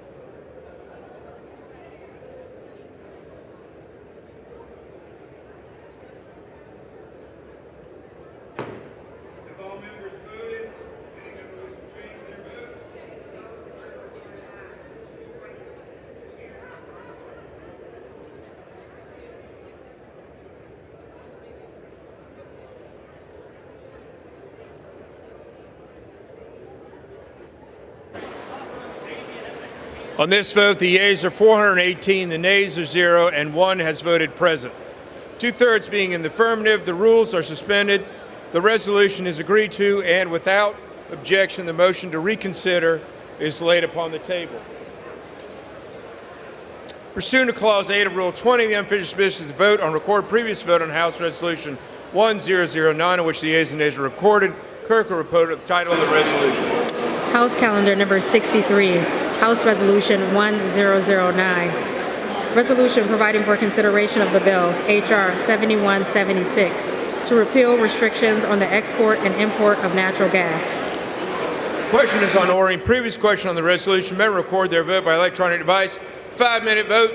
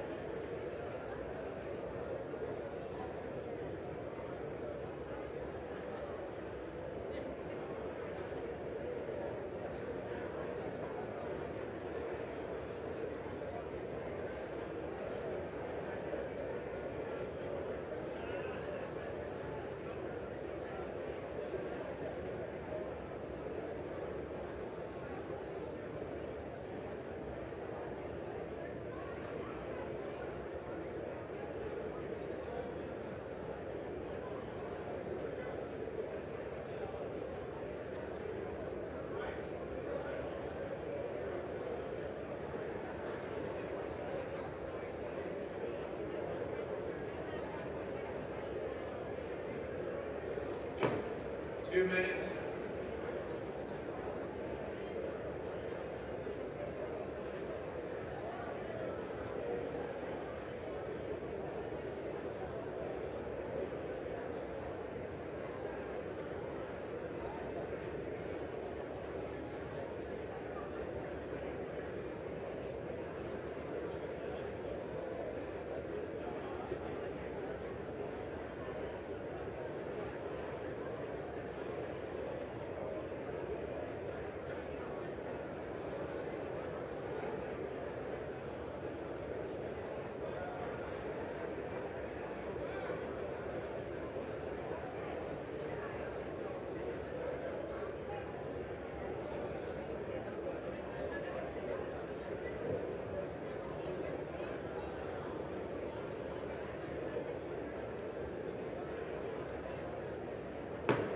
Minute.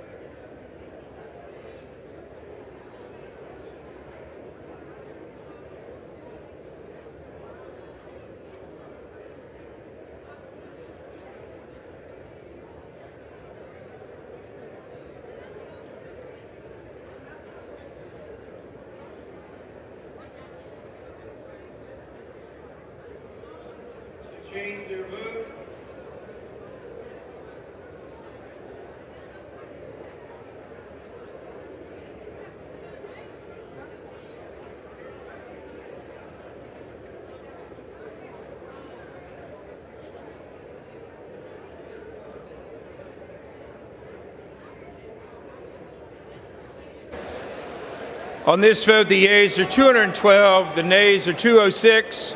Previous question is ordered. Question is on the adoption resolution. Those in favor say aye. Those opposed say no. Opinion of the chair, the ayes have it. For what purposes, gentlemen, arise? I would ask for a recorded vote. Recorded vote is requested. Those favoring a recorded vote will rise. Sufficient number having arisen. Recorded vote is ordered. May record their vote by electronic device. This is a 5-minute vote.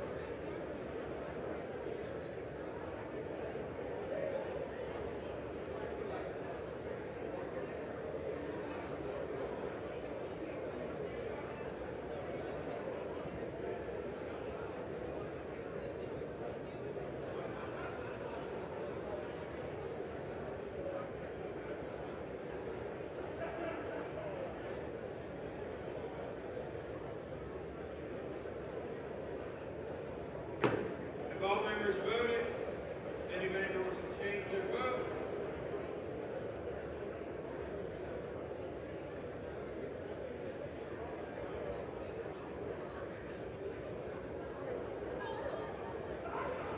On this vote, the yeas are 212, nays are 208. The resolution is adopted. Without objection, the motion reconsider laid upon the table. Pursuant to Clause 8 of Rule 20, unfinished business, the will vote on ordering previous question on House Resolution 994, which the yeas and nays are ordered.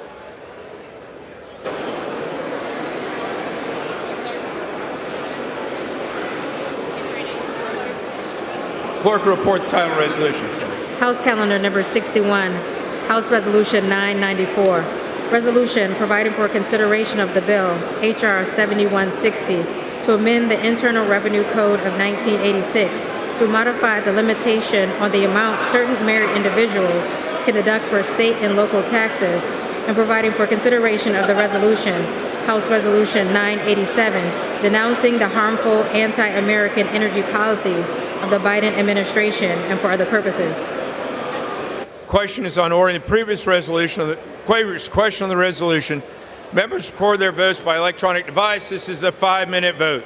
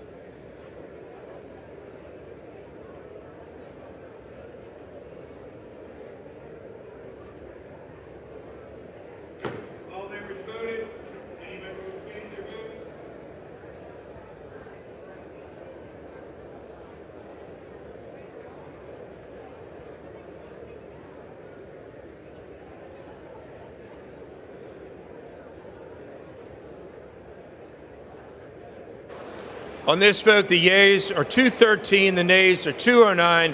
Previous question is ordered. Question is on the adoption of the resolution. Those in favor say aye. Those opposed say no. Opinion of the chair, the ayes have it. Mr. Speaker, Gentleman from Massachusetts I recognized. ask for a recorded vote, please. Recorded vote is requested. Those favoring recorded vote will rise. Sufficient number having risen. Recorded vote is ordered. Members will record their votes by electronic device. It's a 5-minute vote.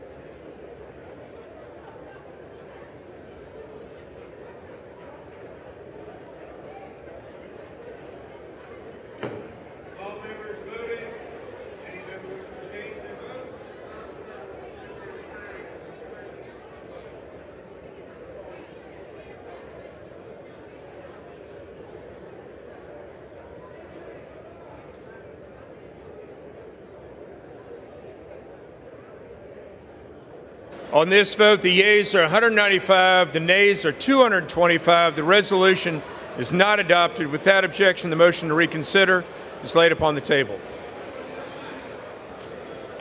Pursuant to Clause 8 of Rule 20, the unfinished business is the vote on the motion of the gentleman from New York, Mr. Lawler, to suspend the rules and pass H.R. 3202 as amended, on which the yeas and nays are reported.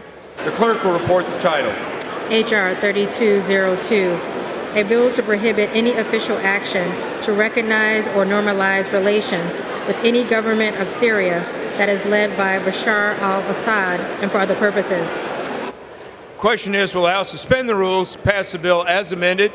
Members record their votes by electronic device. It's a 5-minute vote.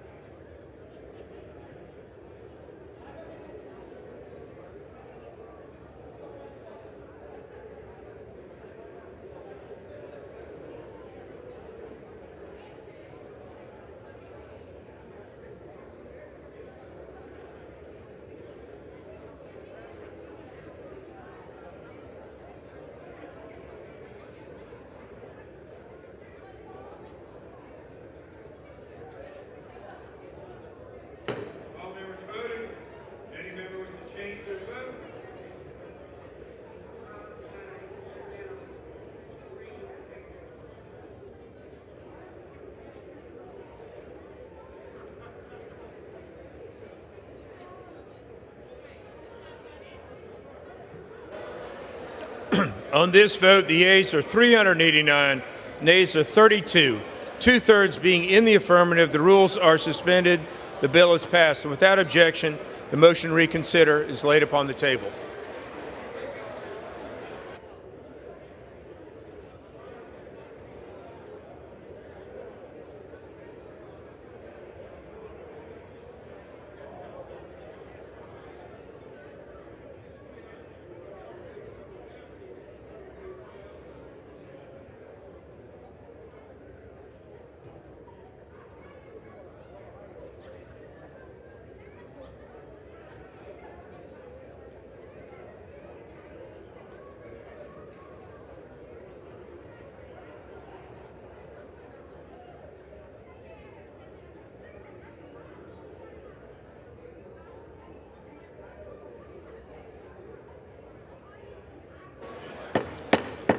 The House will be in order. Please, all members, if you have conversations, please take them off the floor.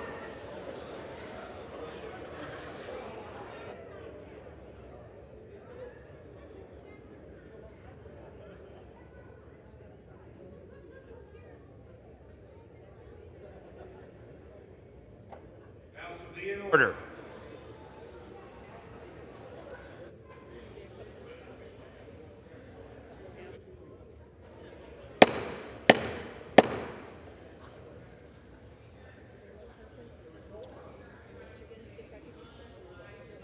Five Marines who tragically lost their lives. The gentlelady will suspend. For what purpose does the gentlewoman seek recognition? Thank you, Mr. Speaker. Mr. Speaker, Without objection. I rise today to honor the lives of 5 Marines who tragically lost their lives in a helicopter crash last week. Lance Corporal Donovan Davis of Olathe, Kansas, Sergeant Alec Langan of Chandler, Arizona, Captain Benjamin Moulton of Emmett, Ohio, Captain Jack Casey of Dover, New Hampshire, and my constituent, Captain Miguel Nava of Comstock Park, Michigan.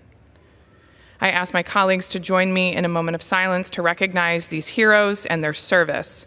We are holding their families and their fellow service members close in our thoughts and prayers at this devastating time.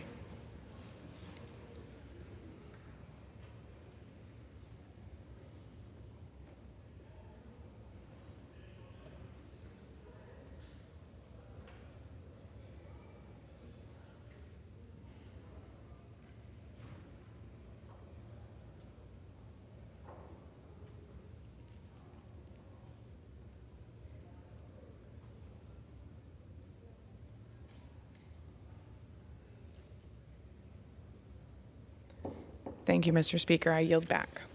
Thank you for doing that. Yeah.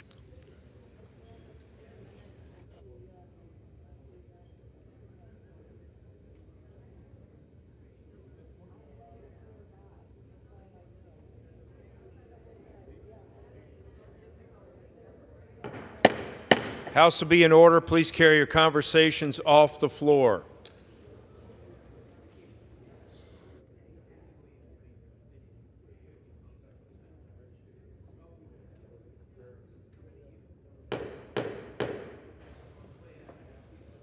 Please carry conversations off the floor.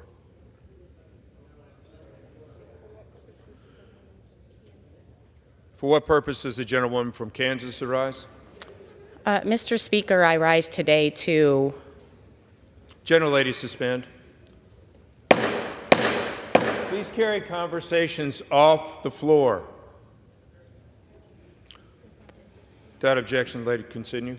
Mr. Speaker, I rise today to take just a moment to acknowledge the heartbreak that so many people in the Kansas City metro area, Kansas and Missouri, are feeling right now. I'm positive that more eloquent words will be spoken in the future, and we will have many conversations about this. But today we had a tragedy occur that I would like for us to just take a moment of silence to honor the victims and families of those who are suffering right now.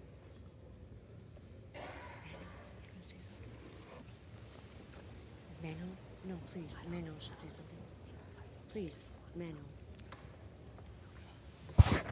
This was supposed to be one of the great celebrations. We won the Super Bowl and probably had 1 million or so people in the parade. And the great tragedy that has befallen all of us over and over again, a shooter has ruined the lives of many people who attended and those who represent them.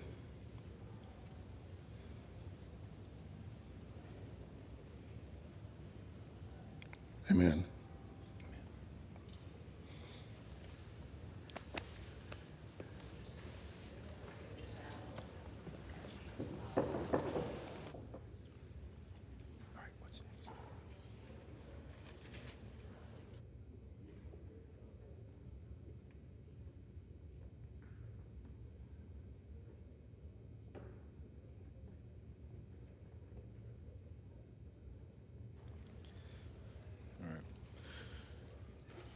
The chair will now entertain requests for 1-minute speeches.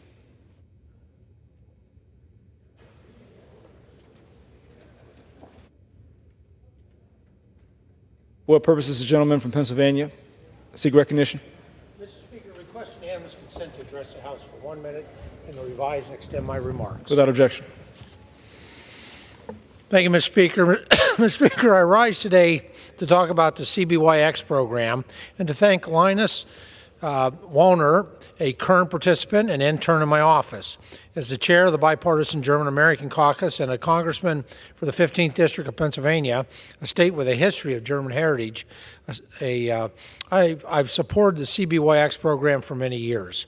Established in 1983, the Congress Bundesstaat Youth Exchange Program celebrates its 40th exchange cohort this year and is jointly funded by the U.S. Congress and the German Congress.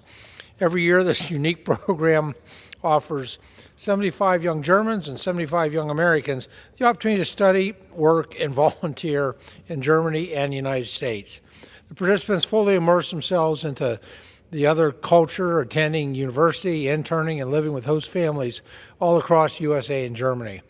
Linus was first place with the welcoming host family of Patricia Vasquez in Las Vegas, Nevada, where he worked in the hospitality industry while studying political science at Southern Nevada University. Now he's living with a host family in Burke, Virginia, and experiences everyday working life within my office. Mr. Speaker, I want to emphasize the importance of cultural exchange programs. The American-German friendships don't stop after participants like Linus return to Germany, to his hometown of Hennekamp. The cultural exchange continues. American friends will visit Germany, Linus will visit the United States, and he'll continue to share his experiences in the United States with his family, neighbors, and co-workers in Germany. It is through citizen diplomacy that we expand cultural knowledge across the globe. Thank you, Mr. Speaker, and I yield back the balance of my time. For what purpose does the gentleman from New Jersey seek recognition?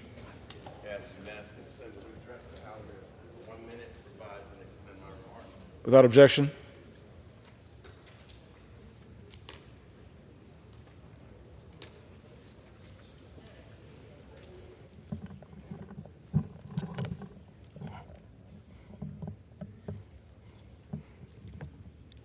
Mr. Speaker, I rise today to celebrate Valentine's Day.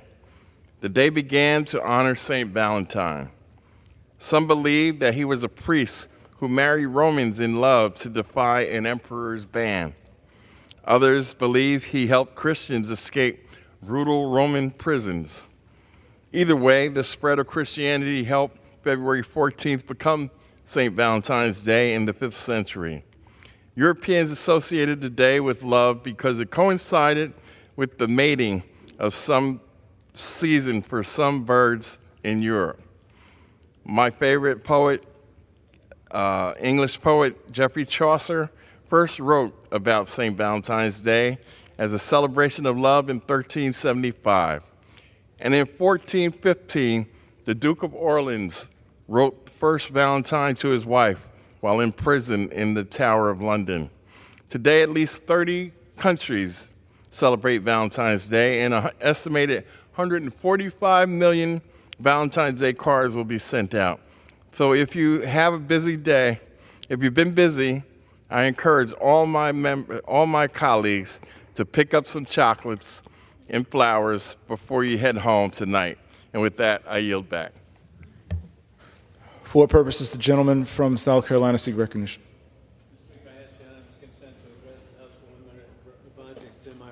Without objection. Thank you, Mr. Speaker.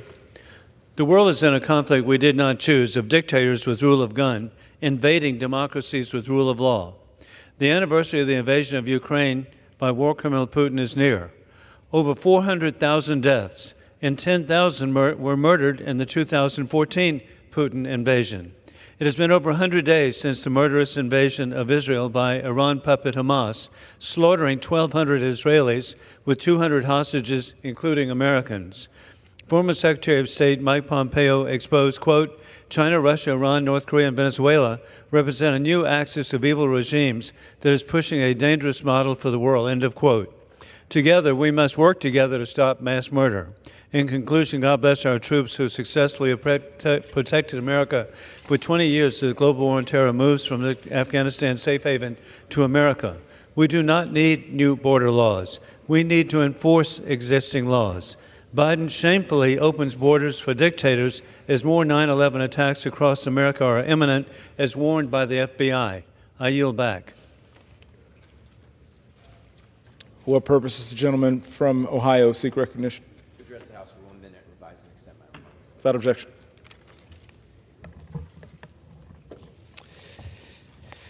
Thank you, Mr. Speaker.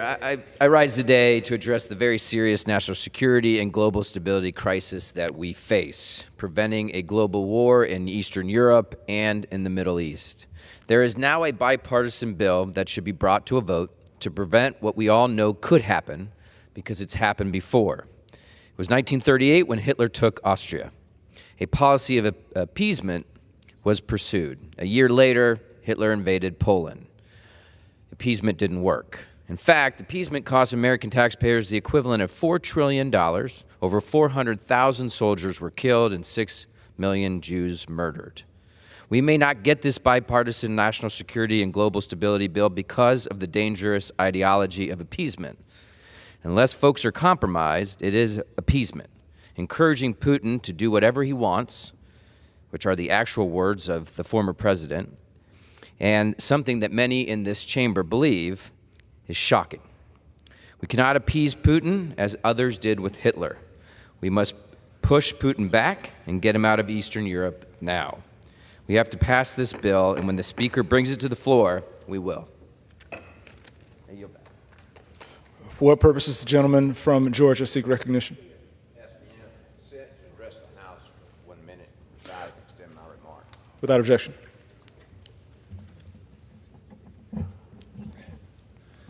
Thank you, Mr. Speaker. I rise to commemorate Career Technical and Education Month.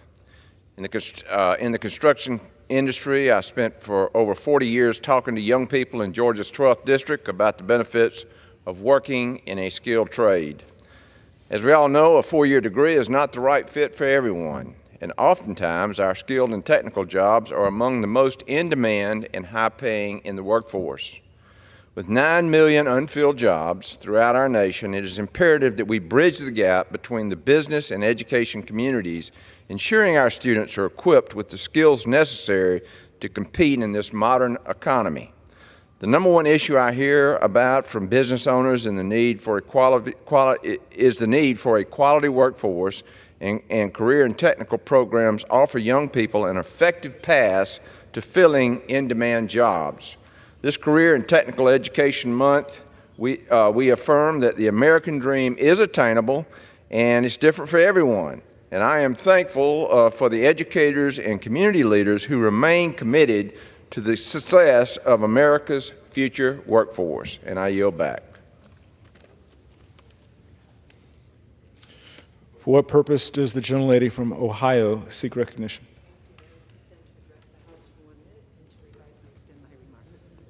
Without objection. Mr. Speaker, America's Great Lakes constitute the largest body of fresh water on Earth. Water is life. I rise to highlight the importance of legislation to reauthorize the Great Lakes Restoration Initiative introduced last week. As co-chair of the Congressional Great Lakes Task Force and a senior member of the House Appropriations Committee, funding the GLRI is among my highest priorities. The district I represent traces much of the southern rim of Lake Erie's westernmost watershed, the largest in the entire Great Lakes. Our citizens know how important protecting our Great Lakes is for today and the tomorrows to come. The GLRI provides instrumental funding to meet enormous unmet environmental needs for our region and the millions of people who depend on the Great Lakes for their drinking water, livelihoods, and leisure. In 2020, the Great Lakes contributed $3.1 trillion to our economy, 25.8 million jobs, and $1.3 trillion in wages. Analysis shows that every GLRI dollar spent produces $3.35 in economic activity, which demonstrates a clear return on investment. Supporting GLRI benefits the quality of these precious lakes, the adjoining communities, and the people who depend on them for the sustenance of life. Supporting the Great Lakes Initiative is just common sense. Thank you, Mr. Speaker. I yield back.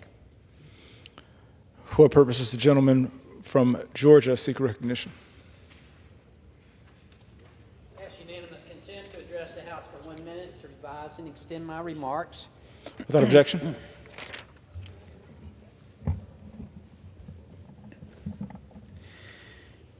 Mr. Speaker, I rise today to thank Dr. Swati Kulkarni for her time serving as the Consul General of India. Dr. Kulkarni, who has initially aspired to pursue a career in medicine, made a pivotal shift to foreign service.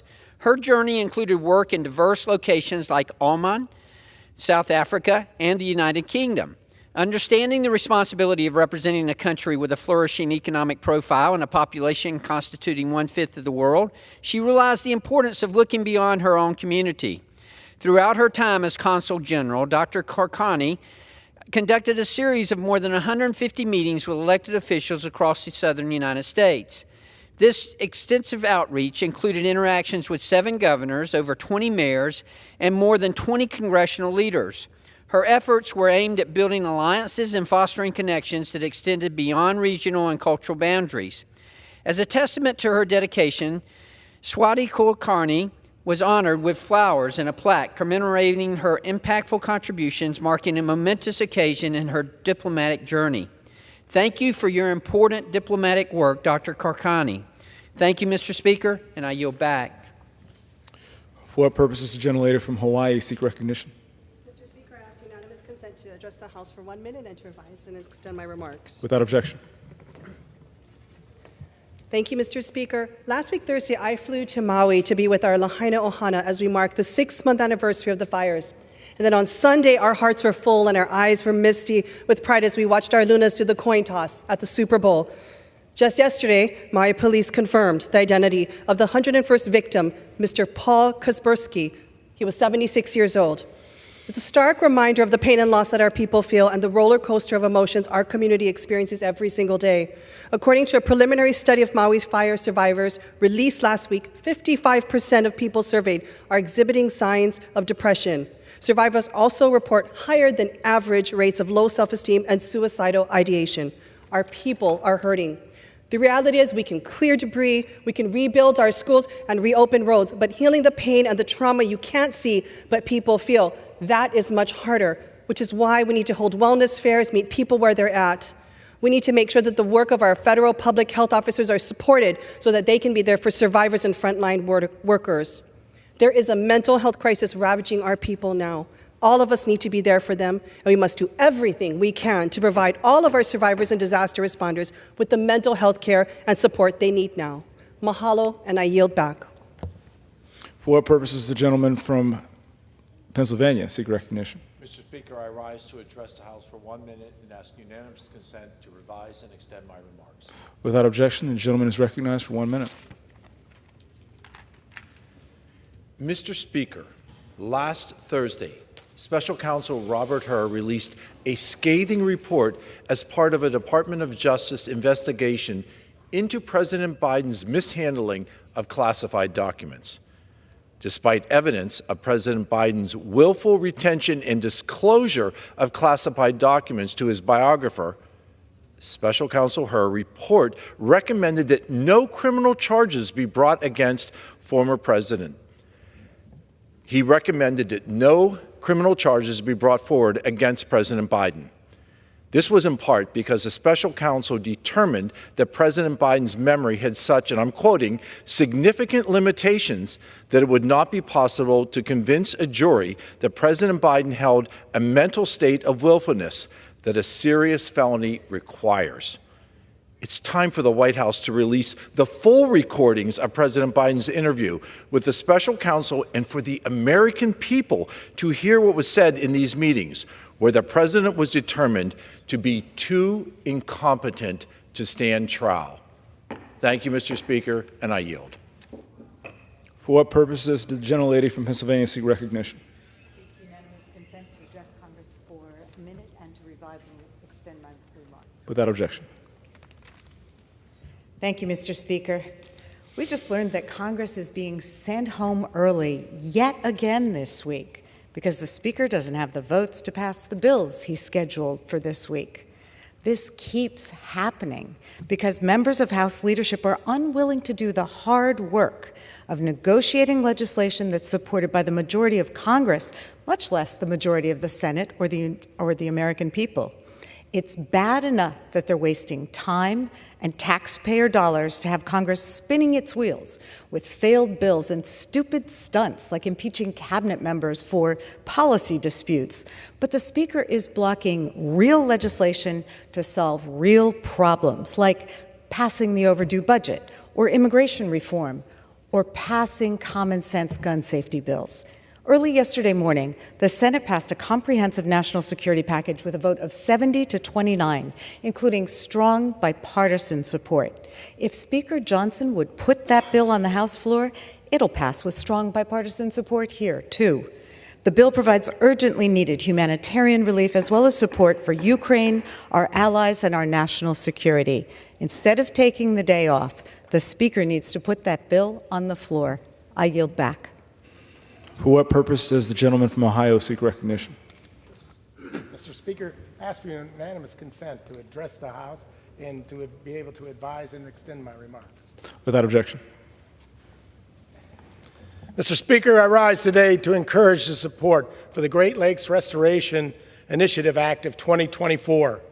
Having grown up on the shores of Lake Erie, I know that the Great Lakes are an irreplaceable resource and an invaluable economic driver for not only Ohio, but for our entire country.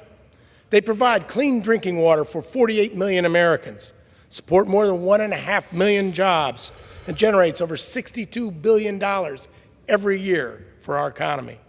That's why I'm proud to be leading the reauthorization of the Great Lakes Restoration Initiative alongside my colleagues on the bipartisan Great Lakes Task Force. The GLRI provides funding to federal agencies, the Great Lakes states, local communities, and businesses to restore the Great Lakes ecosystem and the economic health of the Great Lakes region. I urge my colleagues on both sides of the aisle to support this legislation moving forward. Thank you, Mr. Speaker. I yield back. For what purpose does the gentlelady from New York seek recognition? Speaker, I ask unanimous consent to address the House for a minute and to revise and extend my remarks. Without objection. Thank you very much. Mr. Speaker, I rise today to reflect on the life and legacy of beloved Queens community leader Cecilia Gentili. Cecilia was a beacon of hope for so many communities in my district. She was only 26 when she fled Argentina to seek asylum in the United States.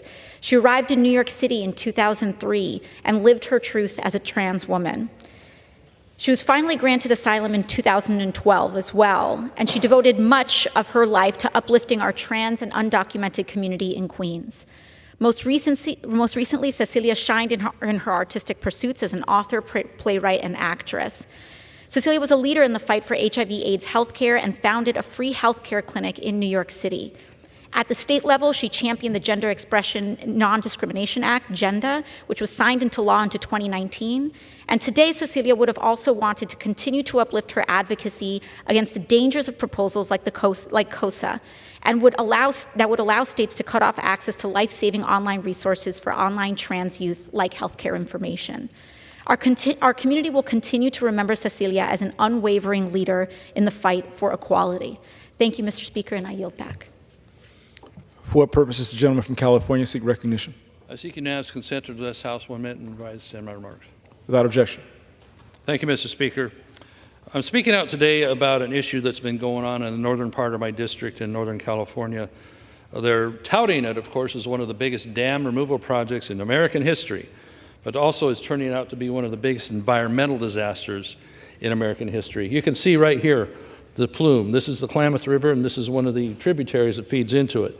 This dark muck that is coming down is a result of what they've done to tear down dams or cut loose the material at the bottom of them under the drain. This is a tributary coming in with winter water on that. It's kind of greenish and such. But so you see, it's two different diverging bodies of water that is turning into muck and unbelievable mess there, killing wildlife, killing fish. The Klamath River Project used to make 70,000 households worth of clean electricity and good paying jobs that were very important to Siskiyou County. Now, the project indeed is an assault on the people who live there in the basin that are opposed to this, but outsiders are coming in to tear this out. At a time when the U.S. seems to be trying to electrify everything, automobiles and stoves and leaf blowers and everything else, they're taking out clean hydroelectric power. The chromium levels in this material, the pollutants in there, is unbelievable. There's a lot more to this story, but keep watching on what's going on with this Klamath River system and the environmental disaster that's becoming. I yield back. For what purpose does the gentlelady from Ohio seek recognition? Thank you, Mr. Speaker. I request unanimous consent to address the House and to extend and revise my remarks. Without objection. Thank you, Mr. Speaker. Today I rise to recognize Lawrence Allen Swoop II as the Champion of the Week for Ohio's 13th Congressional District. Swoop, as he is widely known, is a Christian hip-hop gospel artist who was born and raised in Akron, Ohio, and he is a shining example as to why our community is the birthplace of champions. Swoop released his first extended play record, or EP, in 2010 called Applause Volume 1. And has since released multiple studio albums that have made an impact on the Christian and gospel music charts, including his 2014 album Cinema, which peaked at #1 on the U.S. Gospel chart and was number 55 on the U.S. Billboard 200. Last week, Swoop won the 2024 Grammy Award for Best Contemporary Christian Music Performance Song as a producer on the song Your Power. The son of Lawrence Allen Swoop I and the late Pastor Diana Lynn Swoop of Arlington Church of God in Akron, Swoop has continued the mission of the church and dedicated his life work to spreading the Lord's message and bringing people together through his music and faith.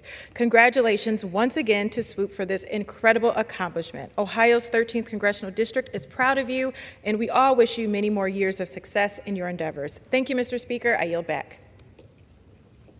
For what purpose does the gentlelady from Texas seek recognition? I ask unanimous consent to address the House for 1 minute. Without objection, the gentlelady is recognized for 1 minute. I thank the Speaker very much. This is Black History Month. This is a moment to recount the journey of African Americans in America. I rise today to speak about H.R. 40, the Commission to Study Slavery and Develop Reparation Proposals, introduced by John Conyers almost 40 years ago. I was honored and privileged on his retirement for him giving to me the honor of carrying this legislation. For many in this body, one would wonder, why do we need to retrace that history of slavery? It is an amazing and powerful history. It is an amazing history of unselfishness, but at the same time, the dividing of families, the blocking of learning to read, the violence of the whole condition of slavery. Again, it is a time in America's history that we must review and understand. As a member of the United States Congress, I've introduced this legislation and look forward to its passage by executive order. At the same time, I want my colleagues to come join me to walk the Emancipation Trail, which I've introduced and it has passed in this House. And that is a trail that slaves took in 1865 after General Granger came and indicated the slaves west of the Mississippi were free. That trail has not yet been finalized, but Mr. Speaker, this will be a major part Thank you. The gentlelady's of time America's expired. history. For what purpose Join me does the in gentlelady supporting from the Maine seek Emancipation Trail. recognition?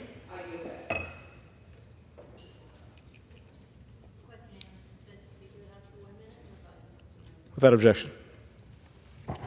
Thank you very much, Mr. Speaker. Mr. Speaker, since December 18th, 2023, My home state of Maine has endured a barrage of devastating storms, causing severe flooding, power outages, and millions of dollars in damages. The sheer destruction that these storms have done on our working waterfronts is astonishing. More frequent, intense storms, floods, and rising sea levels mean our communities will continue to be faced with the kind of devastation we've seen in Maine over the past few weeks. At the same time, our working waterfronts are rapidly disappearing nationwide due to heavy development pressure. When fishermen must grapple with the loss of wharves, processing facilities, and other essential infrastructure, in addition to navigating the challenge of climate change, it threatens the very survival of our communities. My and Congressman Whitman's bipartisan Keep America's Waterfronts Working Act will help reverse a worrying trend of shrinking waterfronts while simultaneously protecting jobs and preserving the character of our coastal communities. Congress must act to protect our working waterfronts and the more than 30,000 Mainers and 2.3 million Americans who rely on marine-related industries for their livelihoods. This is bigger than any of us. The gentlelady's time has expired. For what purpose does the gentleman from Rhode Island seek recognition? Speaker, I ask to address the House for 1 minute and to revise and extend my remarks. Without objection. Mr. Speaker, I rise today to celebrate America's credit unions during National Credit Union Education Month. Credit unions play a crucial role in improving the financial well-being of households and local businesses across America, offering working people affordable financial services for acquiring a home, investing in their child's education, and providing accessible lending options that help build generational wealth. Credit unions are legally owned by the people who use their services, meaning that when you deposit money into a credit union, you're not just a customer, you're a part owner. This makes credit unions all the more responsive and accountable to the communities they serve. This not-for-profit cooperative structure also ensures that earnings are paid back to members in the form of higher savings rates and lower loan rates, not to private investors. Rhode Island boasts 18 credit unions that serve 480,000 Rhode Island residents, nearly half of our state's population. And during my time as state treasurer, I worked with our credit unions in our state to help promote financial empowerment and stability for all Rhode Islanders. I look forward to continuing to support this credit union model in Congress, and I yield back. For what purpose does the gentlelady from Oregon seek recognition? And extend my remarks. Without objection. Mr. Speaker, I rise today to highlight a growing public health problem in this country. It's estimated that nearly 7 million Americans are suffering from a gambling addiction. And while it may not be as visible, it can be just as harmful as any other addiction. About 90% of gambling addicts reported having one or more mental health disorders, as well as increased dependence on alcohol and other substances. Problem gambling can also cause deep financial and emotional harm to families when the gambler takes on debt to pay for their addiction or manipulates loved ones to get what they want. Clearly, this is a serious problem that must be addressed. It's why I've introduced the Gambling Addiction Recovery, Investment, and Treatment, or GRIT Act, last legislation that would utilize current revenues to devote funding toward gambling addiction research and treatment. My bill would give state health agencies and nonprofits the resources they need to study this kind of addiction and get more people into recovery. This is a common sense solution that would improve mental health and well-being for countless families across America. I urge my colleagues to join me in supporting the GRIT Act, and I yield back. For what purpose does the gentleman from North Carolina seek recognition? Mr. Speaker, I ask for unanimous consent to address the House for 1 minute to revise and extend. Without objection.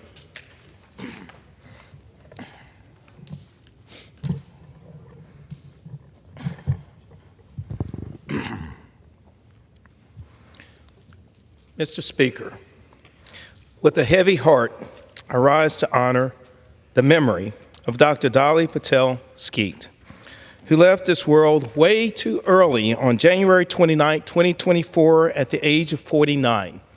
Dolly's journey from an injured leg at 11 to becoming an All-American runner at the United States Air Force Academy in the class of 1996 truly embodies the essence of the American dream. As an orthopedic surgeon, wife, and mother of 3, Dolly shattered stereotypes, radiating positivity. From running cross-country to deploying to Afghanistan, she illuminated the lives of those around her. Dolly leaves a legacy challenging us to live life fearlessly, uplift others, and relentlessly pursue our dreams. May her story inspire generations to come. I yield back. Under the Speaker's announced policy of January 9th, 2023, the gentlewoman from Michigan, Ms. Stevens, is recognized for 60 minutes as the designee of the Minority Leader. Thank you, Mr. Speaker. It is a privilege to be on the House floor this evening, this Valentine's Day, collecting my thoughts and remembering a bit of history. We had quite the whirlwind year last year in Michigan and in this country. As I think about the fall, we were preparing to appropriate fiscal year 2024's authorizations, and of course we kind of stalemated, and we're still in a continuing resolution of funding the government. And at the same time, we were also witnessing our United Auto Workers Union set forth a record strike effort targeting all of the big three for what they dubbed as record profits, meaning a record contract. And that was just in many respects a whirlwind time period. And then to add to it, our beloved ally in the Middle East, the only democratic nation in the Middle East, Israel, was attacked. And so members of Congress and residents in Michigan and people across this country, our heads were certainly spinning in many respects. And for those of us tied to the auto industry, we were looking at the strike that took place, and we were being reminded of a little bit of history. We were being reminded why the UAW at that moment was saying we have record profits in the auto industry, but now we are looking for a record contract. Because 15 years ago, the UAW made major concessions. They made major concessions during a strategic effort led by the Obama administration, carried over from the Bush administration.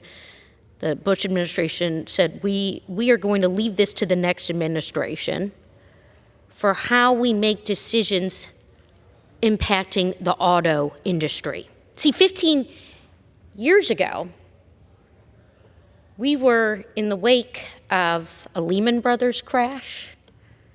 We saw our economy spinning out of control, unemployment shooting up in ways that we hadn't experienced as a country since the Great Depression.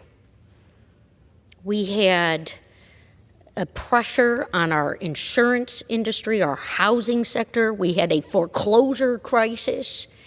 And then we had the unbelievable challenges that were facing our auto industry.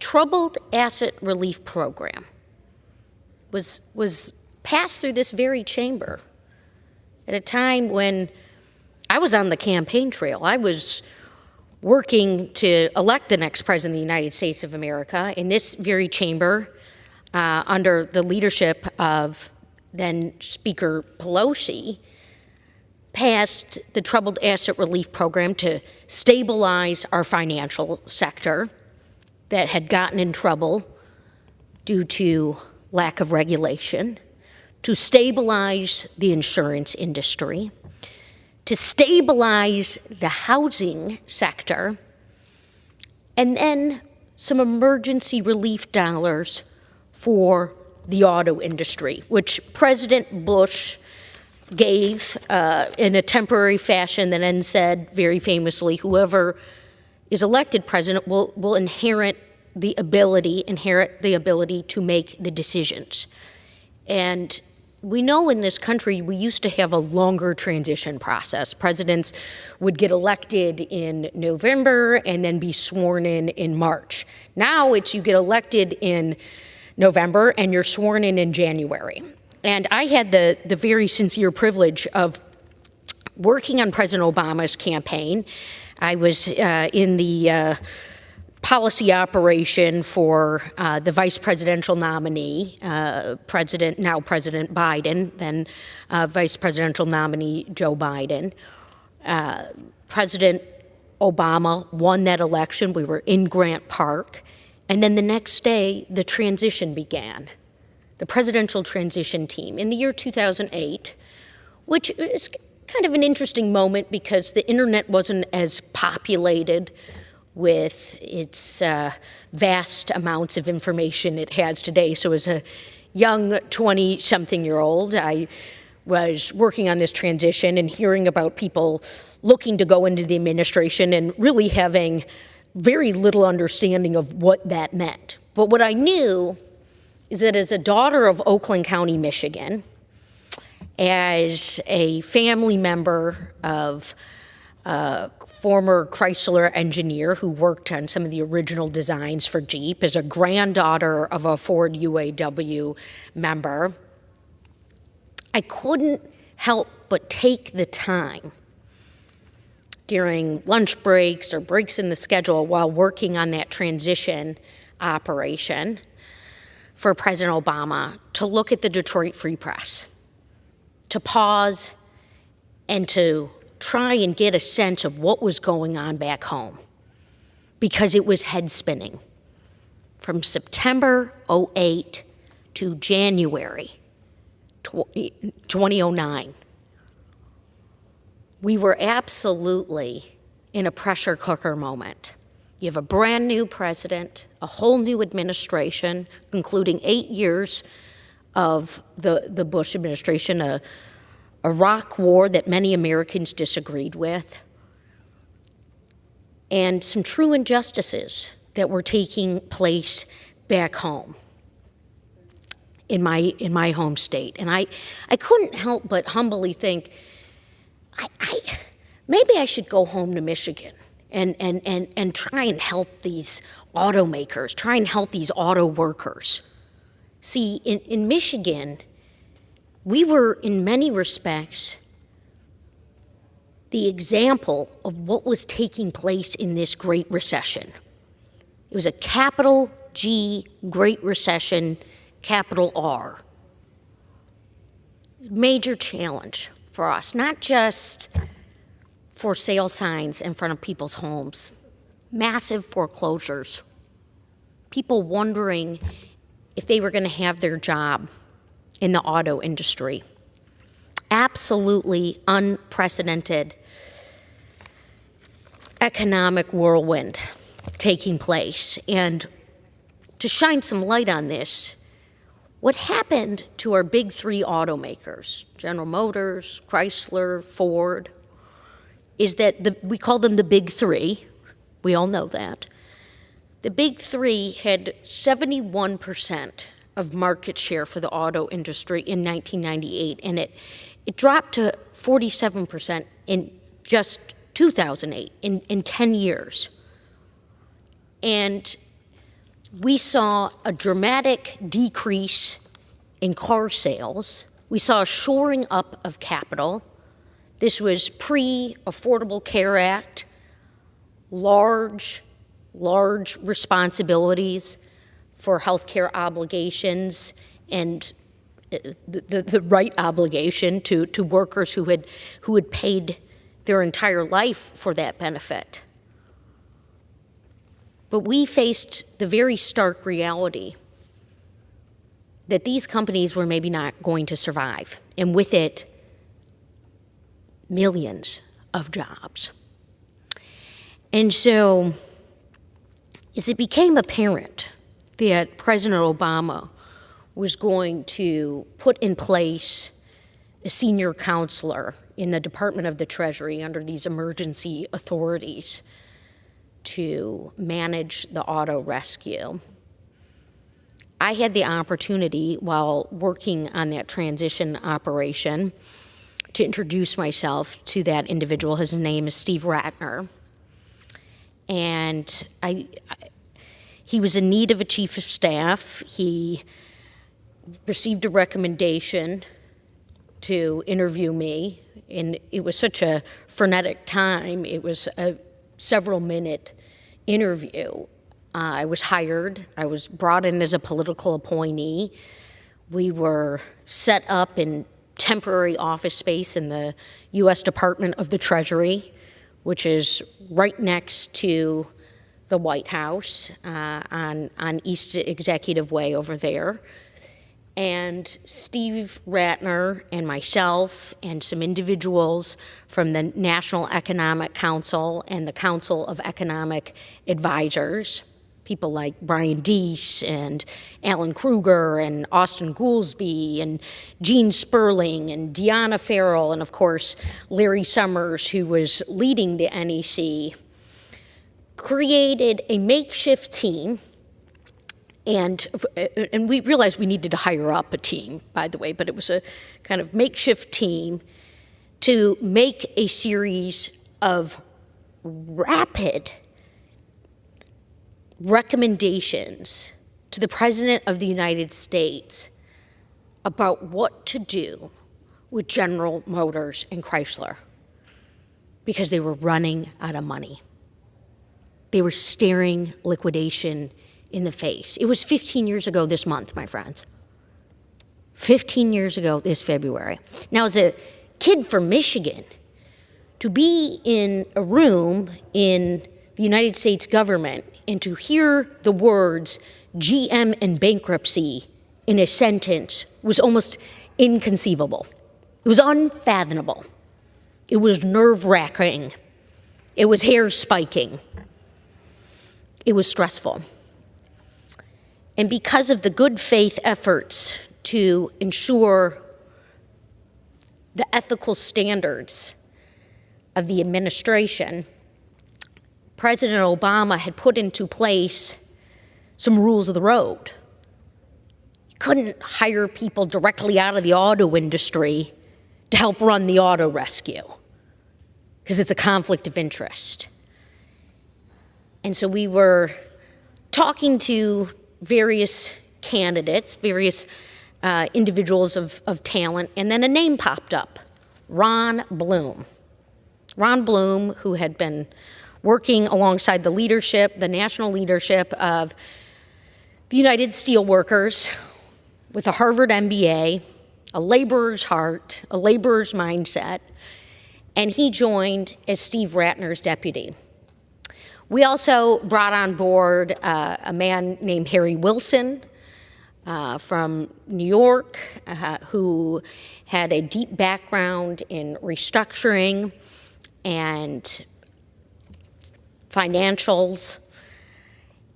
He was so talented, he retired by the age of 40. Matt Feldman, who was a bankruptcy lawyer. So much of this is captured in a book that Mr. Ratner wrote called Overhaul. But so much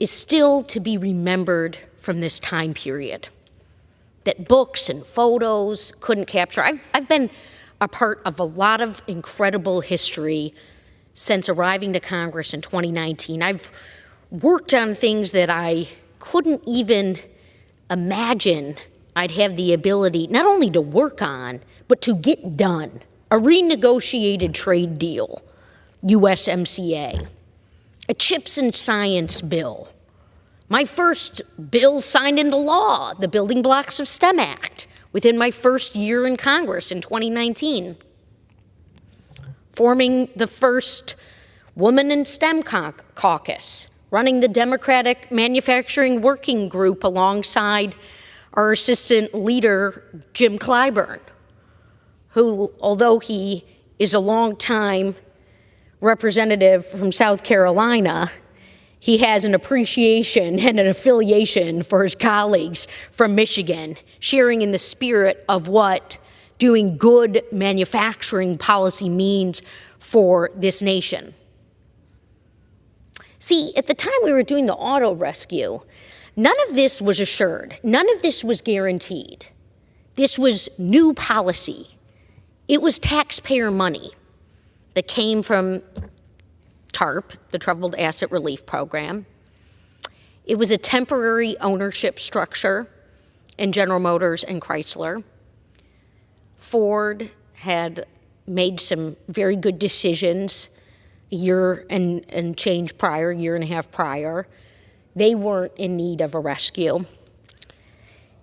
And at the time, when we were putting together these series of recommendations, which ended up becoming a managed industrial bankruptcy and an ownership structure of General Motors and Chrysler without controlling the day-to-day management of the companies, we were hearing from stakeholders. We were hearing from interested parties. We were hearing from constituents. And much of this is documented. This is not new information. You know, we had interested buyers in General Motors from the Middle East. We looked at some of Chrysler's ownership structure and their previous federal investment that they had received. We were hearing from very concerned mayors and municipal leaders, primarily across the Midwest, mayors from automotive communities who knew that these factories were the lifeblood of the economic existence of that very town. What was going to happen? Suppliers wondering if they were going to get paid for work that they had done on the front end, expecting as the system goes in the supply chain, the automotive supply chain with receivables and payment structures. We had the Canadians at the table, equally concerned, again, about a potential liquidation of General Motors and Chrysler and the jobs that would come with it. So, of course, not only did our United Auto Workers come to the table, but also the Canadian counterpart of their auto workers union came to the table alongside the Canadian government. The Australians were calling. General Motors might go bankrupt. Now, we were in a unique moment because we had allocated dollars through TARP to say we can make this investment. The president was able to do this alongside his cabinet and alongside our Treasury Secretary, Timothy Geithner. GM's stock price went to zero. Chrysler became co-owned by Fiat and the UAW. The United States government didn't want to control the day-to-day management of these companies. Car sales were in the gutter. How do you incentivize people to buy cars when our economy is spinning out of control, when people are losing their lifetime retirement in a stock market that was crashing? So we also made a series of decisions to say that we're not going to leave behind the small businesses. We're not going to leave behind the supply chain that is being challenged and squeezed, that's also experiencing bankruptcies and liquidations and mergers. We created a supplier support program that just provided assurance, similar to what we did in a bipartisan way during another economically and more recent time with COVID-19, just providing assurances through allocated dollars. In the case of COVID-19, the Fed had stepped in, largely not drawn down on, but money that came from the CARES Act to stabilize our industrial sector. And during some of these interesting and stressful times 15 years ago, while working as a staff member of the auto rescue team during very long days and oftentimes sleepless nights, overnight at the Department of the Treasury, I had instructed those who controlled the switchboards at the White House and at the Treasury Department to take the calls from concerned Michiganders, from concerned Midwesterners, and just wire them through to my office. Because these people were scared, they were worried, and they saw themselves losing everything that they've ever worked for. And so in these long and trying and stressful days, and we'd walk into the office, and every day the Wall Street Journal, the Washington Post, the New York Times, I think the Financial Times was also there, laid out on the front desk for all to see, and every single day, the work that we were doing was on the front fold of these newspapers. Do not forget, because this was unprecedented economic action. I also want to mention that this wasn't just done in a partisan vacuum. See, when we walked into the halls of Treasury, weeks after President Obama, in a very momentous and celebratory way, was sworn in as the 44th President of the United States of America, while his cabinet appointees were just getting confirmed, we didn't have as much partisan discord around confirmations. There were individuals like Neil Kashkari and Jim Lambright and several others who had had appointments and posts in the Bush administration at the Department of Treasury. And all this financial crisis with Hank Paulson as the Treasury Secretary under Bush, very well documented. But there were individuals who were working under Bush who stayed on for continuity purposes to explain why things were written a certain way or procedures were happening as TARP was being administered, to work alongside us. Members of the team that we put together under Steve Ratner and Ron Bloom. They weren't partisan. They weren't political appointments. Steve, Ron, and I were the only White House appointees on that initial auto rescue. This was the best of our country that stepped forward through long and sleepless and tireless nights, working in Excel, managing a host of stakeholders, sending memos and recommendations to the White House and the President of the United States himself. There were deadlines. They had been put into place by the previous administration. Interestingly, foreign automakers who have a presence here in the United States of America, I'm personally a Big Three girl coming from Detroit, and encourage all to look at the benefits and prospects of what the UAW brings with their best-in-class workforce. So proud of our UAW workers, particularly my Region 1 workers back home in Michigan. The foreign automakers came to us and said, you cannot let these companies go bankrupt. You cannot let them fail. Why would competitors say that in such a moment? Because of the supply chain, because of the disruption, because of the ricochets. Car sales were 8, 9 million. Today they're back up to 17, 18, 19. We never thought we would see million. We never thought we would see those numbers. And all along the way, as these phone calls were coming into our office, and as I would carve out the time on Friday nights to return those calls, grown men breaking down in tears, frustrated by what was happening to our country, what was happening to what they had spent their lives working towards. Amazing small businesses that contributed so much to our auto industry.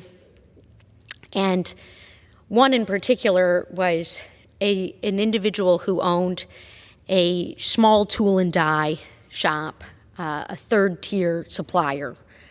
And he made the point to call me a couple of times because he was one of the ones who wanted the assurance that he was going to get paid on his receivable, his 36 months life cycle. And I talked to this individual a couple of times, and then one time he said, "Do you think I could come visit you in the Treasury Department? Could I come meet with you?" And the perspective I've always taken into public service is absolutely inclusive and open government. And plus, we were meeting with everybody at that time because everyone was wondering what was going to happen. Again, this wasn't guaranteed. It wasn't going to be a guaranteed success, and there were tough things that were happening, like dealerships closing. Why? Because GM had 7 times the dealerships of Toyota. They were winding down 2 nameplates, which, by the way, when they wound down Oldsmobile years prior to this auto rescue period, it was a $2 billion endeavor. So my supplier asked to come visit. I said, absolutely. We've got some talented young people on this team, and we'd be happy to meet with you, and I'll take your meeting. Well, of course, the Treasury Department, as being part of the White House campus, is a Secret Service monitored building. So you have to make sure they get all the proper information and they get in the system, and then Secret Service has to call you the day of the meeting like they did the day my supplier was there and say, hey, your appointment's here, please come get him and escort him. And I walked up those hallways, those marble checkered floors, the beautiful framed dollar bills and $2 bills and some of the monies that are in the Treasury Department. And who am I, right? But just a humble Michigander trying to do right by my state, do right by the people I love, people I didn't even know who were relying on this industry to succeed, to keep going, the industrial heartbeat of America. And I get up to that Secret Service desk and they're chuckling a little bit. They're laughing a little bit. And they said, Haley, here's, your appointment's here. Well, there was the supplier, this wonderful man standing there holding 12 pounds of metal because he drove from Michigan to show us what he made, to show us what he was doing and how he was contributing. And of course, I believe Clay Calhoun or Brian Osias or Sadiq Malik, some of these individuals, I said, come on, we're coming in for the meeting. They said, Haley, what meeting are you bringing us to? I said, this is someone who wants to know if his government has his back. That's the type of work that we bring into Congress now. All the meetings we take, all the constituent requests, all of this and that we're working on here that's impacting and shaping the everyday lives of so many. We don't need to focus today, 15 years on, exclusively on the hardship of the Great Recession and the economic tailspin that came about at the beginning of this century. In fact, today I think we can look back and feel very proud that bipartisan action, nonpartisan action, a commitment and a willingness to government and to govern successfully did succeed for the American people. I think we can look out and see that this century has been full of unique and unprecedented and defined by the moment challenges. There's a small business in Birmingham, Michigan that sells linens, and I was talking to the shop owner. And I said, how are you doing? He said, it's been exhausting. I opened my business in 2000. We had 9/11. We had a Great Recession. We've had COVID-19. But see, through every single one of these global curveballs that get thrown at us, particularly those of us as Michiganders, we have known how to rise to the challenge. We've known how to be resilient. Mr. Speaker, I believe you remember these headlines. Who is going to shut out the lights in Detroit? They were singing our swan song. You know, we had a city on the brink, a city that felt like it was ripping at the seams. And then we doubled down. We collectively reinvested. And we said, we have a new story to tell. It's the story of the American worker. So today, nearly 15 years on, is the UAW negotiated this historic contract, and I believe there's more to come. Plants that had closed, tiered structure for payment. We can see an industry that's ushering in the moonshot of this century. The new mobility technologies being innovated in southeastern Michigan through so many suppliers and larger manufacturers and even down to the smaller businesses. The innovation, the manufacturing, the technology that's just seethes through the place that I call home, Auburn Hills. It's a community in Oakland County, Michigan. Look around, we've got the largest robot in the world, headquartered in Auburn Hills. It's absolutely remarkable. You look out at the new product lineups that the men and women who are making these cars are rolling off the line. And you better not look while they're driving because you might swerve a bit. Because they'll capture your eyes, they capture your attention. There's so much R&D going into every vehicle. Some say it's $1 billion. Into every car, $1 billion of R&D, that quality, that testing, the safety, the emissions.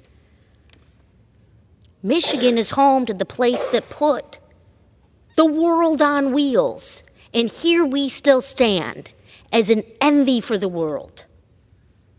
I am so proud of what was accomplished in the Biden administration, the Obama administration, now carried forward into the Biden administration, we can say that. But what was that was accomplished in the Obama administration during this unique and trying time, the Main Street effort of the economic agenda, the manufacturers, the communities that were relying on it, and a government that made money on that investment. They were repaid in full. GM re-entered the stock market. We were a part of that. We called that Auto Team 2.0. Ron Bloom was the president's senior counselor for manufacturing policy. People like Alan Fu and Kelly Morrell and Greg Kalin, we were making recommendations that actually have carried forward throughout all of the administrations since. The National Network for Manufacturing Innovation. Research efforts from upstate New York to Youngstown, Ohio, all the way out to California. We've got one in Michigan. It's called LIFT. They're doing lightweight metals and workforce development and new standards and chemicals and testing for the DoD. Folks, we're competing because we made a commitment to our industrial base. And we're not over here in the United States of America saying, well, we're going to have state-owned enterprises. That was not the goal in the auto rescue. The goal was public-private partnership. I meet with these manufacturers every week. It's the effort of sanity in this job. Real people doing real work. They don't care what your ideology is or what your affiliation is politically. They're producing product off the line and getting it somewhere on time, whether it's in Michigan or Canada or over to Europe. And they're meeting every roadblock that gets thrown at them. It's absolutely remarkable. And it happens in the place that I call home. Mr. Speaker, I'd just like to do a brief time check.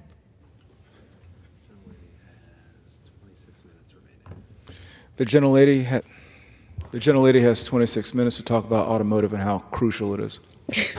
Thank you, Mr. Speaker. I know he agrees with this sentiment. And that's the thing. We can say bipartisan in this chamber. We can absolutely say bipartisan. But let's actually just talk about the things that bring us together. Let's talk about a manufacturing economy. Let's talk about real industrial strategies. What we did with CHIPS in science, $52 billion. And by the way, in those very auto rescue meetings with Steve Ratner and Ron Bloom and Larry Summers and President Obama, we talked about these very weaknesses with semiconductors. We knew then we needed to do something. COVID hit, there was a chip shortage, a chips crisis. Of course, I slammed my fist down on the table so hard I nearly bruised it. When we didn't have a CARES Act, when we didn't have a Rescue Act, when we didn't have a plan for the industrial sector of this country, of which we as lawmakers then came up with, not just about being a first world nation, but about being an innovative nation. Public-private partnerships work. We don't will for another great recession and another action like what we had to take with the auto rescue. But we can look back and say that the government acted alongside the workers of this country. We can look even now, a year and change on, since the passage of the CHIPS Act, a large-scale investment saying that we are actually going to make chips in this country. Again, we're going to do it with union work, by the way. We're going to do it in places like Michigan, and I guess I have to say Ohio here. We innovated the chip, and then it was shipped overseas. Incentive structures, beating us at our own game, low labor costs. And then what? We're over-reliant on unfriendly markets, on high shipping costs, on energy demands. So the government, with the CHIPS Act, $52 billion allocated. Not all of it has been nearly spent or begun to be spent, and we're so proud of the CHIPS team hard at work at the Department of Commerce, resembling, I believe, what took place under the auto rescue, because these are very hard-working individuals doing big things, long hours, long days. And that $52 billion begat $200 billion of private sector contribution without even it being required. That legislation paid for itself within a quarter. So now we, 15 years on, is from the auto rescue and as lawmakers, we ask ourselves, what's next? Because it wasn't just chips, it's not just semiconductors that we need to bring back here to the United States of America. Critical minerals, critical materials. You know, our environmentalists who are talking about permitting reform to achieve the energy revolution of the quarter 21st century that the Inflation Reduction Act is helping to usher in. And yes, we'll beat the game at this. We'll renovate, we'll do big things, and we'll succeed. And we'll lower carbon emissions as a result. And the auto industry stepped up. We saw that day arrive where environmental groups and the auto industry said, we want this bill. We want the Inflation Reduction Act. Now, the next phase must turn to the industrial policy model that had been adopted under CHIPS for minerals, for materials, for quantum, for AI, all these exciting and great things. A strategic vision for this nation. President Biden will be in this very chamber in less than a month's time, delivering his State of the Union address. delivering that strategic vision built and building off of the successes that we have achieved in many bipartisan ways: infrastructure, CHIPS, veterans assistance and benefits. Where are we going, and how will we continue to be a beacon for this world? I believe it exists in the place that I humbly and dutifully call home, in southeastern Michigan, in Oakland County, Michigan, home to Automation Alley, home to Chrysler's now namesake, Stellantis, home to countless men and women of the UAW and of building trades unions, those who are putting the pipes in the ground for hydrogen to succeed, just as we're looking at battery electric vehicles. Be optimistic, my friends, and be proud. Thank you so much, Mr. Speaker, and I yield back. The gentlelady yields back. The chair lays before a House of Communication. The Honorable the Speaker, House of Representatives, sir. Following my reappointment to the Committee on Ways and Means, I hereby resign from the Committee on Oversight and Accountability, effective immediately. It has been an honor to serve on the Oversight Committee since I joined the House in 2017, and I am grateful to the Democratic Caucus and the House for the privilege of being nominated and elected to the committee. Signed sincerely, Jimmy Gomez, Member of Congress. Without objection, the resignation is accepted. Under the Speaker's announced policy of January 9, 2023, the gentleman from Utah, Mr. Moore, is recognized for 60 minutes as the designee of the Majority Leader. Mr. Speaker, I ask unanimous consent that all members may have 5 legislative days in which to revise and extend their remarks and include extraneous material on the topic of this special order. Without objection. Thank you, Mr. Speaker. Tonight, members will cover a variety of topics, as will I, particularly what the Biden administration's war on American energy.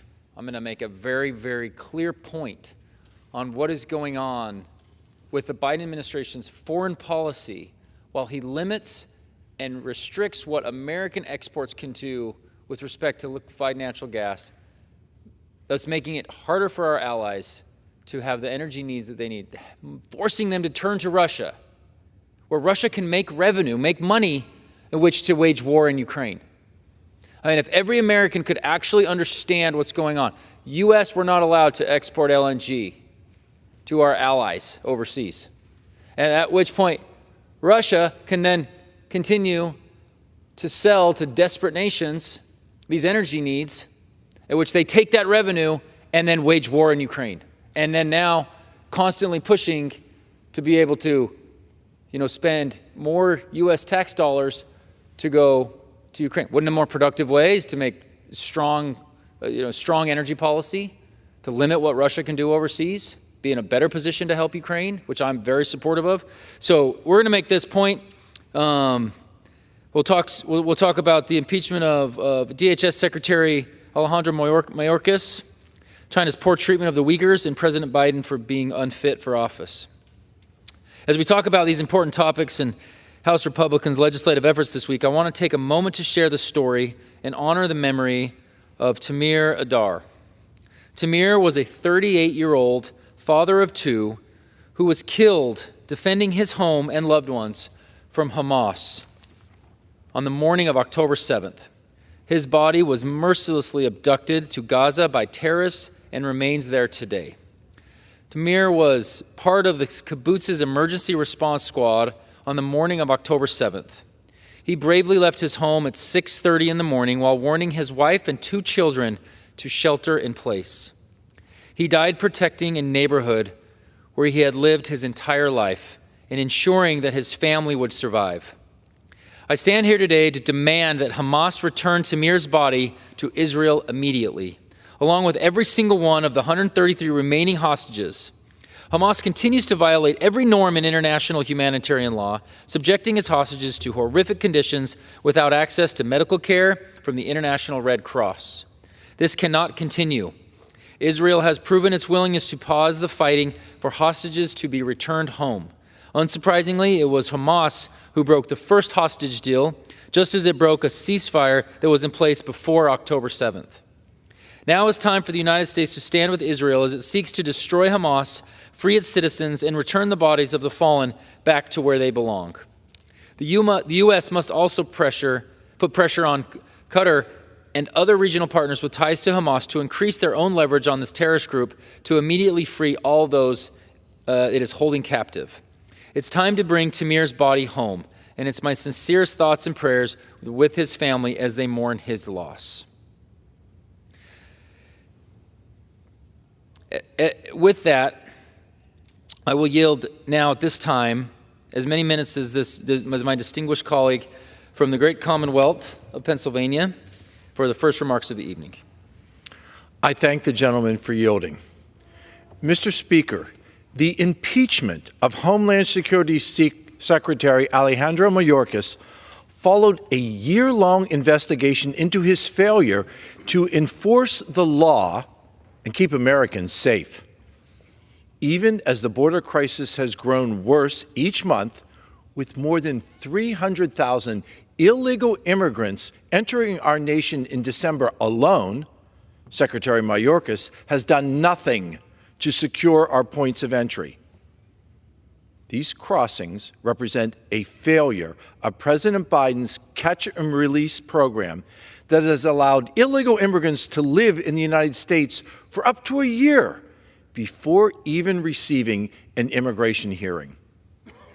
Instead of utilizing the Remain in Mexico policies that had proven effective, the Biden administration has opened our doors and opened our border, effectively making every state a border state and every city a border city. We cannot afford to wait any longer.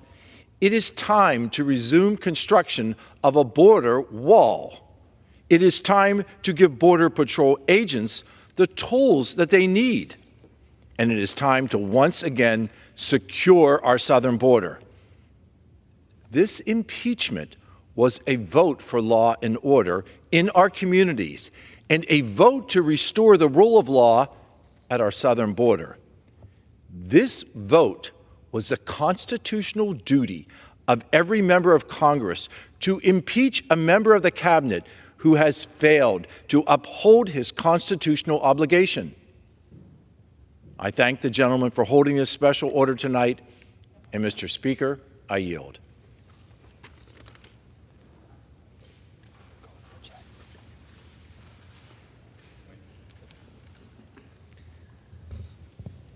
Thank you to the gentleman from Pennsylvania. Appreciate his remarks. And now we'll yield time to the gentleman from the great state of Tennessee. In the sign we will conquer, brother, as well, for as many minutes as he may consume. Thank you. Thank you, Mr. Speaker, and I thank my brother for allowing me to speak tonight. Mr. Speaker, the American people, they're not as blind and they're not as stupid as this administration and mainstream media makes them out to be. Everyone in this world can see that this president is not well.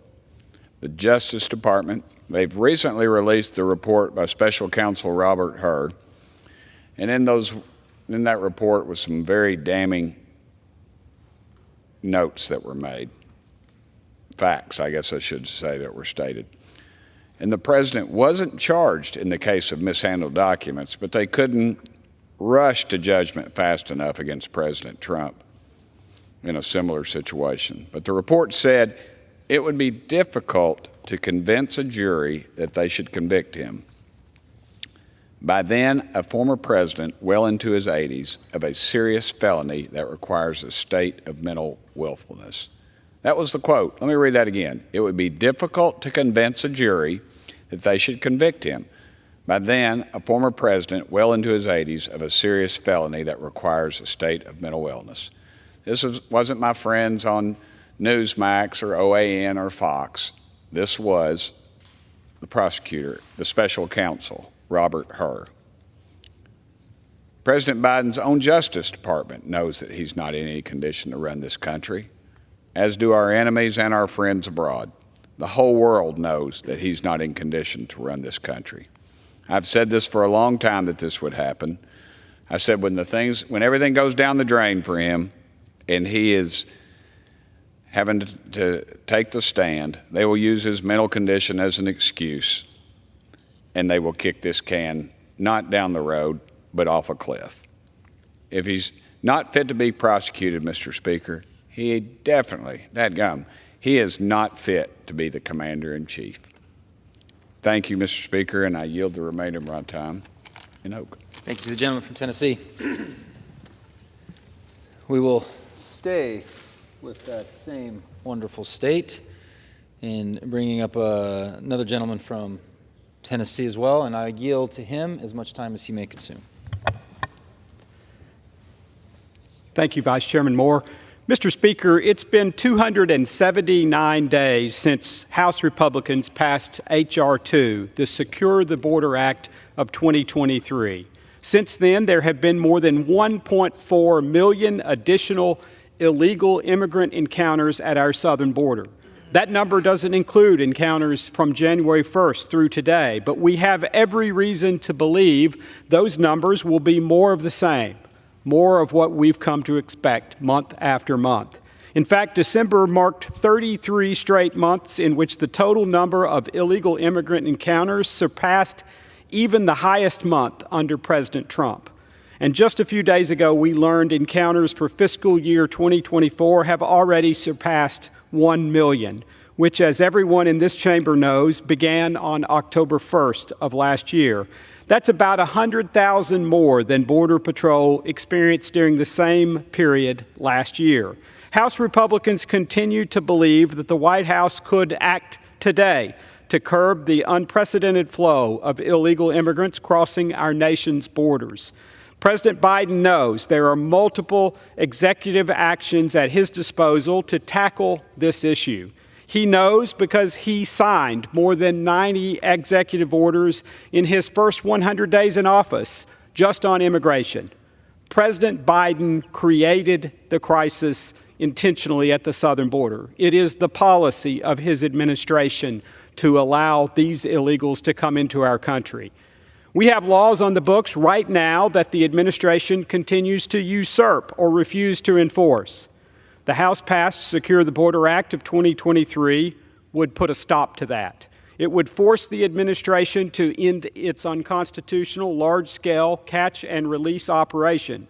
It would require construction of the border wall to restart and increase the number of Border Patrol agents and also provide bonus pay. H.R. 2 would also strengthen and streamline our existing asylum process. And, this one is critical, it would finally put a stop to the flagrant abuse of executive immigration authority taking place under the Biden administration. There have been more than 8.3 million illegal crossings nationwide and more than 7 million crossings of our southern border alone since President Biden took office.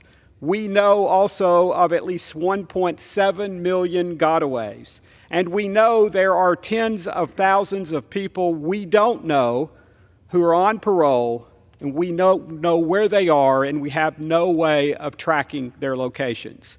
The Secure the Border Act of 2023, the House-passed common sense measure, is the strongest border security bill we've seen in a long while, and yet it has been sitting on Leader Schumer's desk in the Senate for almost 9 months. It deserves serious consideration so that we may begin to slow the flow of illegal immigration by forcing President Biden and his administration to follow the law and gain control of our southern border. With that, I yield back. Thank you to the gentleman from Tennessee. I will now yield as many minutes as he may consume to the gentleman from Texas to, I don't want to presume, but hopefully talking about what's going on at the border. I think that part of the confusion, and I get a lot of this from constituents, is the difference between an immigration reform and border security. And it is something that is it's being lost right now in the dialogue in our country about the acute nature of the issue. We have absolute immigration reform that both parties need to come together on and figure out a path forward. Many things associated with that. But addressing border security is the acute issue that is allowing fentanyl to become ubiquitous in every one of our communities. So if you are not talking about the border, I apologize for leading you that direction, but you have been an incredibly sound voice on that, and I appreciate the guidance that I've had as a member from Utah, not dealing with it as closely as you, but it is affecting all of us. And I yield so much time as you may consume. Thank you to my friend from Utah. I appreciate it. And tonight, I'm going to talk about the fitness of our president. There you go. A sympathetic, well-meaning elderly man with a poor memory. These were the words used by Special Counsel Robert Hur to describe Joe Biden, the president of the world's greatest and most powerful nation. They're also the justification for why no criminal charges are being pursued for Joe Biden's willful mishandling of classified documents.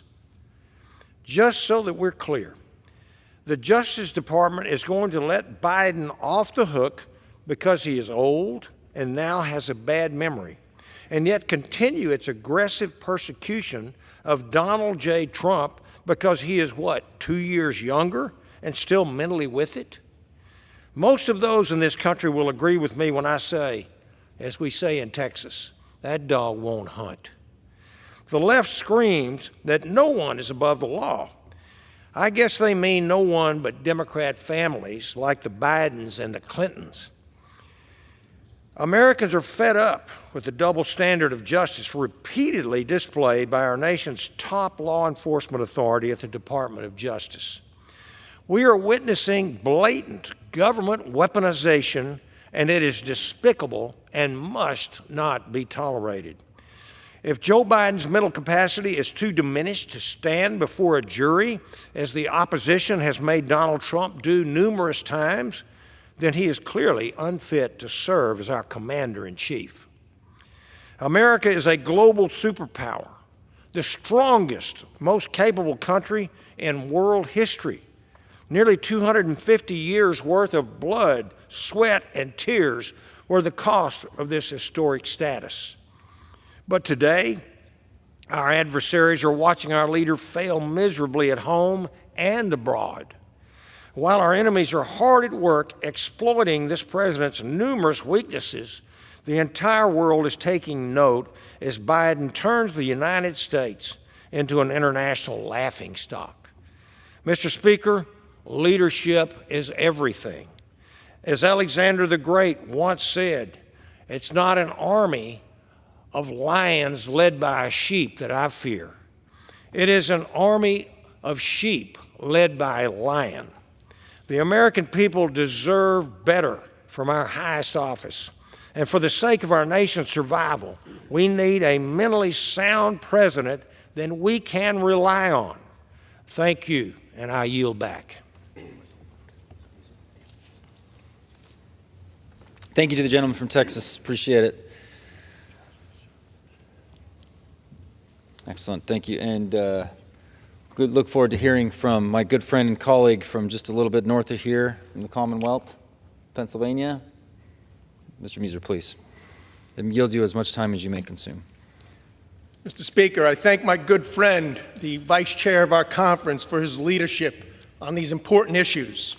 Mr. Speaker, Mark Twain once said that loyalty to the country always, loyalty to the government when it is deserved.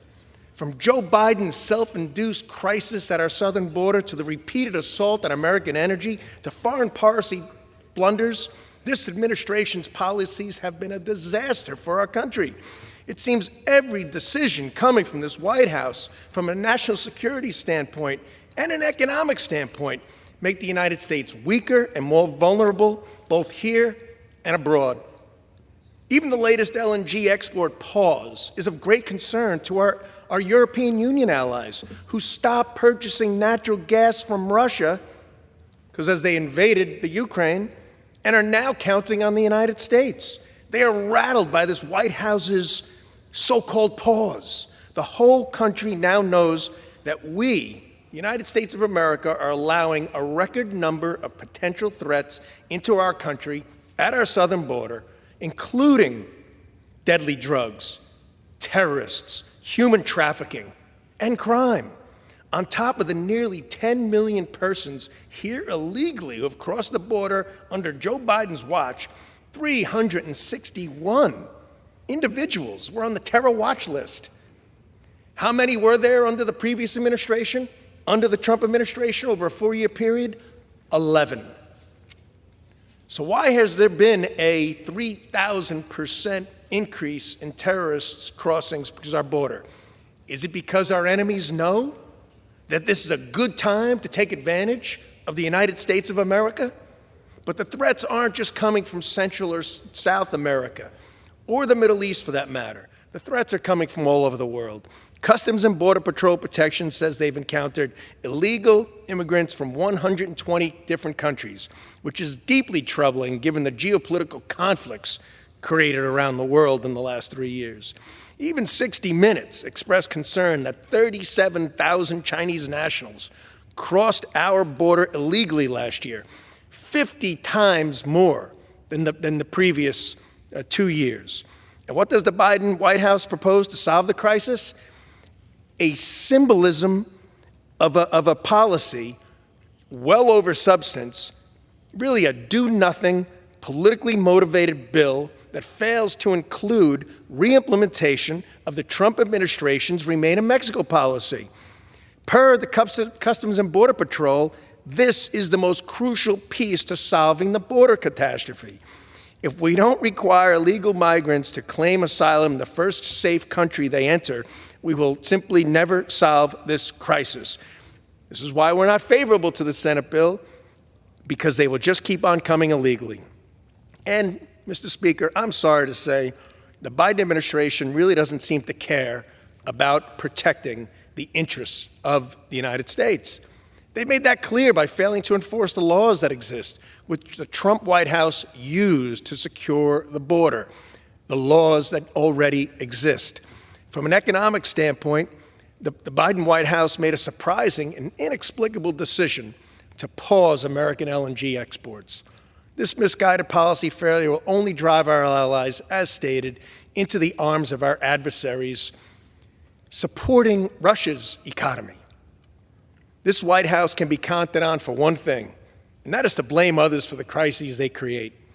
You know, Harry Truman was known for his saying, which sat atop his desk, "The buck stops here." The name placard sitting in this Oval Office should be, "Pass the buck." That's why Republicans are taking decisive action to hold the Biden administration accountable. We impeached Secretary Mayorkas just yesterday for his failure to enforce our border laws and for the blatant dereliction of duty and violation of his oath of office that has created grave dangers for our country. And tomorrow, we will pass the Unlocking Our Domestic LNG Potential Act to repeal the ill-conceived, ideologically guided restrictions on the export and import of natural gas. Republicans, Mr. Speaker, will continue to fight for American energy, American national security, the American economy, and the American people, because this administration simply will not. I yield back. Thank you to the gentleman from the Commonwealth of Pennsylvania. I saw an interview this weekend from Secretary Mayorkas, actually, when he talked about there's almost an admission that Remain in Mexico policy is effective. And many on the left will say it is an effective way to control our border. It doesn't feel like there's debate on that. What he said was, well, it could be challenged in the courts. Folks, every single executive action can be challenged in the courts. That is unfortunately where we are at in our nation right now, in this ping-ponging situation from one administration to the other. Yes, Remain in Mexico policy may be challenged in a court situation, or somebody could run a lawsuit against this, and it could find its way to various levels within our judicial system, but it works. We saw that. We have evidence of that from the Trump and Pence administration on working with Mexico in a partnership to limit the amount of cartel activity that exists and that is killing people, that is trafficking people, that is creating a fentanyl crisis in every single community in this country. So yes, it might actually be challenged in the courts, but implement it. We know that it works, and we'll work through it. And if there was leadership, Democrats will admit that it's been effective. Well, take the leadership to tell Congress we should pass this into law. If you don't like every aspect of H.R. 2, there's one really important aspect of H.R. 2 that if we could agree on, we could pass legislatively, which you keep calling for. Even Secretary Mayorkas said, well, Congress needs to fix the problem. Okay? Well, encourage Democrats to vote in favor of a Remain in Mexico policy. It's got data. We've got data to show that it works. And this is what is the frustration is right in front of us, what we can do to fix some of the most acute issues at our border. It's beyond me that we can't look at a good policy, take data, and be able to re-implement it. And we'll continue to sound the alarm on this and call out the nature of why the Biden administration is so inept at doing this. And I assume that my good colleague here and friend from the great state of New York will highlight some of this as well as he gives his remarks. And sir, I offer you as much time as you may consume. Thank you very much to the gentleman from Utah for yielding me the time. And Mr. Speaker, President Biden is the first president in history to flat out refuse to take a cognitive health test. Given all of his memory issues frequently and clearly displayed in his public remarks, the least that he could do is prove to the American people that he is fit to serve as the leader of the free world and take a cognitive health and acuity test as part of his annual physical. Now, let's just give you a few examples of the president's recent memory issues. On February 8th, President Biden publicly confused the president of Egypt with the president of Mexico when he was discussing Israel aid in a press conference in a very embarrassing moment.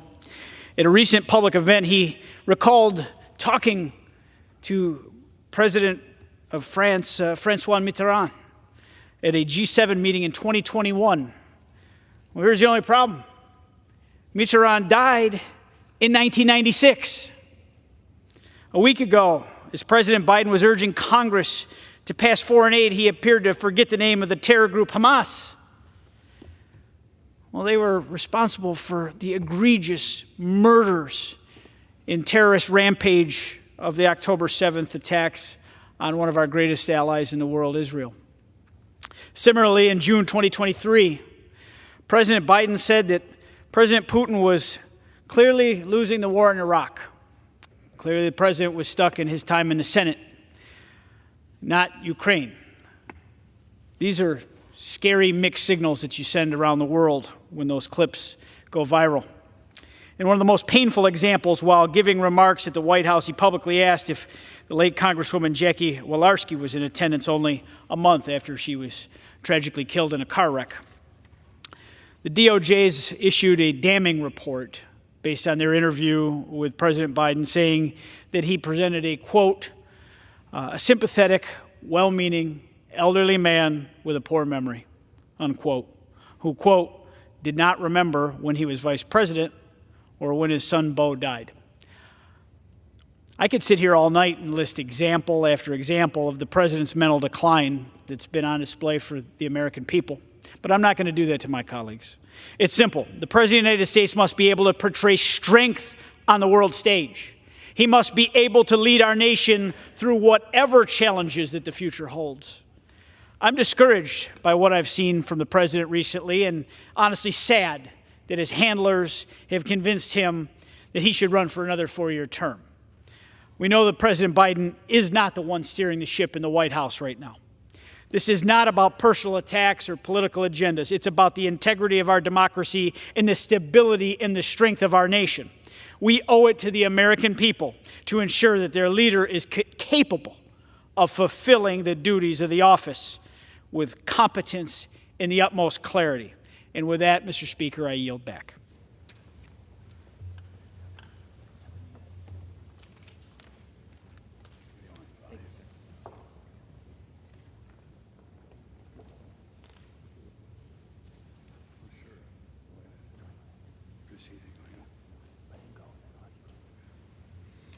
Thank you to the gentleman from New York. appreciate his remarks and his passion for his constituents. I've seen it in numerous ways. I now will yield so much time as the gentleman may consume to my friend and colleague from Texas, and appreciate your willingness to share your remarks. Thank you, Mr. Speaker. I rise today to speak on a very heavy subject. And with me, I have images of a very disturbing and graphic nature. I want to show the violent, horrific reality of abortion. And this should shock every American. What would you do if you found the dead bodies of 5 babies inside a cardboard box? Would you call the police? Would you throw the box out? Or would you let it be taken away to a medical waste incinerator and forget you ever found it? This is not a hypothetical. This is exactly what happened right here in this city, just 3 miles from this House chamber.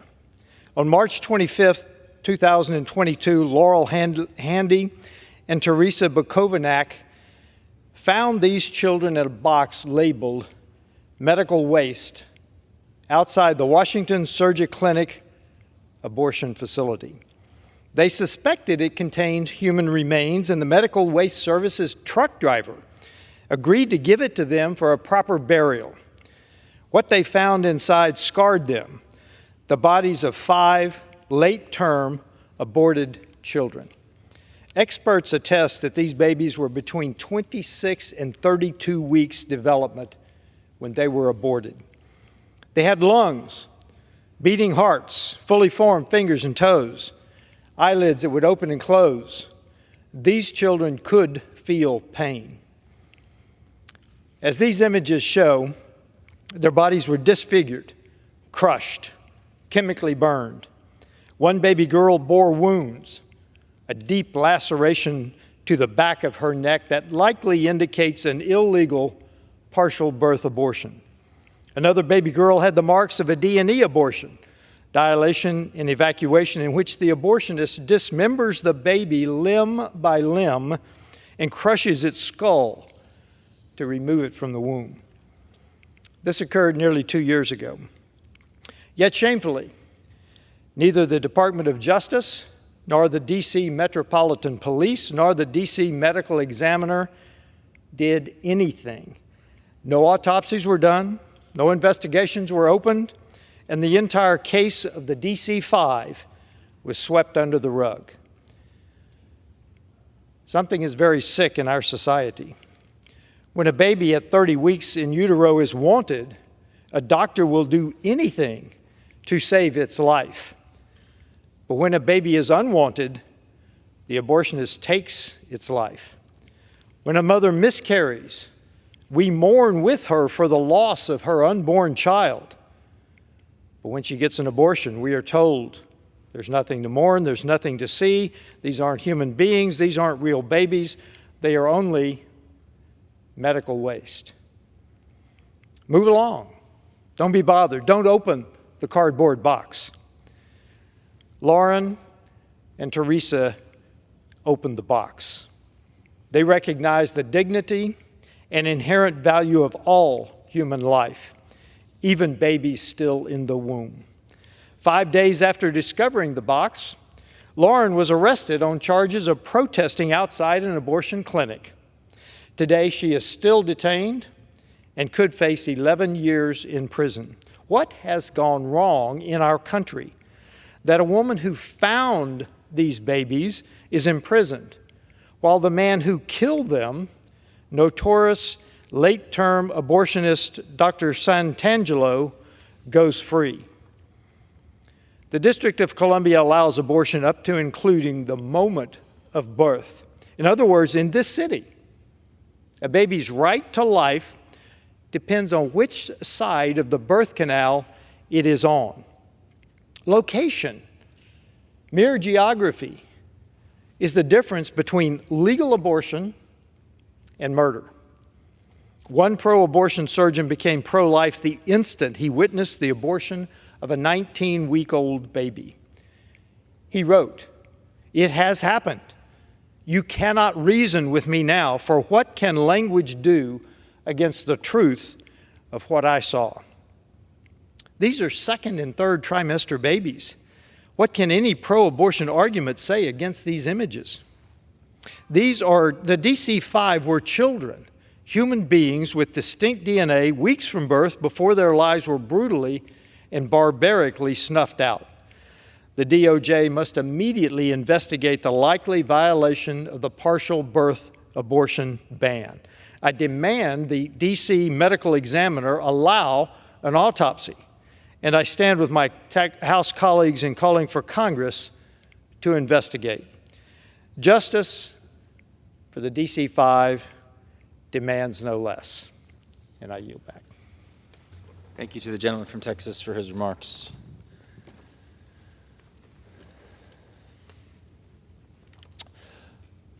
I will now yield so much time as he may consume to the gentleman from Wisconsin.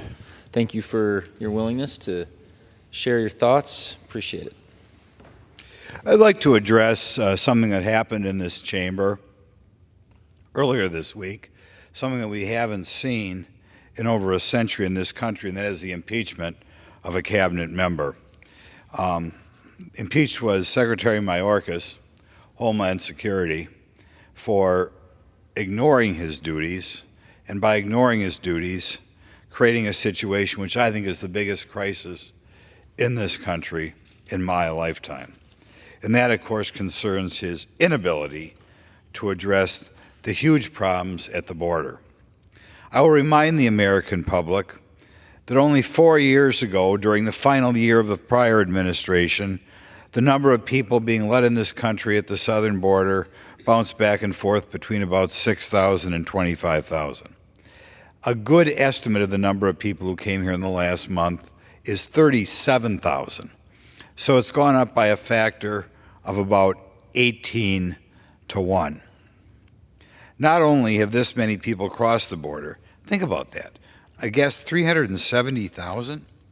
But in addition to this many people crossing the border, we have, because of the around the world, it's known the United States is not enforcing our border.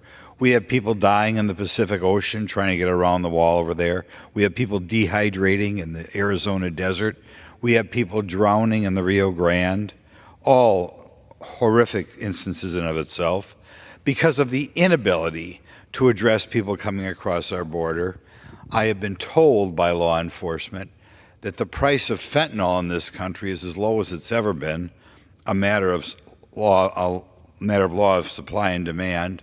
We have 108,000 Americans die of illegal drug overdoses every year, twice as many people as died in 12 years in Vietnam.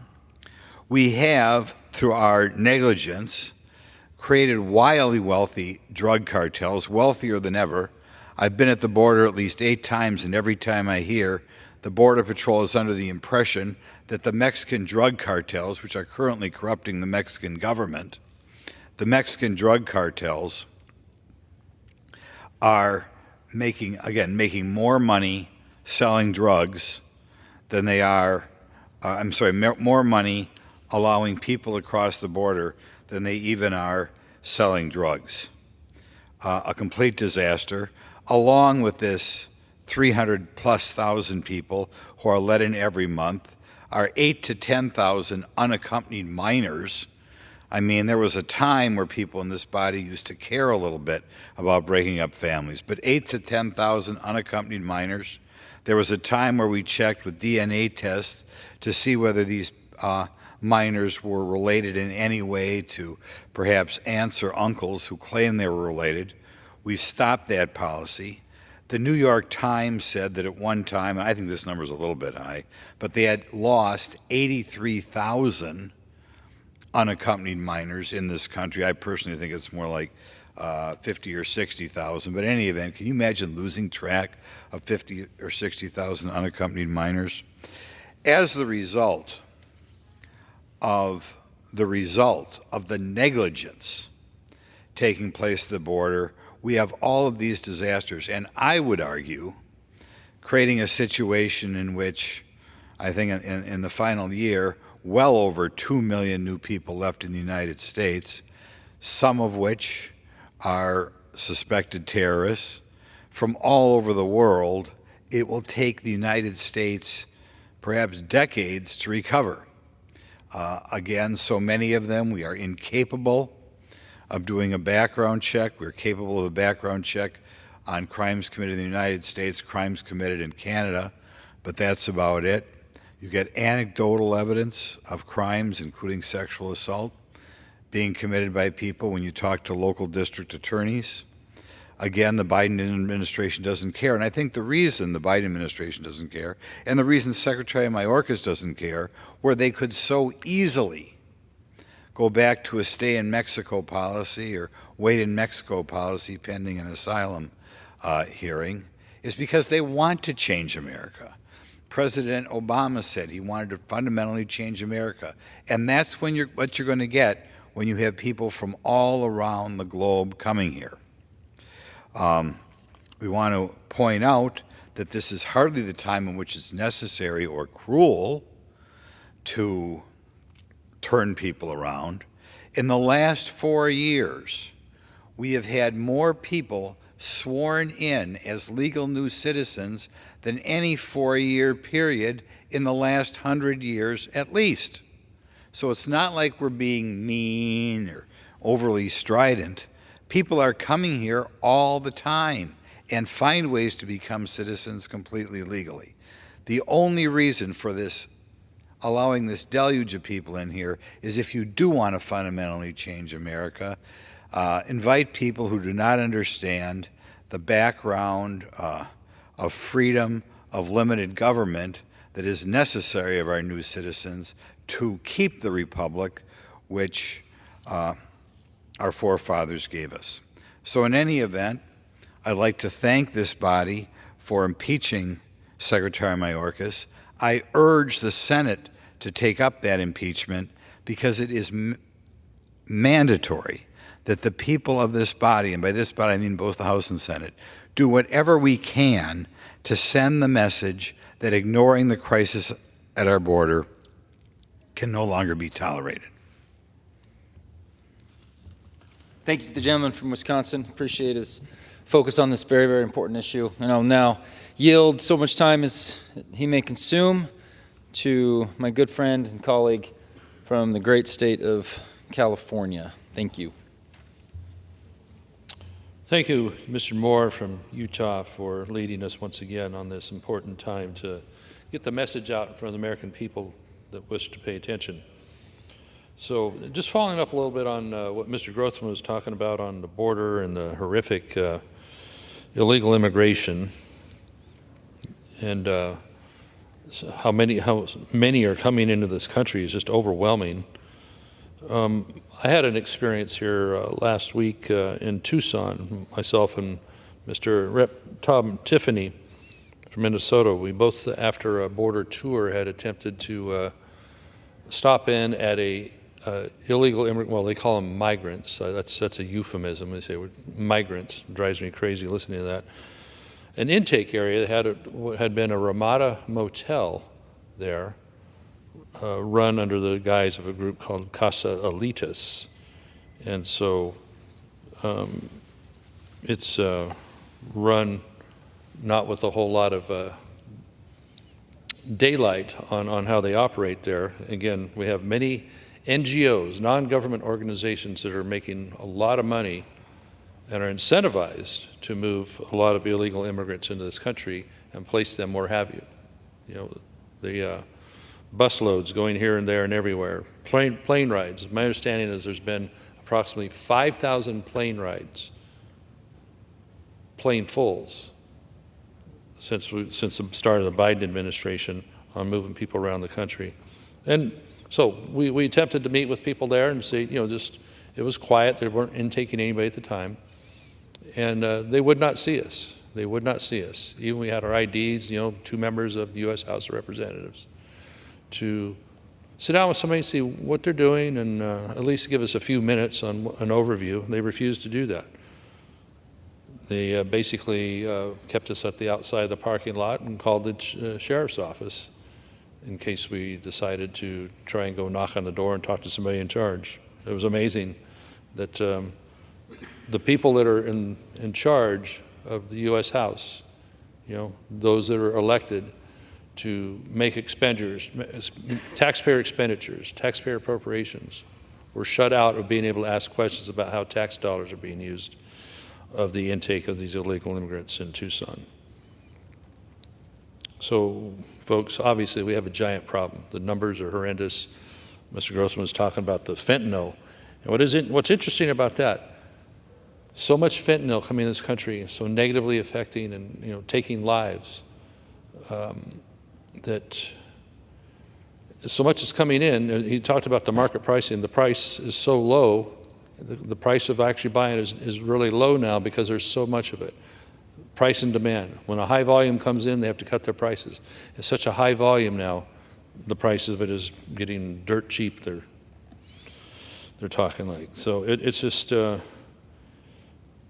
another example of the Biden administration working against the people, working against American values. There's no reason it needs to be this way. Say, oh, the Republicans aren't passing a law in Congress, no bills. Biden has the tools. He could do 8 executive orders that were perfectly legal, perfectly constitutional, remain in Mexico policy, several others he could do without even passing a bill. But there's plenty of laws to already enforce that they aren't doing. Yes, we added H.R. 2 to that to help define better asylum, because asylum is being abused, and other good aspects, beefing up the personnel at the border, finishing the fence. They don't want to do any of that. That's all double talk. So that's a bit of my experience at the border just again the other day here. Another thing that President Biden has caused unnecessarily harm to our country is our energy policy, or lack of. The core of so much of our problems on costs of inflation, high prices of everything, is it starts at the cost of energy. Whether it's electricity that's generated, you know, they're tearing out hydroelectric dams in my district that has green renewable power. Electricity generated by nuclear power. We need to do a lot more on that. And so far, for years and years, that's been held down by permitting and the inability for government to move on that. But also, natural gas, a very important component for heating homes as well as operating electricity generation. And so Biden has stepped forward to make it almost impossible to explore for oil and gas in this country, and also a recent decision to slash all pending and future liquefied natural gas export permits. And this is important because where we've been exporting this to Europe, for example, to Germany or others, instead of them relying on Russian gas coming in on that big pipeline, we could be helping because we have such an abundance. So the Biden administration, another wrong-headed approach on energy, harming Americans, harming our allies around the world. He systematically destroyed key energy initiatives, canceling the Keystone Pipeline, shutting down already authorized oil and gas programs in like the Arctic National Wildlife Refuge, a really tiny part of a $1.3 million acre refuge in Alaska. It's been approved. They're shutting it down. The high prices of everything start with the cost of energy. Americans suffer from high price of food, transportation, everything else because energy costs way more than it needs to. We lay that at President Biden's feet, and we have the ability to be energy independent like we were under President Trump, an energy exporter and helping our allies. Yet what we have is a ban on being an exporter and a ban on new exploration to make us energy independent. Biden administration is way out of whack on this, and we need to do something. The American people need to let them hear about it. The American people need to make themselves heard on that as we try here in this time here in Congress and this speeches like this tonight to do so. So I appreciate the time. I appreciate Mr. Moore leading us on this to talk about these important topics of energy independence and controlling our border, two of the most important components we'd have to a more orderly society in this country. Thank you for the time. Thank you to the gentleman from California. I agree. Horrible energy policy, horrible immigration and border policy, mental incompetency. I mean, these are all great Valentine's messages today.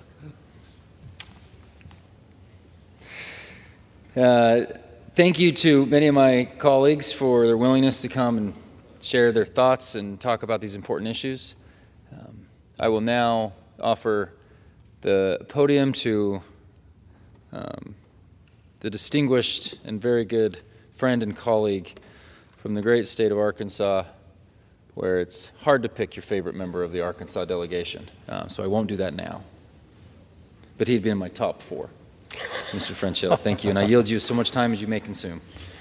Well, I thank the gentleman from Utah. And just for those 2 people that are listening at home, there are only 4 members of the Arkansas delegation, so that was an easy comment from my good friend from Utah, who's doing an outstanding job helping lead our conference and lead our conference messaging on this House floor and in our home districts as we draw a distinction between what House Republicans would be doing if we were able to be guiding the executive branch or have both houses here in Congress and the failures of the Biden administration. So I thank my friend from Utah. And I want to address a couple of issues I think that are key, that are confronting the American people and that we're touching on this week in the House. Mr. Speaker, the United States went from importing liquefied natural gas just 15 years ago to now being the world's largest exporter. That's a powerful testament to America's technological advance and our ability to harness this clean, abundant, affordable source of baseload power for our own use and for the ability to export it. President Biden's recent decision to halt the exploration of American liquefied natural gas is not in the interest of the American worker, the American economy, our allies' national security, or the globe's goal of a clean energy transition. This is just another President Joe Biden poor decision in a long line of other failed energy policies since he took office in January 2021. As noted by my good friend from California, shutting down on day one the Keystone XL pipeline, denying new permits, discouraging new drilling, discouraging new pipelines, and coercing banks and securities firms across this country to discourage badly needed loans and capital investments in the energy industry by way of environmental social governance, so-called ESG policies. These reckless decisions have weakened our global leadership and weakened America's energy independence. And while President Biden's nanny state regulators consider going full California on the whole nation by banning your gas stove, Republicans support an all-the-above approach to our energy needs and our long-run energy transition. Republicans believe that we need to tap into Americans' abundance of natural resources that are crucial to enhancing our own energy security and our own energy independence. The United States stands ready to export more LNG to Europe, but pipelines and other needed infrastructure are not adequate in this country in order to advance more assistance in the short run. In my view, Mr. Speaker, upstream and downstream infrastructure investments in natural gas are not stranded assets, which is typically the argument made by the opposition. According to a recent U.S. Energy Information Administration International Energy Outlook, by 2050, global energy use will increase nearly 50% compared to today. Now, let that sink in. 50% greater than today in just 25 years. And although the primary energy consumption sources of renewables is expected to grow from 15% today to 27% by 2050, still 80% of consumption will need to come from coal, oil, natural gas, and nuclear. Clearly, based on global power demands and despite new renewable sources, this globe, this nation needs decades of liquefied natural gas access and natural gas in our reserves. We need to invest and create that infrastructure leading to our own development and crucial export development, which will, if we export, add $73 billion, it's estimated, to our U.S. economy over the next 15 years, bolstering energy trade, stimulating domestic production, while assisting friends and allies abroad. Increasing U.S. liquefied natural gas export will benefit our allies, as I note, in Europe and in Asia by adding the U.S. as a reliable source of energy on the global market, offsetting the risk that's being dominated by one supplier, like in the case of Germany being completely dependent on natural gas from Russia at the time of Russia's invasion to Ukraine, or countries being caught in a supply crisis due to war in the Persian Gulf, or war or shipping challenges in the Red Sea. Just last year, Mr. Speaker, about 13% of Europe's natural gas went through the Red Sea that now is impacted by the Houthis in Yemen attacking shipping of all flag vessels trying to go up the Red Sea through the Suez Canal to service Europe. We have natural gas fields across our nation in Pennsylvania, New York, that rival, may even be more abundant than those in the Middle East. Yet we will never see, in my view, Mr. Speaker, a new pipeline built from Pennsylvania over to the East Coast ports under this administration or under future Democratic leadership. And I don't think we'll see new jobs or development of New York's massive, abundant natural gas in the Marcellus Shale under Democratic governors.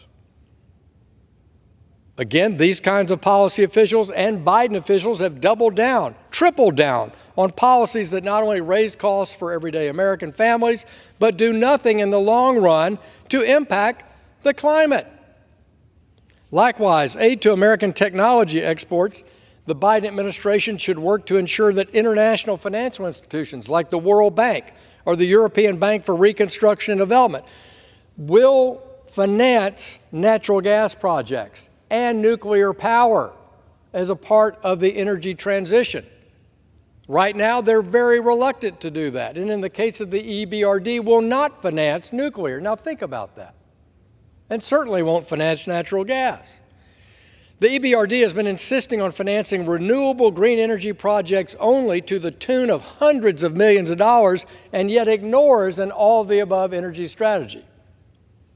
International financial institutions like the EBRD should finance beyond nuclear and include sources of energy like liquefied natural gas to improve access and diversification, particularly in Europe, their energy backbone, their energy sources.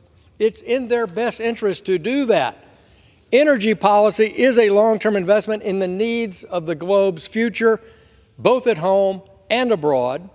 And as more and more countries grow and develop and their people become wealthier and their incomes rise, their energy consumption will increase as well. We cannot wait and have nothing to offer, and certainly cannot impose the Biden administration's energy policies on the world and expect a good outcome, or rising wages or incomes. We should be investing in all of our energy options, like oil, nuclear, renewables, and natural gas, not only our ability to export and remain energy dominant worldwide, but to benefit the entire economy of the globe. President Biden's mistakes and failed policies today will lead us to not having the energy capacity that we need for tomorrow, and he will be making the transition to a clean energy future even harder and more costly for our families.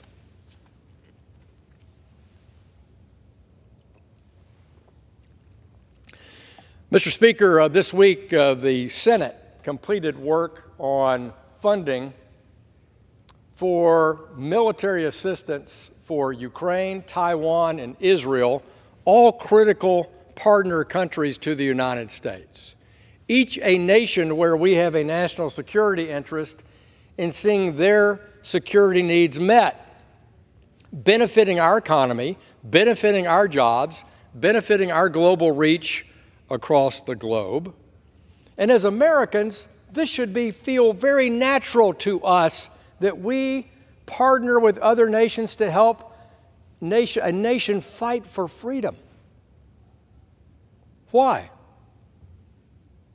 Well, Mr. Speaker, as Americans, we are all versed in our own founding, our own struggles with the American Revolution. We recall the lack of food, the lack of pay, the lack of socks and shoes, the misery of the winter at Valley Forge. Every school child in this nation knows about Washington on his knees at Valley Forge. What we must remember is that we did not win our independence alone.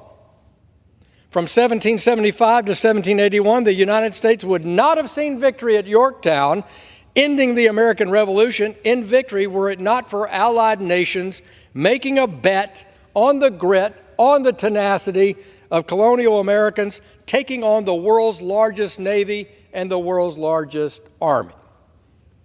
France, the bankers in Amsterdam, the Spanish, all opposed Great Britain's empire and backed General Washington's struggling ragtag army.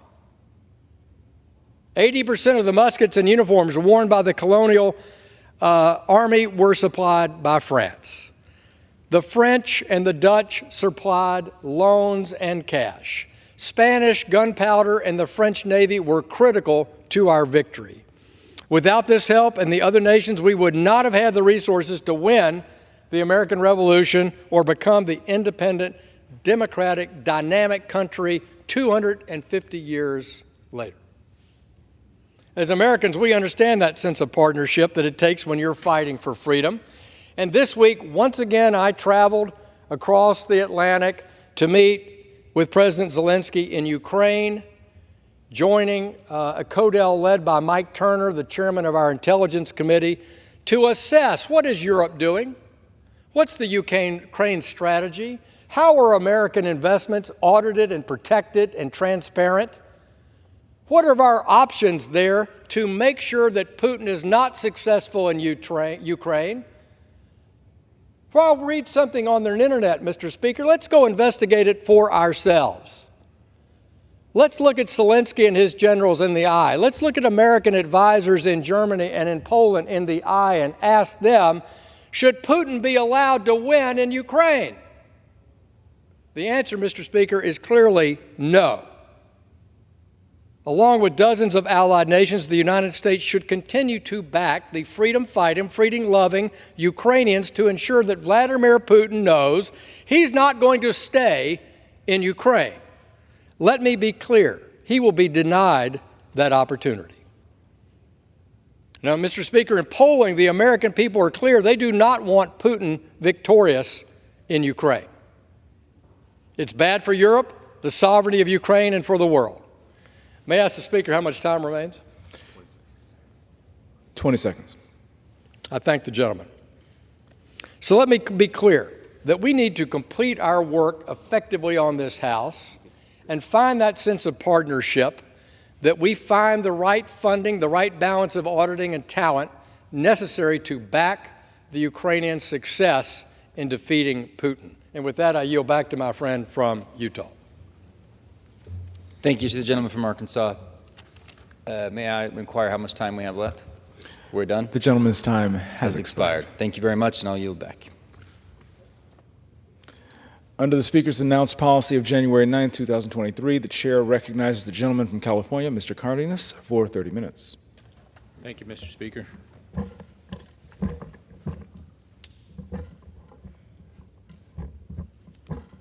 There we go.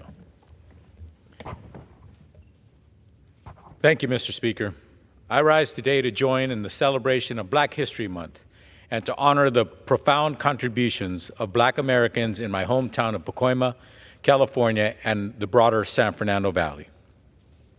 Following World War II, as redlining policies segregated communities of color in Los Angeles and across the country, Pacoima became the center of African American life in the Valley as Black Americans led a cultural resurgence through the creation of dozens and dozens of churches, schools, and successful small businesses.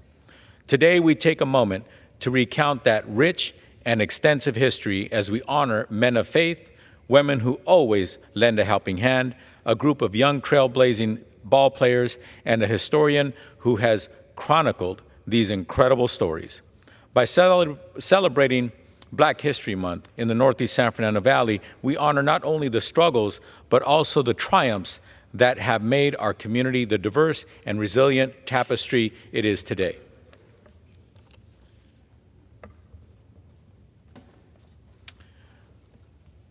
Today, I rise to honor the Greater Community Missionary Baptist Church for Black History Month because a beacon of faith and a community service located in Pacoima. Established in 1942, Greater Community Missionary Baptist Church holds the distinction of being the first African American church founded in the San Fernando Valley. In the face of racial adversity, the Greater Community Missionary Baptist Church has flourished, growing from its humble beginnings with 6 families in 1942 to a congregation of around 500 African American members in the 1950s and 60s. It is my privilege to honor the indomitable spirit of Reverend T.G. Pledger, whose visionary leadership paved the way for an extraordinary legacy beyond the walls of Greater Community Missionary Baptist Church. He was the founder and the first pastor of Greater Community Missionary Baptist Church. Born in Alabama, Reverend Pledger later moved to Los Angeles and was instrumental in the church's early days. In 1942, Reverend Pledger and his wife came to the San Fernando Valley from Torrance, California. Pledger got a job at the Polsom Packing Company and bought a house next to the plant. After moving to the San Fernando Valley, Reverend Pledger had an encounter that inspired him to establish a church there. A young man relayed to him the struggles to find a place of worship in the area. Many of the African American residents had to travel to Pasadena or other communities to find a church. In 1942, Reverend Pledger began Greater Community Missionary Baptist Church on the corner of Ralston Avenue and Penny Street at a former dance hall known as Laurel Hall. By 1945, Reverend Pledger and the original congregations finished construction of the first African American church in the San Fernando Valley on the corner of Norris Avenue and Penny Street.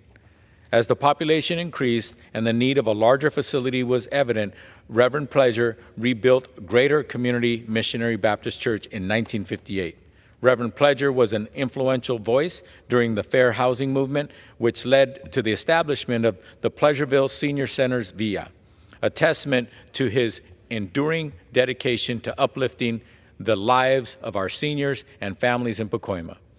The successful realization of this housing project stands as a shining example of Reverend Pledger and his congregation's commitment to compassion, service, and the betterment of our community.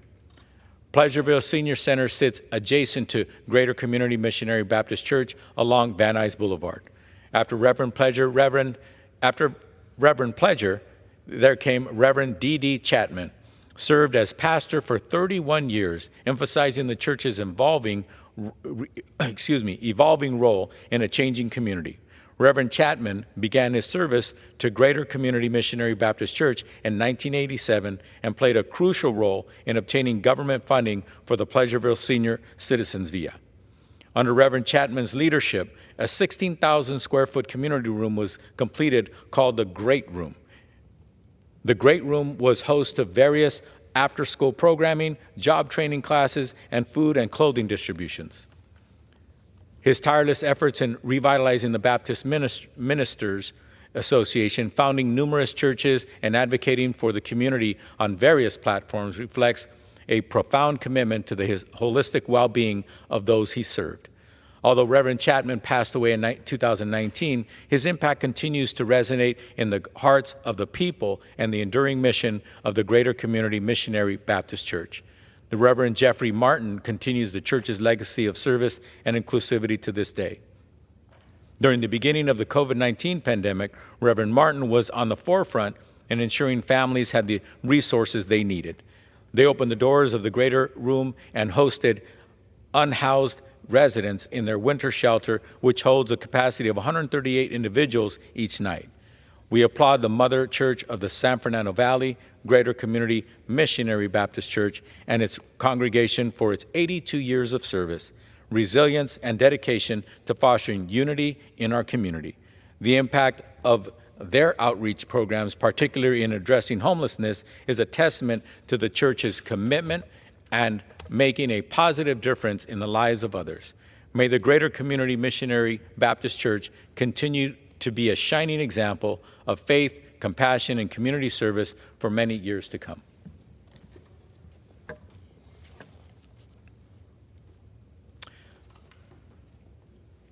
I rise today to pay tribute to a distinguished individual whose life has been defined by service, leadership, and an unwavering commitment to justice.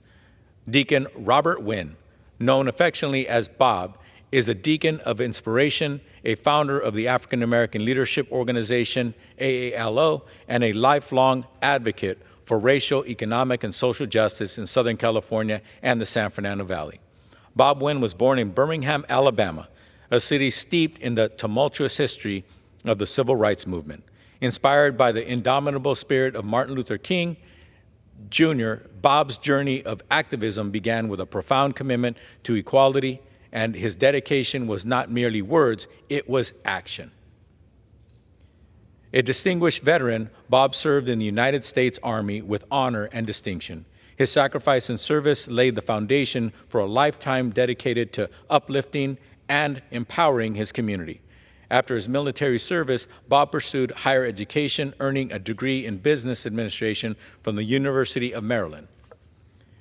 In the pivotal year of 1965, Bob walked alongside Congressman John Lewis across the Edmund Pettus Bridge on Bloody Sunday. This historic march for voting rights left an indelible mark on Bob's soul, shaping his commitment to justice and equality. His participation in such a seminal moment in the civil rights movement is a testament to his courage and dedication. For over 5 decades, Bob Wynn has served as a church deacon in the San Fernando Valley. His spiritual leadership has been a source of guidance and support for countless individuals. His commitment to faith has translated into action as he actively serves on numerous committees and commissions, leaving an enduring impact on the communities he has touched. Bob's vision for a more just society extends beyond the walls of the church. As the president and CEO of the African American Leadership Organization, he has been instrumental in fostering leadership advocacy and empowerment within the African American community. His tireless efforts have paved the way for progress in the San Fernando Valley, Antelope Valley, and the greater Los Angeles area. Bob's community involvement spans a multitude of organizations, each reflective of his dedication to justice. As chair of the board of the directors of El Proyecto del Barrio, Bob has played a crucial role in addressing community, health, and social services. His leadership on the San Fernando Valley NAACP Executive Board and as chair of the Political Action Committee showcases the commitment to shaping policy for the betterment of all. He has also contributed to creating safe spaces with opportunities for young children and families to thrive through his role on the San Fernando Valley Boys and Girls Club Resources Board and the Mission City Community Network Black Infant Health Program. Bob's service has also extended to the labor movement as the former director of community services for the United Food and Commercial Workers International Local 770. Bob's influence reaches statewide in California, having served on the state's commission on the Department of Corrections, where he contributed to shaping the policies that impact our criminal justice system. One of Deacon Bob Wynn's most important titles included being a husband and a father. He and his wife, Minnie, have been married for more than 40 years and are the parents of 6 wonderful children. I honor Deacon Robert Wynn, a living legend whose life has been a testament to service and empowerment. His journey from Birmingham to the San Fernando Valley has left an unforgettable mark on the fabric of our nation, and his legacy will inspire for generations to come.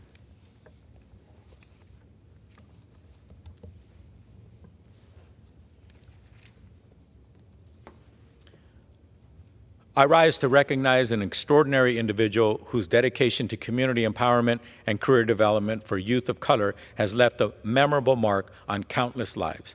Janet Lavender, a resident of North Hollywood and the founder of the not-for-profit organization Well Suited, embodies the spirit of service, resilience, and compassion.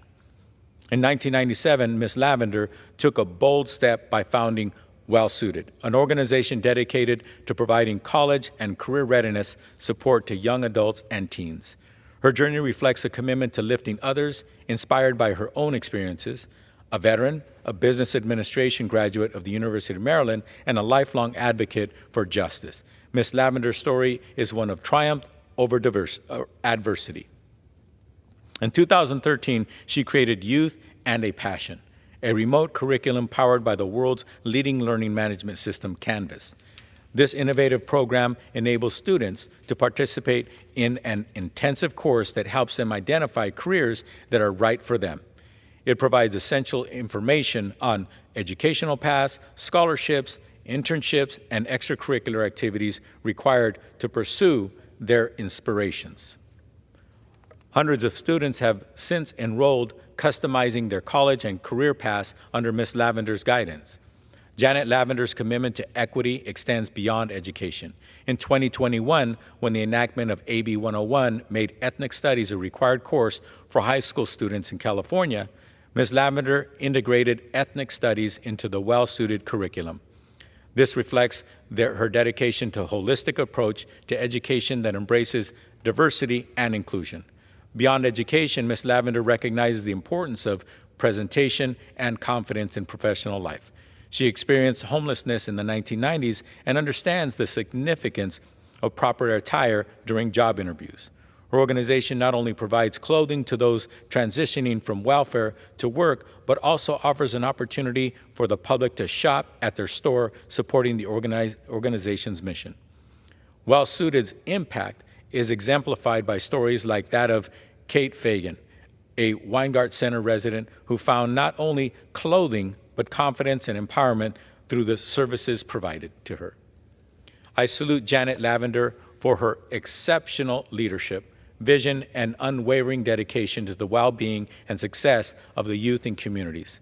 Her legacy embodied in the work of Well Suited stands as a testament to the transformative power of education, mentorship, community support, and love.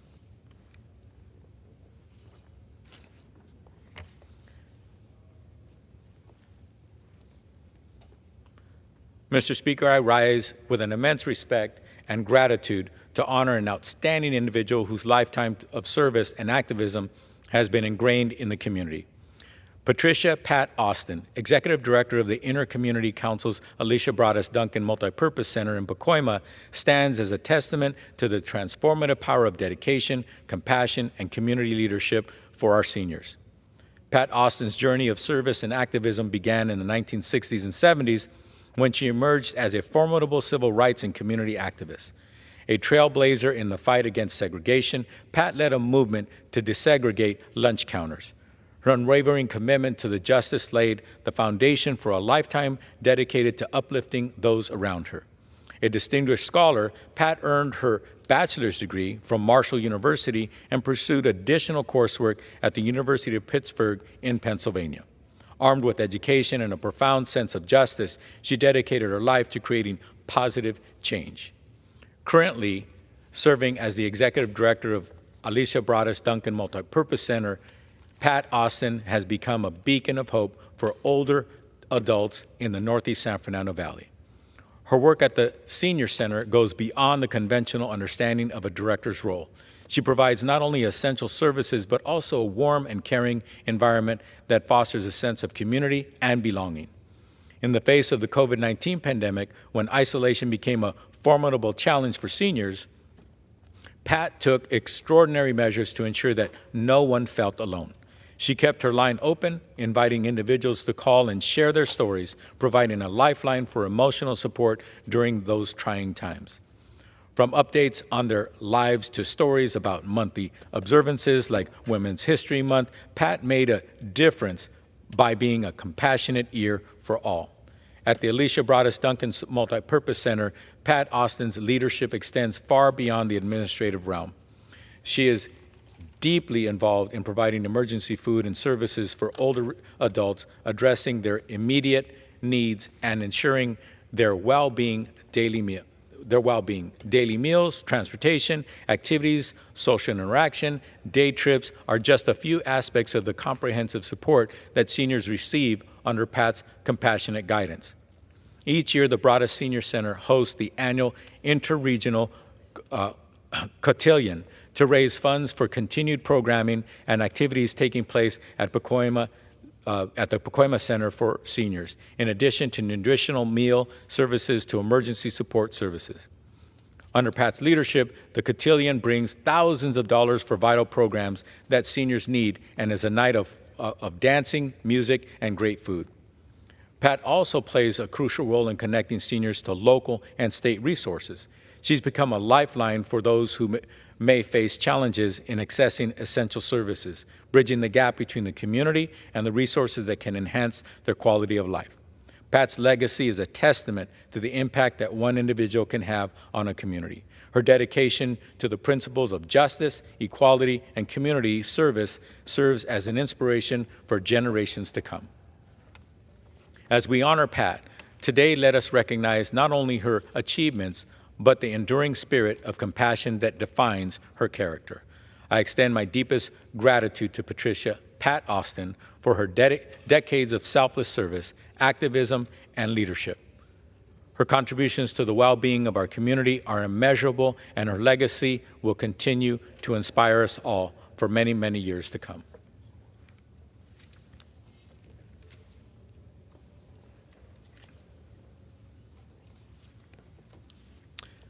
Thank you, Mr. Speaker. Today I rise to honor and recognize a remarkable individual who has made significant contributions to preserving African American history and enriching our understanding of our shared past.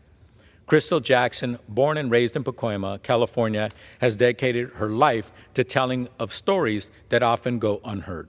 Crystal Jackson is not only an author, filmmaker, and historian, but a trailblazer whose unique stories about an often overlooked but rich cultural African American history have captivated audiences in the San Fernando Valley and beyond. Her impressive body of work reflects her unwavering commitment to shedding light on the untold stories that have shaped our nation. In 2019, Crystal released her critically acclaimed history book, The Entrance, Pacoima's Story. Over 676 pages, she meticulously traces the 1,500 years of Pacoima, one of Los Angeles' oldest towns. Through 5 years of research and countless interviews with current and former residents, Crystal has brought to life the rich tapestry of Pacoima's history, ensuring that the stories of its people are preserved for generations to come. Beyond her work as an author, Crystal has made a significant contributions as a filmmaker. She has written several motion picture screenplays and directed the award-winning film Pacoima Stories, Land of Dreams, which is nominated for Best Feature Documentary at the Pan-African American Film Festival. Through her films, Crystal has brought attention to the dreams, struggles, and triumphs of the community she calls home. In 2022, Crystal released her first biographical fiction book, Not Colored, a historical novel based on the life of the first woman to work in the LAPD's detective unit, who happened to be Black. This work not only explores historical milestones, but also challenges and prevailing narratives, offering a fresh perspective on the experiences of underrepresented individuals. In addition to her creative endeavors, Crystal is a dedicated community leader. She serves on the advisory council for the Getty Conservation Institute and the City of Los Angeles' Office of Historic Preservation. Crystal is also a special consultant for the UCLA History and Geography Project, working to incorporate local history into LAUSD curriculum. She also serves on the board of directors at both the Center for Advanced Learning Charter School and the Museum of the San Fernando Valley. As the president of the Pacoima Historical Society, Crystal has become a driving force within her community, utilizing her extensive social media following to amplify the importance of preserving and celebrating African American history. I commend Crystal Jackson for her outstanding contributions to African American history, her dedication to preserving untold stories, and her unwavering commitment to community service. Through her words and films, Crystal continues to inspire us all to appreciate the diverse and complex history that shapes our nation.